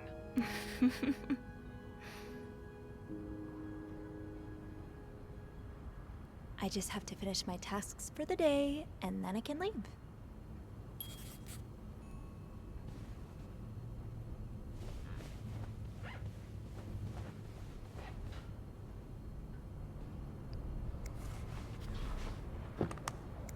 What is this? Fernie and Wiseman. Have I seen this logo somewhere? Oh, so that would have been about her dress. That ringing. Sounds like the elevator doors are jammed.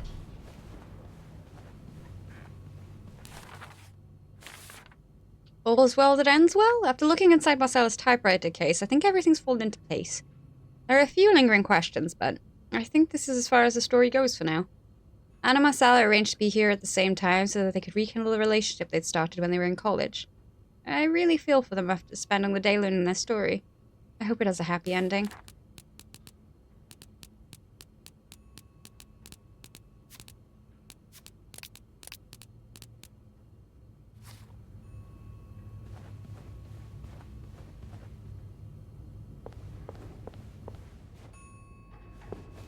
Alright. Can I close the door, please?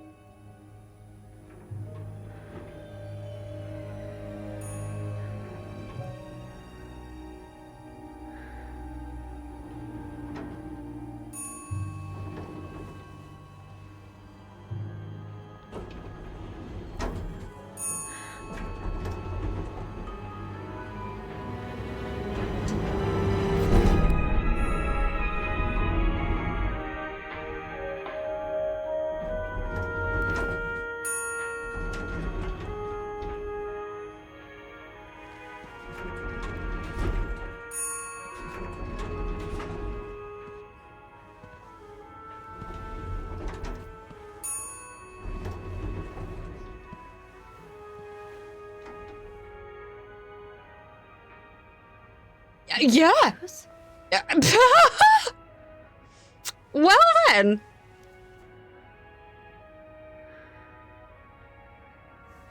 Mr. Cruz. Oh God. Oh God. What happened? Mr. Cruz's life insurance policy. Why did he have this on him? Marcella? Okay, let's not jump to conclusions. Oh.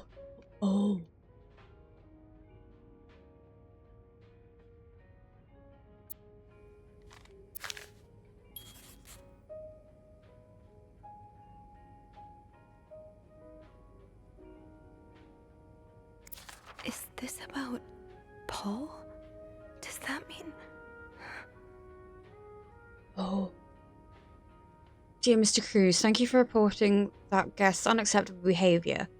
We will look into it as soon as possible. However, we regret to inform you that we cannot divulge the guest's personal information regardless of that guest's behavior. As I'm sure you will understand, we are very concerned with our guest's privacy and our staff prides itself on its discretion. Please contact us should that guest bother you again. Yours sincerely, Bernard.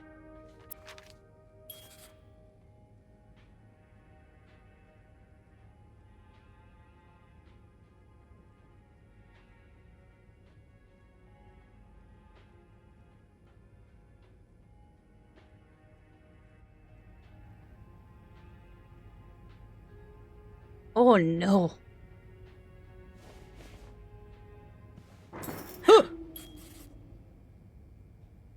I have to get the power back on. No! No! Why do we know?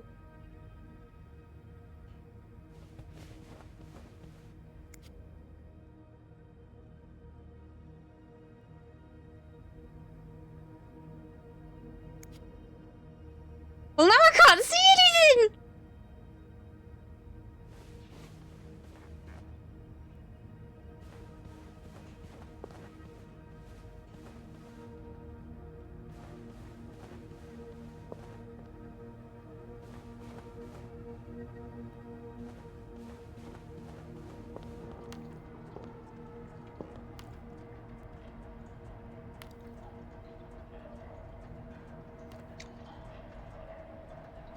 Oh, is that an ice pick? These look like Marcella's pearls. What happened here?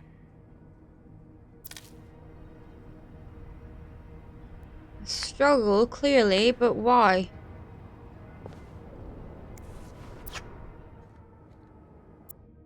A, B, and Beaumont.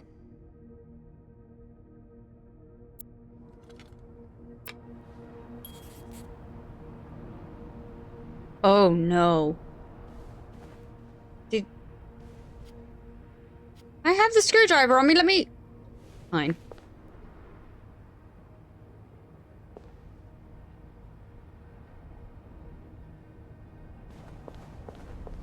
Should I hold on to this, maybe?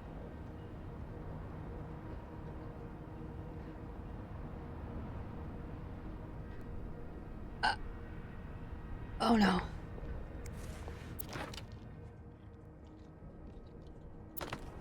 The fuse box. Just get to the fuse box in the janitor's closet, Sophie. It's not far. What if they found? Oh!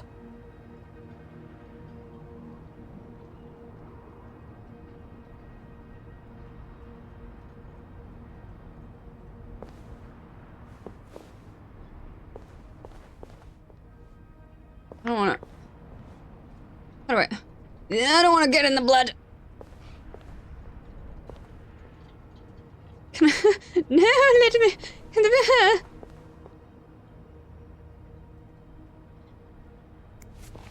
Ah! Poor Paul. Lindsay's death really hit him hard. He hasn't been in the best headspace. February 14th. Montreal's much bigger than I expected. Big cities always make me feel lonely. I need to put the. I don't. Is this gonna be pinned on me? I'm scared. Big cities always make me feel lonely, and that feeling was only exacerbated this morning by the fact that everyone around me was speaking a language I could not understand. I bought an English-French dictionary at the train station, but I don't think I'll need it after all. English speakers seem more common in the downtown area, thank God. This hotel is nice. When I arrived, the whole staff was busy getting ready for some big event. It wasn't until I saw Marcella enter the lobby with a flower bouquet that I realized today's Valentine's Day. Hector and her were gone in a flash, and I was left feeling more alone than ever, wishing Lindsay was here with me. Helping Marcella out these past weeks has been a great distraction, but it still hurts so much every time I think about him. I'd hoped the pain would have gone by now. I'll probably need a double dose of Miltone to sleep tonight. So Paul just needed to pass the time while Marcella was away. That's why he was observing us. Today I wanted to follow Marcella and Hector at the hotel, but the sidewalks were packed with people that I started having a panic attack. I tried taking a cab, and that's when I realized I was all out of money. It's been a while since Marcella's last payment, and the hotel room was more expensive than I had anticipated. I couldn't resort to selling the camera, so I decided to pawn my victory medal instead. It was hard letting go after so many years, and yet it also felt strangely liberating.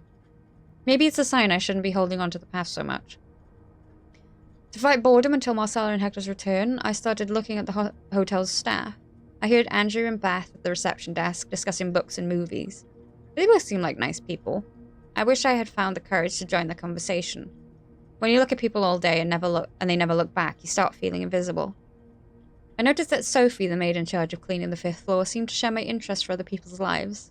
Maybe I should try talking to her. Paul was hiding out right here.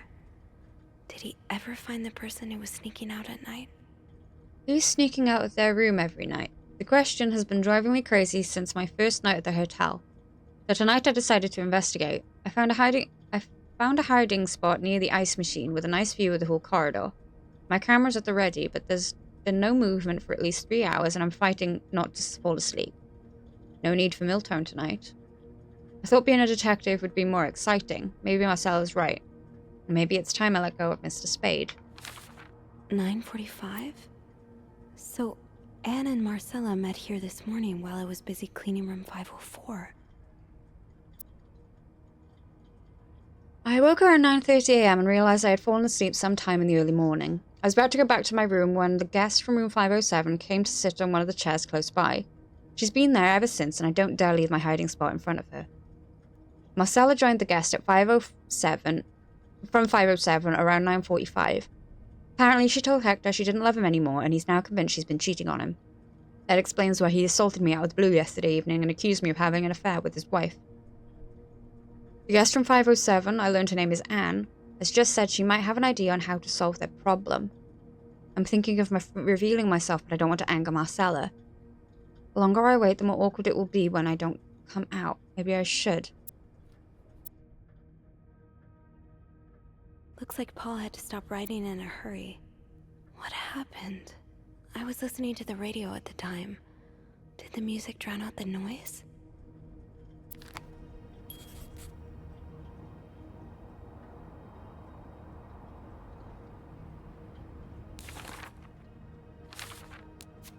Hector, what on earth happened?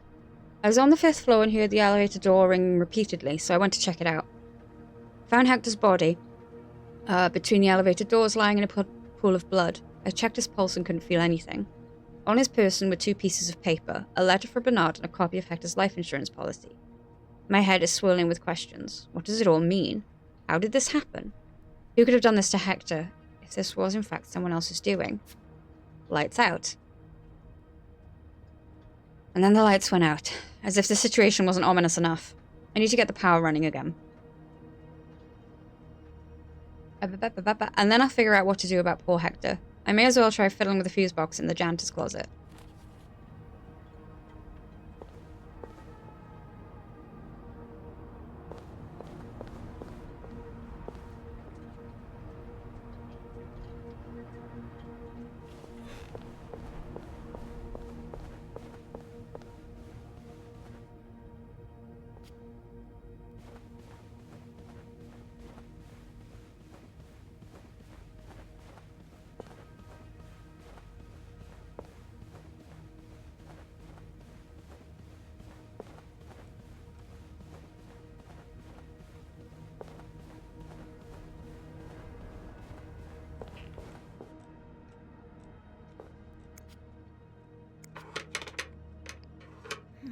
It's too big. I guess on that worked, thank God. That'll do it. No, to get the power back. Huh?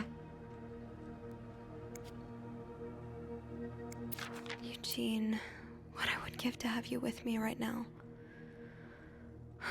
Your note will have to make do. There's a power outage and I'm busy preventing another part of this hotel from collapsing. Here's what to do.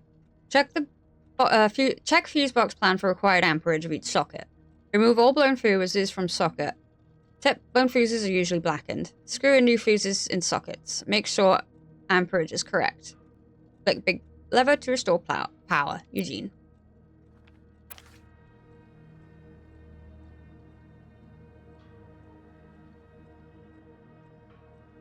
How did this end up here?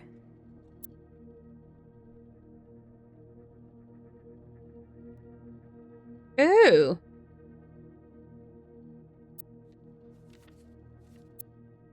Not much use without the rest of the code. Unless those numbers I found in the laundry room, could they be part of the same combination? Oh.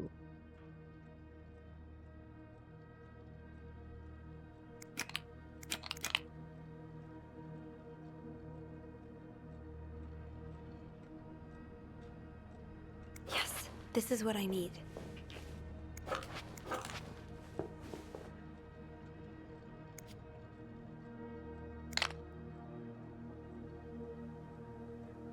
$15.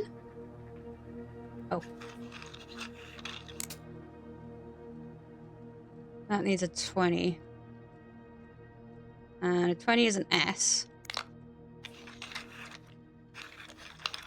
And then a 30, which is a G. Oh, no! Which is a G.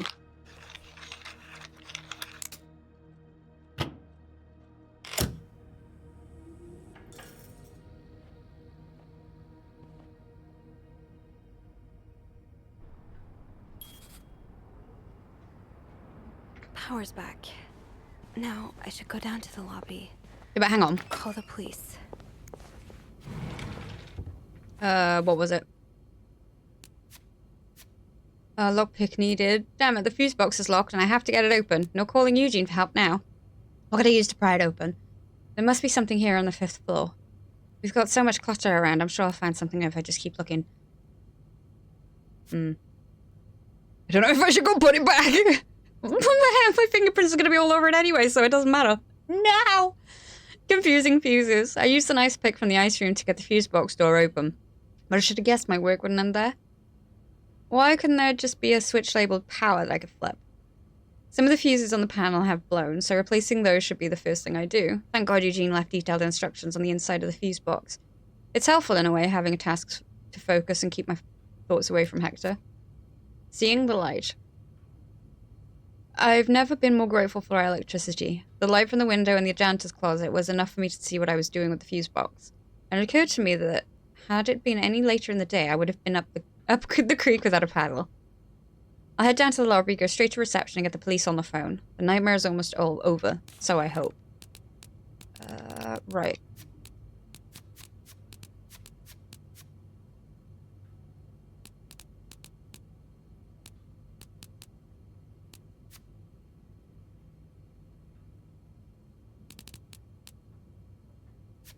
So, hang on.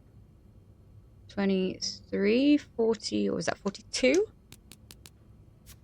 16.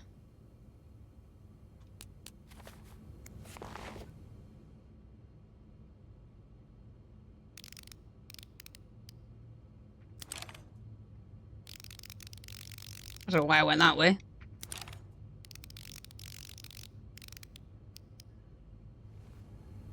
Oops.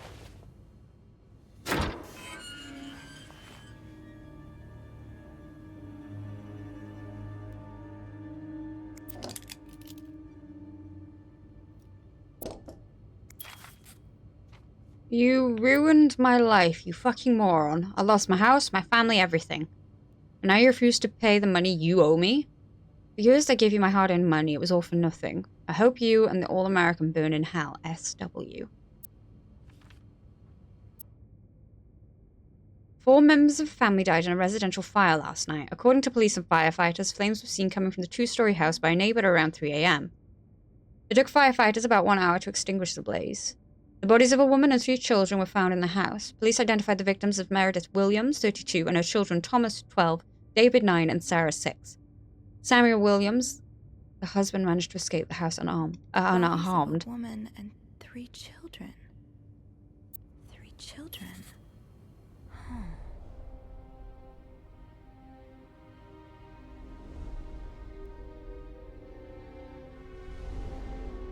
Huh?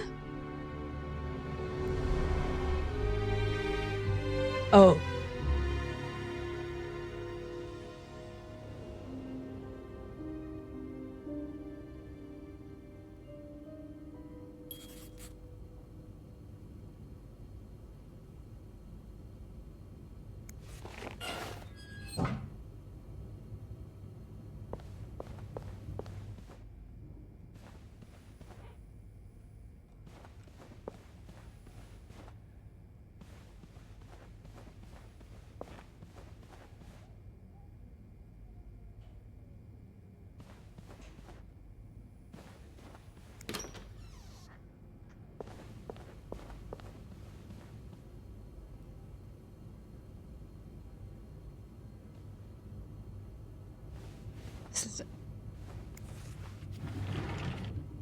Ooh, hang on. Well, am I in 50? Oh. Okay, never mind. A missing piece. I couldn't resist circling back to room 509 one final time. Call it a gut feeling or something. I managed to open the safe and found a gun, a newspaper clipping, and an aggressive note accusing Hector, the insurance company he worked for, of ruining the sender's life. It's signed SW. That's when it hit me. Your guest in room 504 is a man staying alone with 3 singed teddy bears.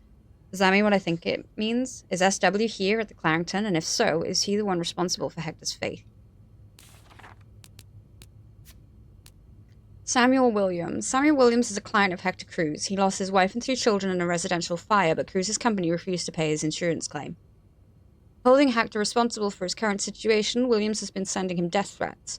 And it would seem Hector took the threat seriously enough, considering he brought a gun on his wedding anniversary trip. Now, if my hunch is correct, it would seem William is staying at the Clarington in room 504. Those 3 singed teddy bears that I saw in his room when I was cleaning it this morning. At first they seemed a little odd, and now they're downright tragic. Did Williams act on his death threats? Is he responsible for Hector's fate?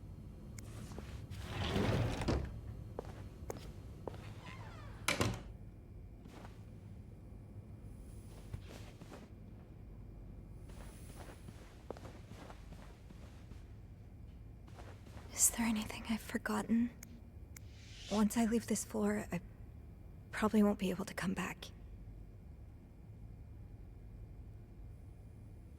And we should close this door? Make sure I've closed everything up in here. Yeah.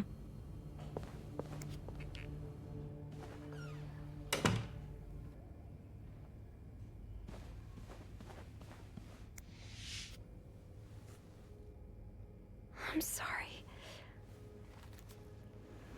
I'm sorry. I'm so sorry.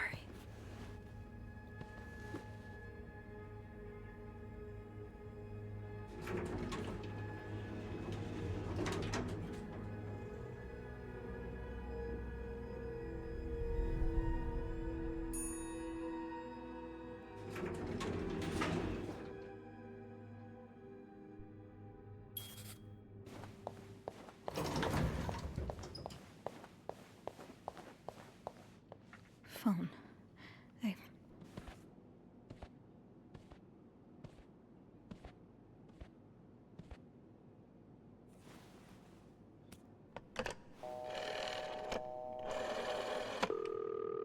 Montreal Police Service, Station 22. There's a man dead. He's been murdered. I need the police. Please stay calm, ma'am. Where are you right now? The lobby, but the body, it's upstairs. Can you give me the address, please? Oh, 1178 Drummond Street. All right, ma'am. Officers are on their way. Thank you.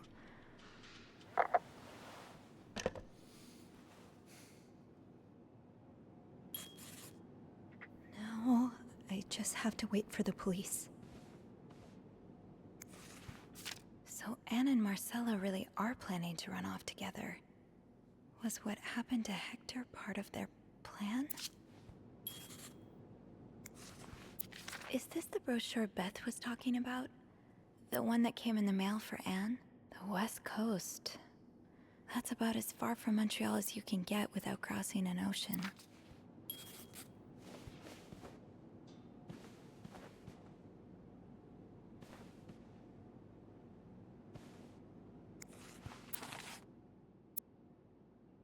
To all the reception staff, please discard previous instructions. Our prestigious guest has expressed the desire to meet the guest in room 505. Cannot fathom what such an illustrious man would want from such a freak. But if you see him, please direct him towards my office. Thank you, Bernard.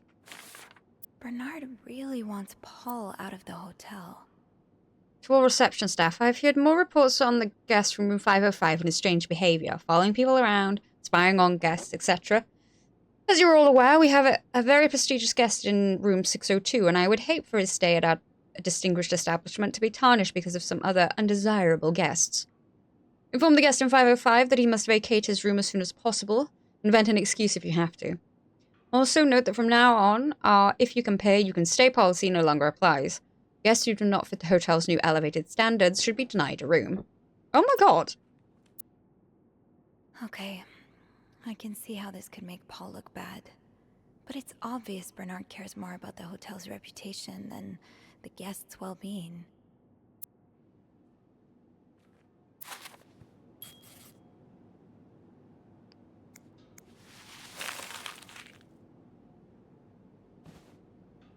I don't know what good that's gonna do. There's already a bunch of evidence.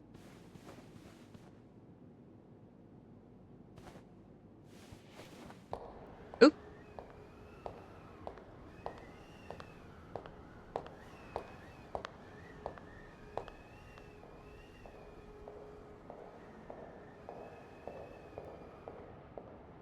Oh, hey you! Great timing, right? I'm thinking if we're lucky, Bernard will let us go home. No point in working in the dark. Sophie? Bean, you're not scared of the dark, are you? Hey, is everything okay? I found Mr. Cruz. Hector. Oh, you did? What was the bloke up to? You don't understand. I found his body. He's dead, Beth. Oh, merde. Merde. Sit down, okay? You look like you're about to faint.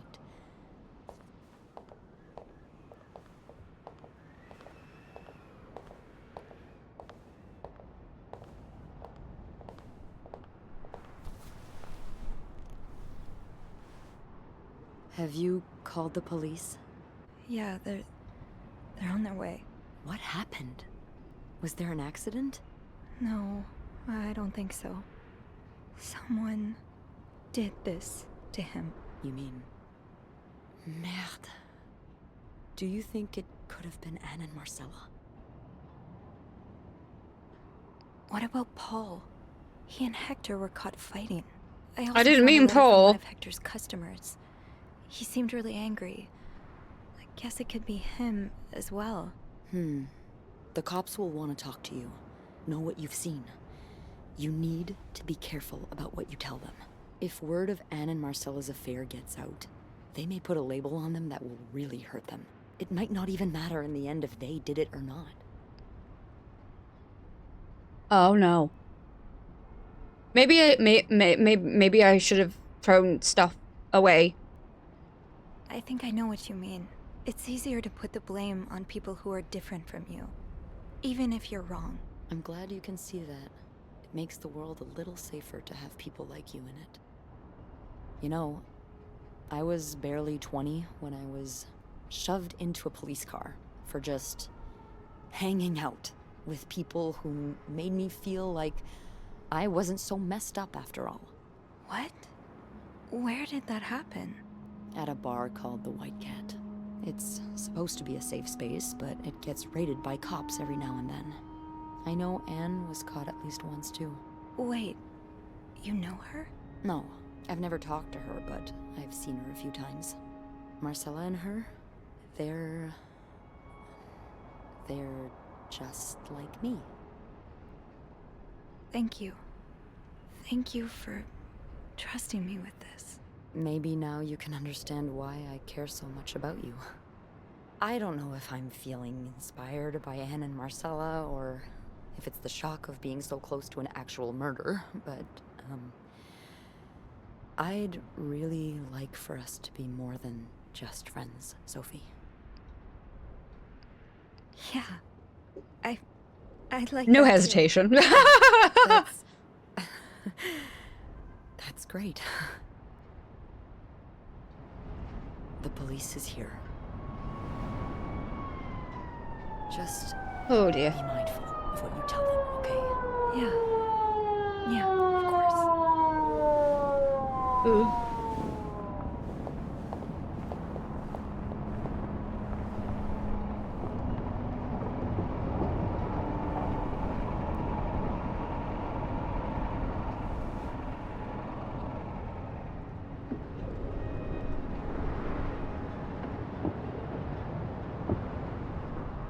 Miss Roy? Miss Roy? Miss Roy! Oh, sorry. I was distracted. I really need you to focus right now. I don't want to be here all night, and I'm sure you don't either. No. No, I don't. So, as I was saying, we're trying to ascertain the circumstances of Mr. Cruz's death. Can you tell me how you came to find the body? I was cleaning room 509 when I heard the elevator bell ring. Again and again and again. I thought maybe a child was playing with the doors, so I went out in the corridor, and that's when I saw him. All the blood and... Why was the elevator bell ringing? I'm sorry? You said you heard the elevator bell ring. Why was it ringing? I assume it wasn't a child after all.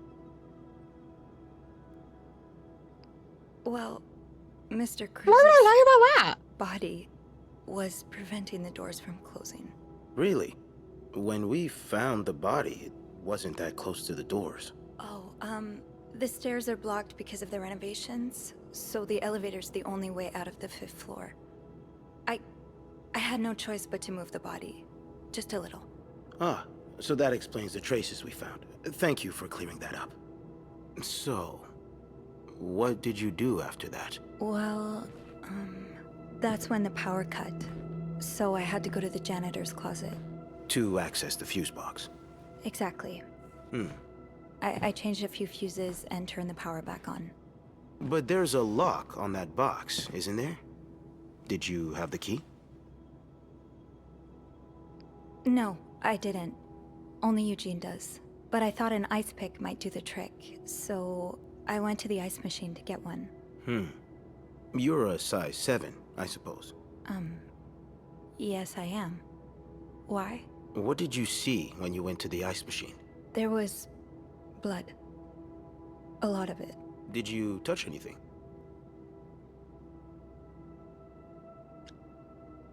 No. No, nothing. That's weird. It sure looks like someone poked around the crime scene. Oh well. We'll know more once the fingerprint analysis comes in, won't we? Oh. So, I what did you do after restoring the power? I took the elevator down to the lobby. That's where I called the police. Do you remember what you said to the operator? The exact words. No, I'm afraid I don't. You said, there's a man dead. He's been murdered. That's possible. What makes you so sure it was murder? Well, I know about Mr. Cruz's angry customer. The one who sent him death threats. Oh, yes, we found those. But the customer in question lives back in Texas, so there's no way he could have killed Mr. Cruz. Actually, I think he may be staying at the hotel. Have you encountered him? No. In room 504, there's a guest who seems to be traveling alone. Yet, he has these 3 teddy bears in his room. Mr. Cruz's customer lost his 3 children in a fire, and these bears are slightly burnt. So... An interesting deduction. Ow. I'll look into that. But how do you even know about the death threats?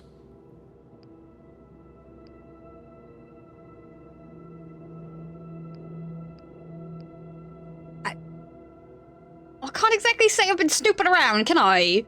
When I already lied.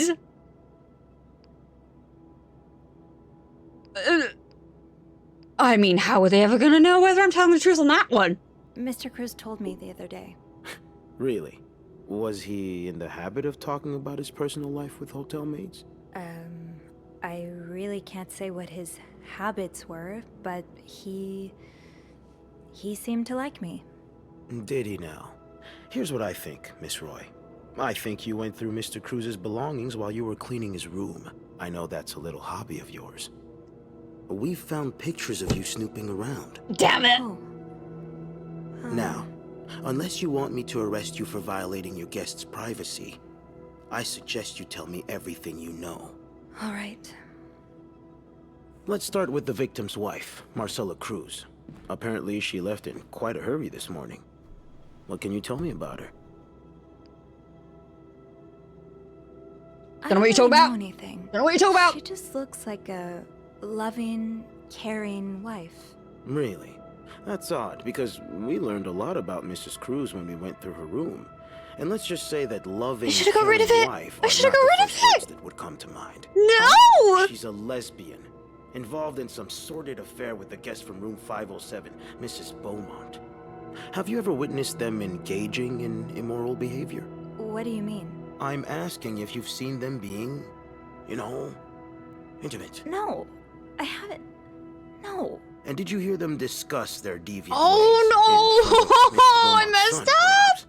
Imagine what kind of effect such perversion can have on a young child. Oh, shut up! No, I didn't hear anything. Did you hear them express their hatred of men? Did they ever talk about using violence against men? Did you hear them speak ill of Mr. Cruz?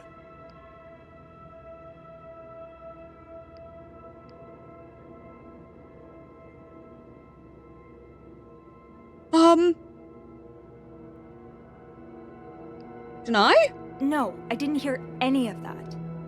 I'm sorry I can't be of more help. No, I'm sure you are. But we're not quite done yet, Miss Roy. We've learned from one of your colleagues that the victim had a fight with a guest named Mr. Spade. What can you tell me about him? Nothing. Nothing. Don't know anything. I don't know much. Don't know anything. That...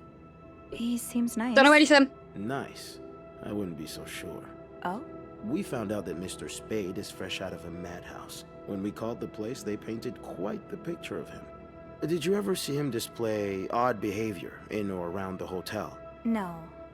I mean, we've all got our little quirks, don't we? Did he seem obsessed with Mrs. Cruz? A little, maybe, but... Obsessed enough to kill her husband? No, nothing like that. We all have our obsessions. Me, for instance. I'm obsessed with celebrities and gossip magazines, and... You don't seem to understand, Miss Roy. Mr. Spade is not like you and me. He may look like us, but he's not.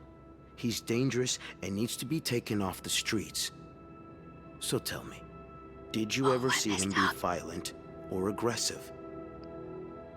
No. No, I didn't. I'm sorry, Miss Roy, but I just don't believe you. I think you know more than you've let on. Can I please leave? You can. But you'd better stay in town. I'm sure I'll have more questions for you very soon. I should have got rid of the evidence. I should have got rid of it. No!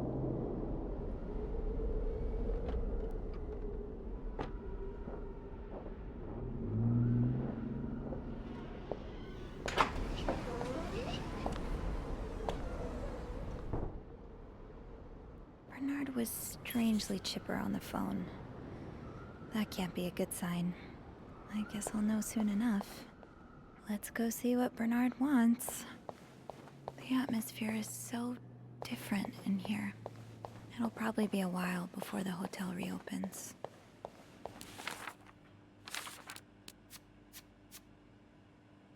I restored the power to the 5th floor, but the rest of the hotel is still in the dark. At least I was able to make it to the lobby. I had to move Hector to get inside the elevator. I just want to forget that part, but it happened. It made me think of my mum. How many times did she have to move someone after they'd succumbed to a fatal wound? Did she ever get used to it? Oh man, I wish you were here right now.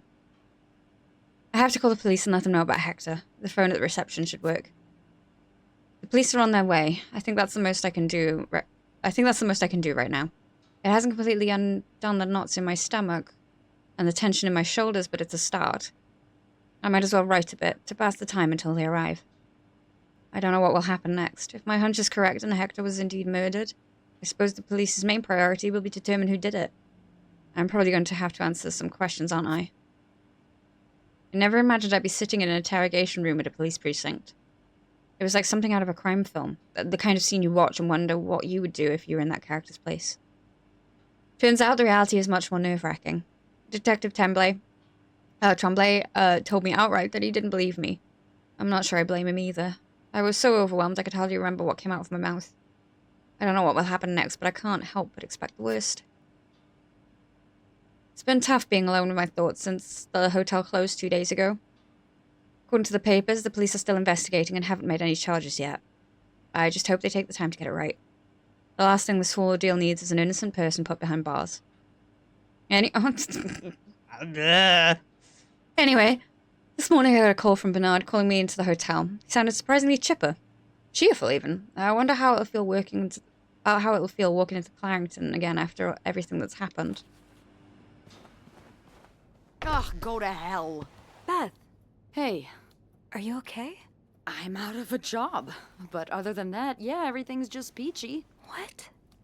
No. What? I hope you're luckier than I am. Come join me when he's done with you, all right? I'll be questioning my life choices on the mezzanine. Yeah. Yeah, okay.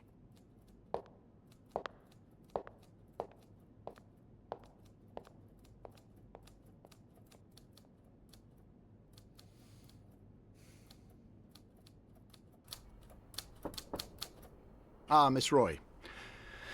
Come in.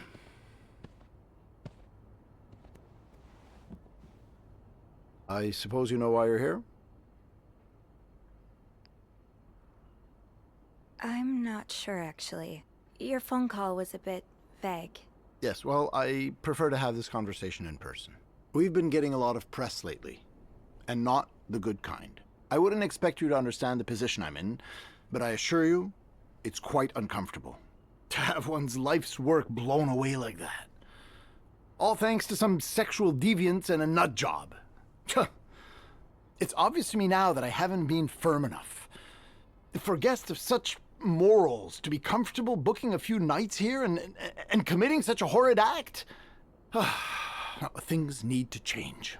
This means elevating our standards to the highest possible level, and it starts with I'm the so people fired. working here. It starts with you. With me? Yes. From what I've heard, you've been quite the exemplary maid lately. Clean rooms, satisfied guests.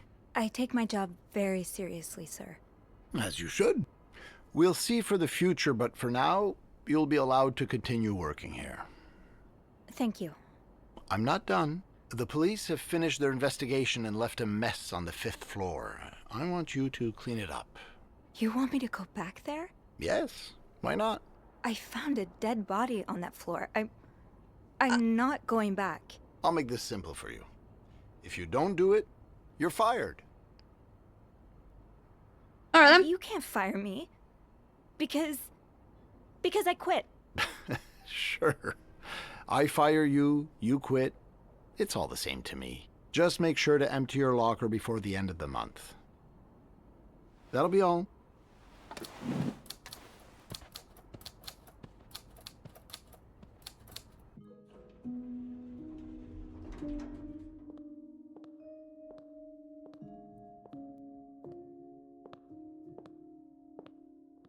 Hey. Hey. What a week. Yeah. So, what did Bernard want with you? Well, he was being kind of a jerk, so I quit. You what? I quit. I figured there was no point in staying if you were leaving. I appreciate the solidarity, but you really didn't have to do that. I think it's for the best. Did Bernard say why he was firing you? Ugh. He was going on and on about keeping deviants out of the hotel, so I may have lost my cool a little. A little? I told him I was one of those deviants he was so afraid of. He froze for a moment, then showed me the door. So, what's next for you? I think I'm done working under Bernard's or Linda's. Maybe it's time I become my own Bernard. Minus the fascism, of course. I could see myself owning my own establishment, one that caters to the right kind of crowd. Believe it or not, I do enjoy the company of people, just not, the stuck-up, entitled clientele of this prestigious hotel. But maybe if I were behind the counter of, say, a bar, instead of a reception desk. I don't know. Is that silly? No, it's not. In fact, you'd be perfect for it. You're the most charming person I know. Thank you. I'm really glad you're in my life. Me too.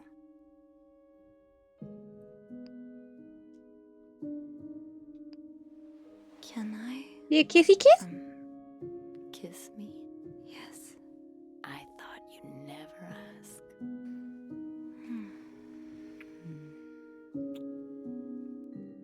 That was... I know.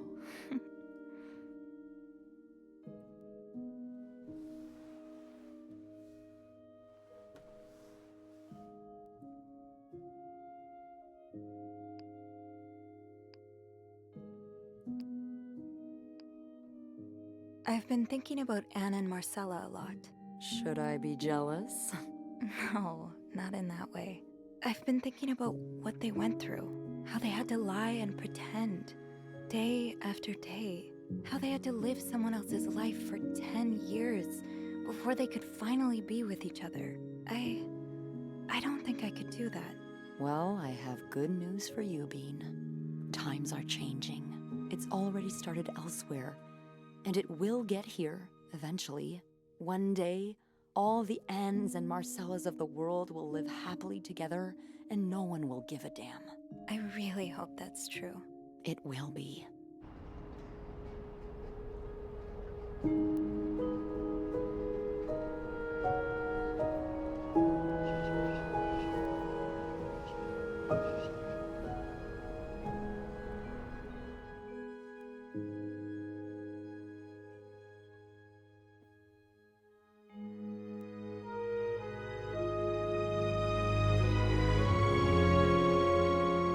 Oh no.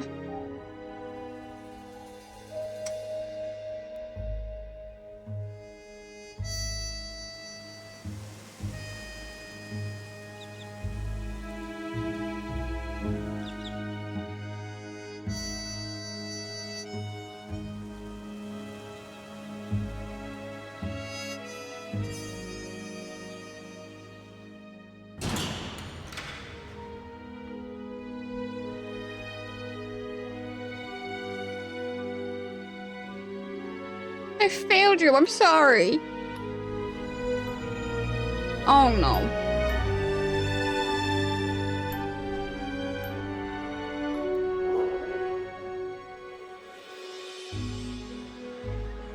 I feel like I got a terrible ending.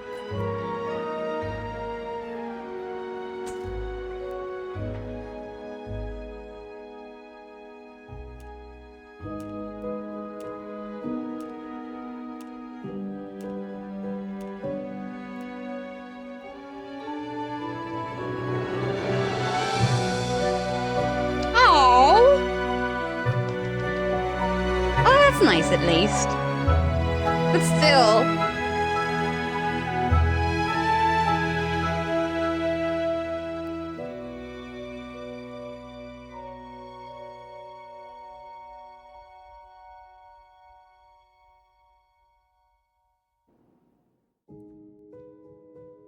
Oh, I love that.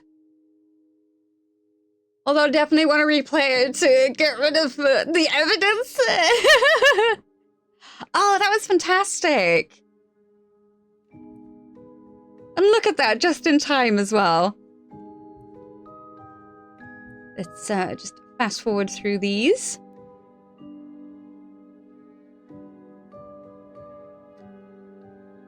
Oh, I really did enjoy that. That was great. I definitely want to replay.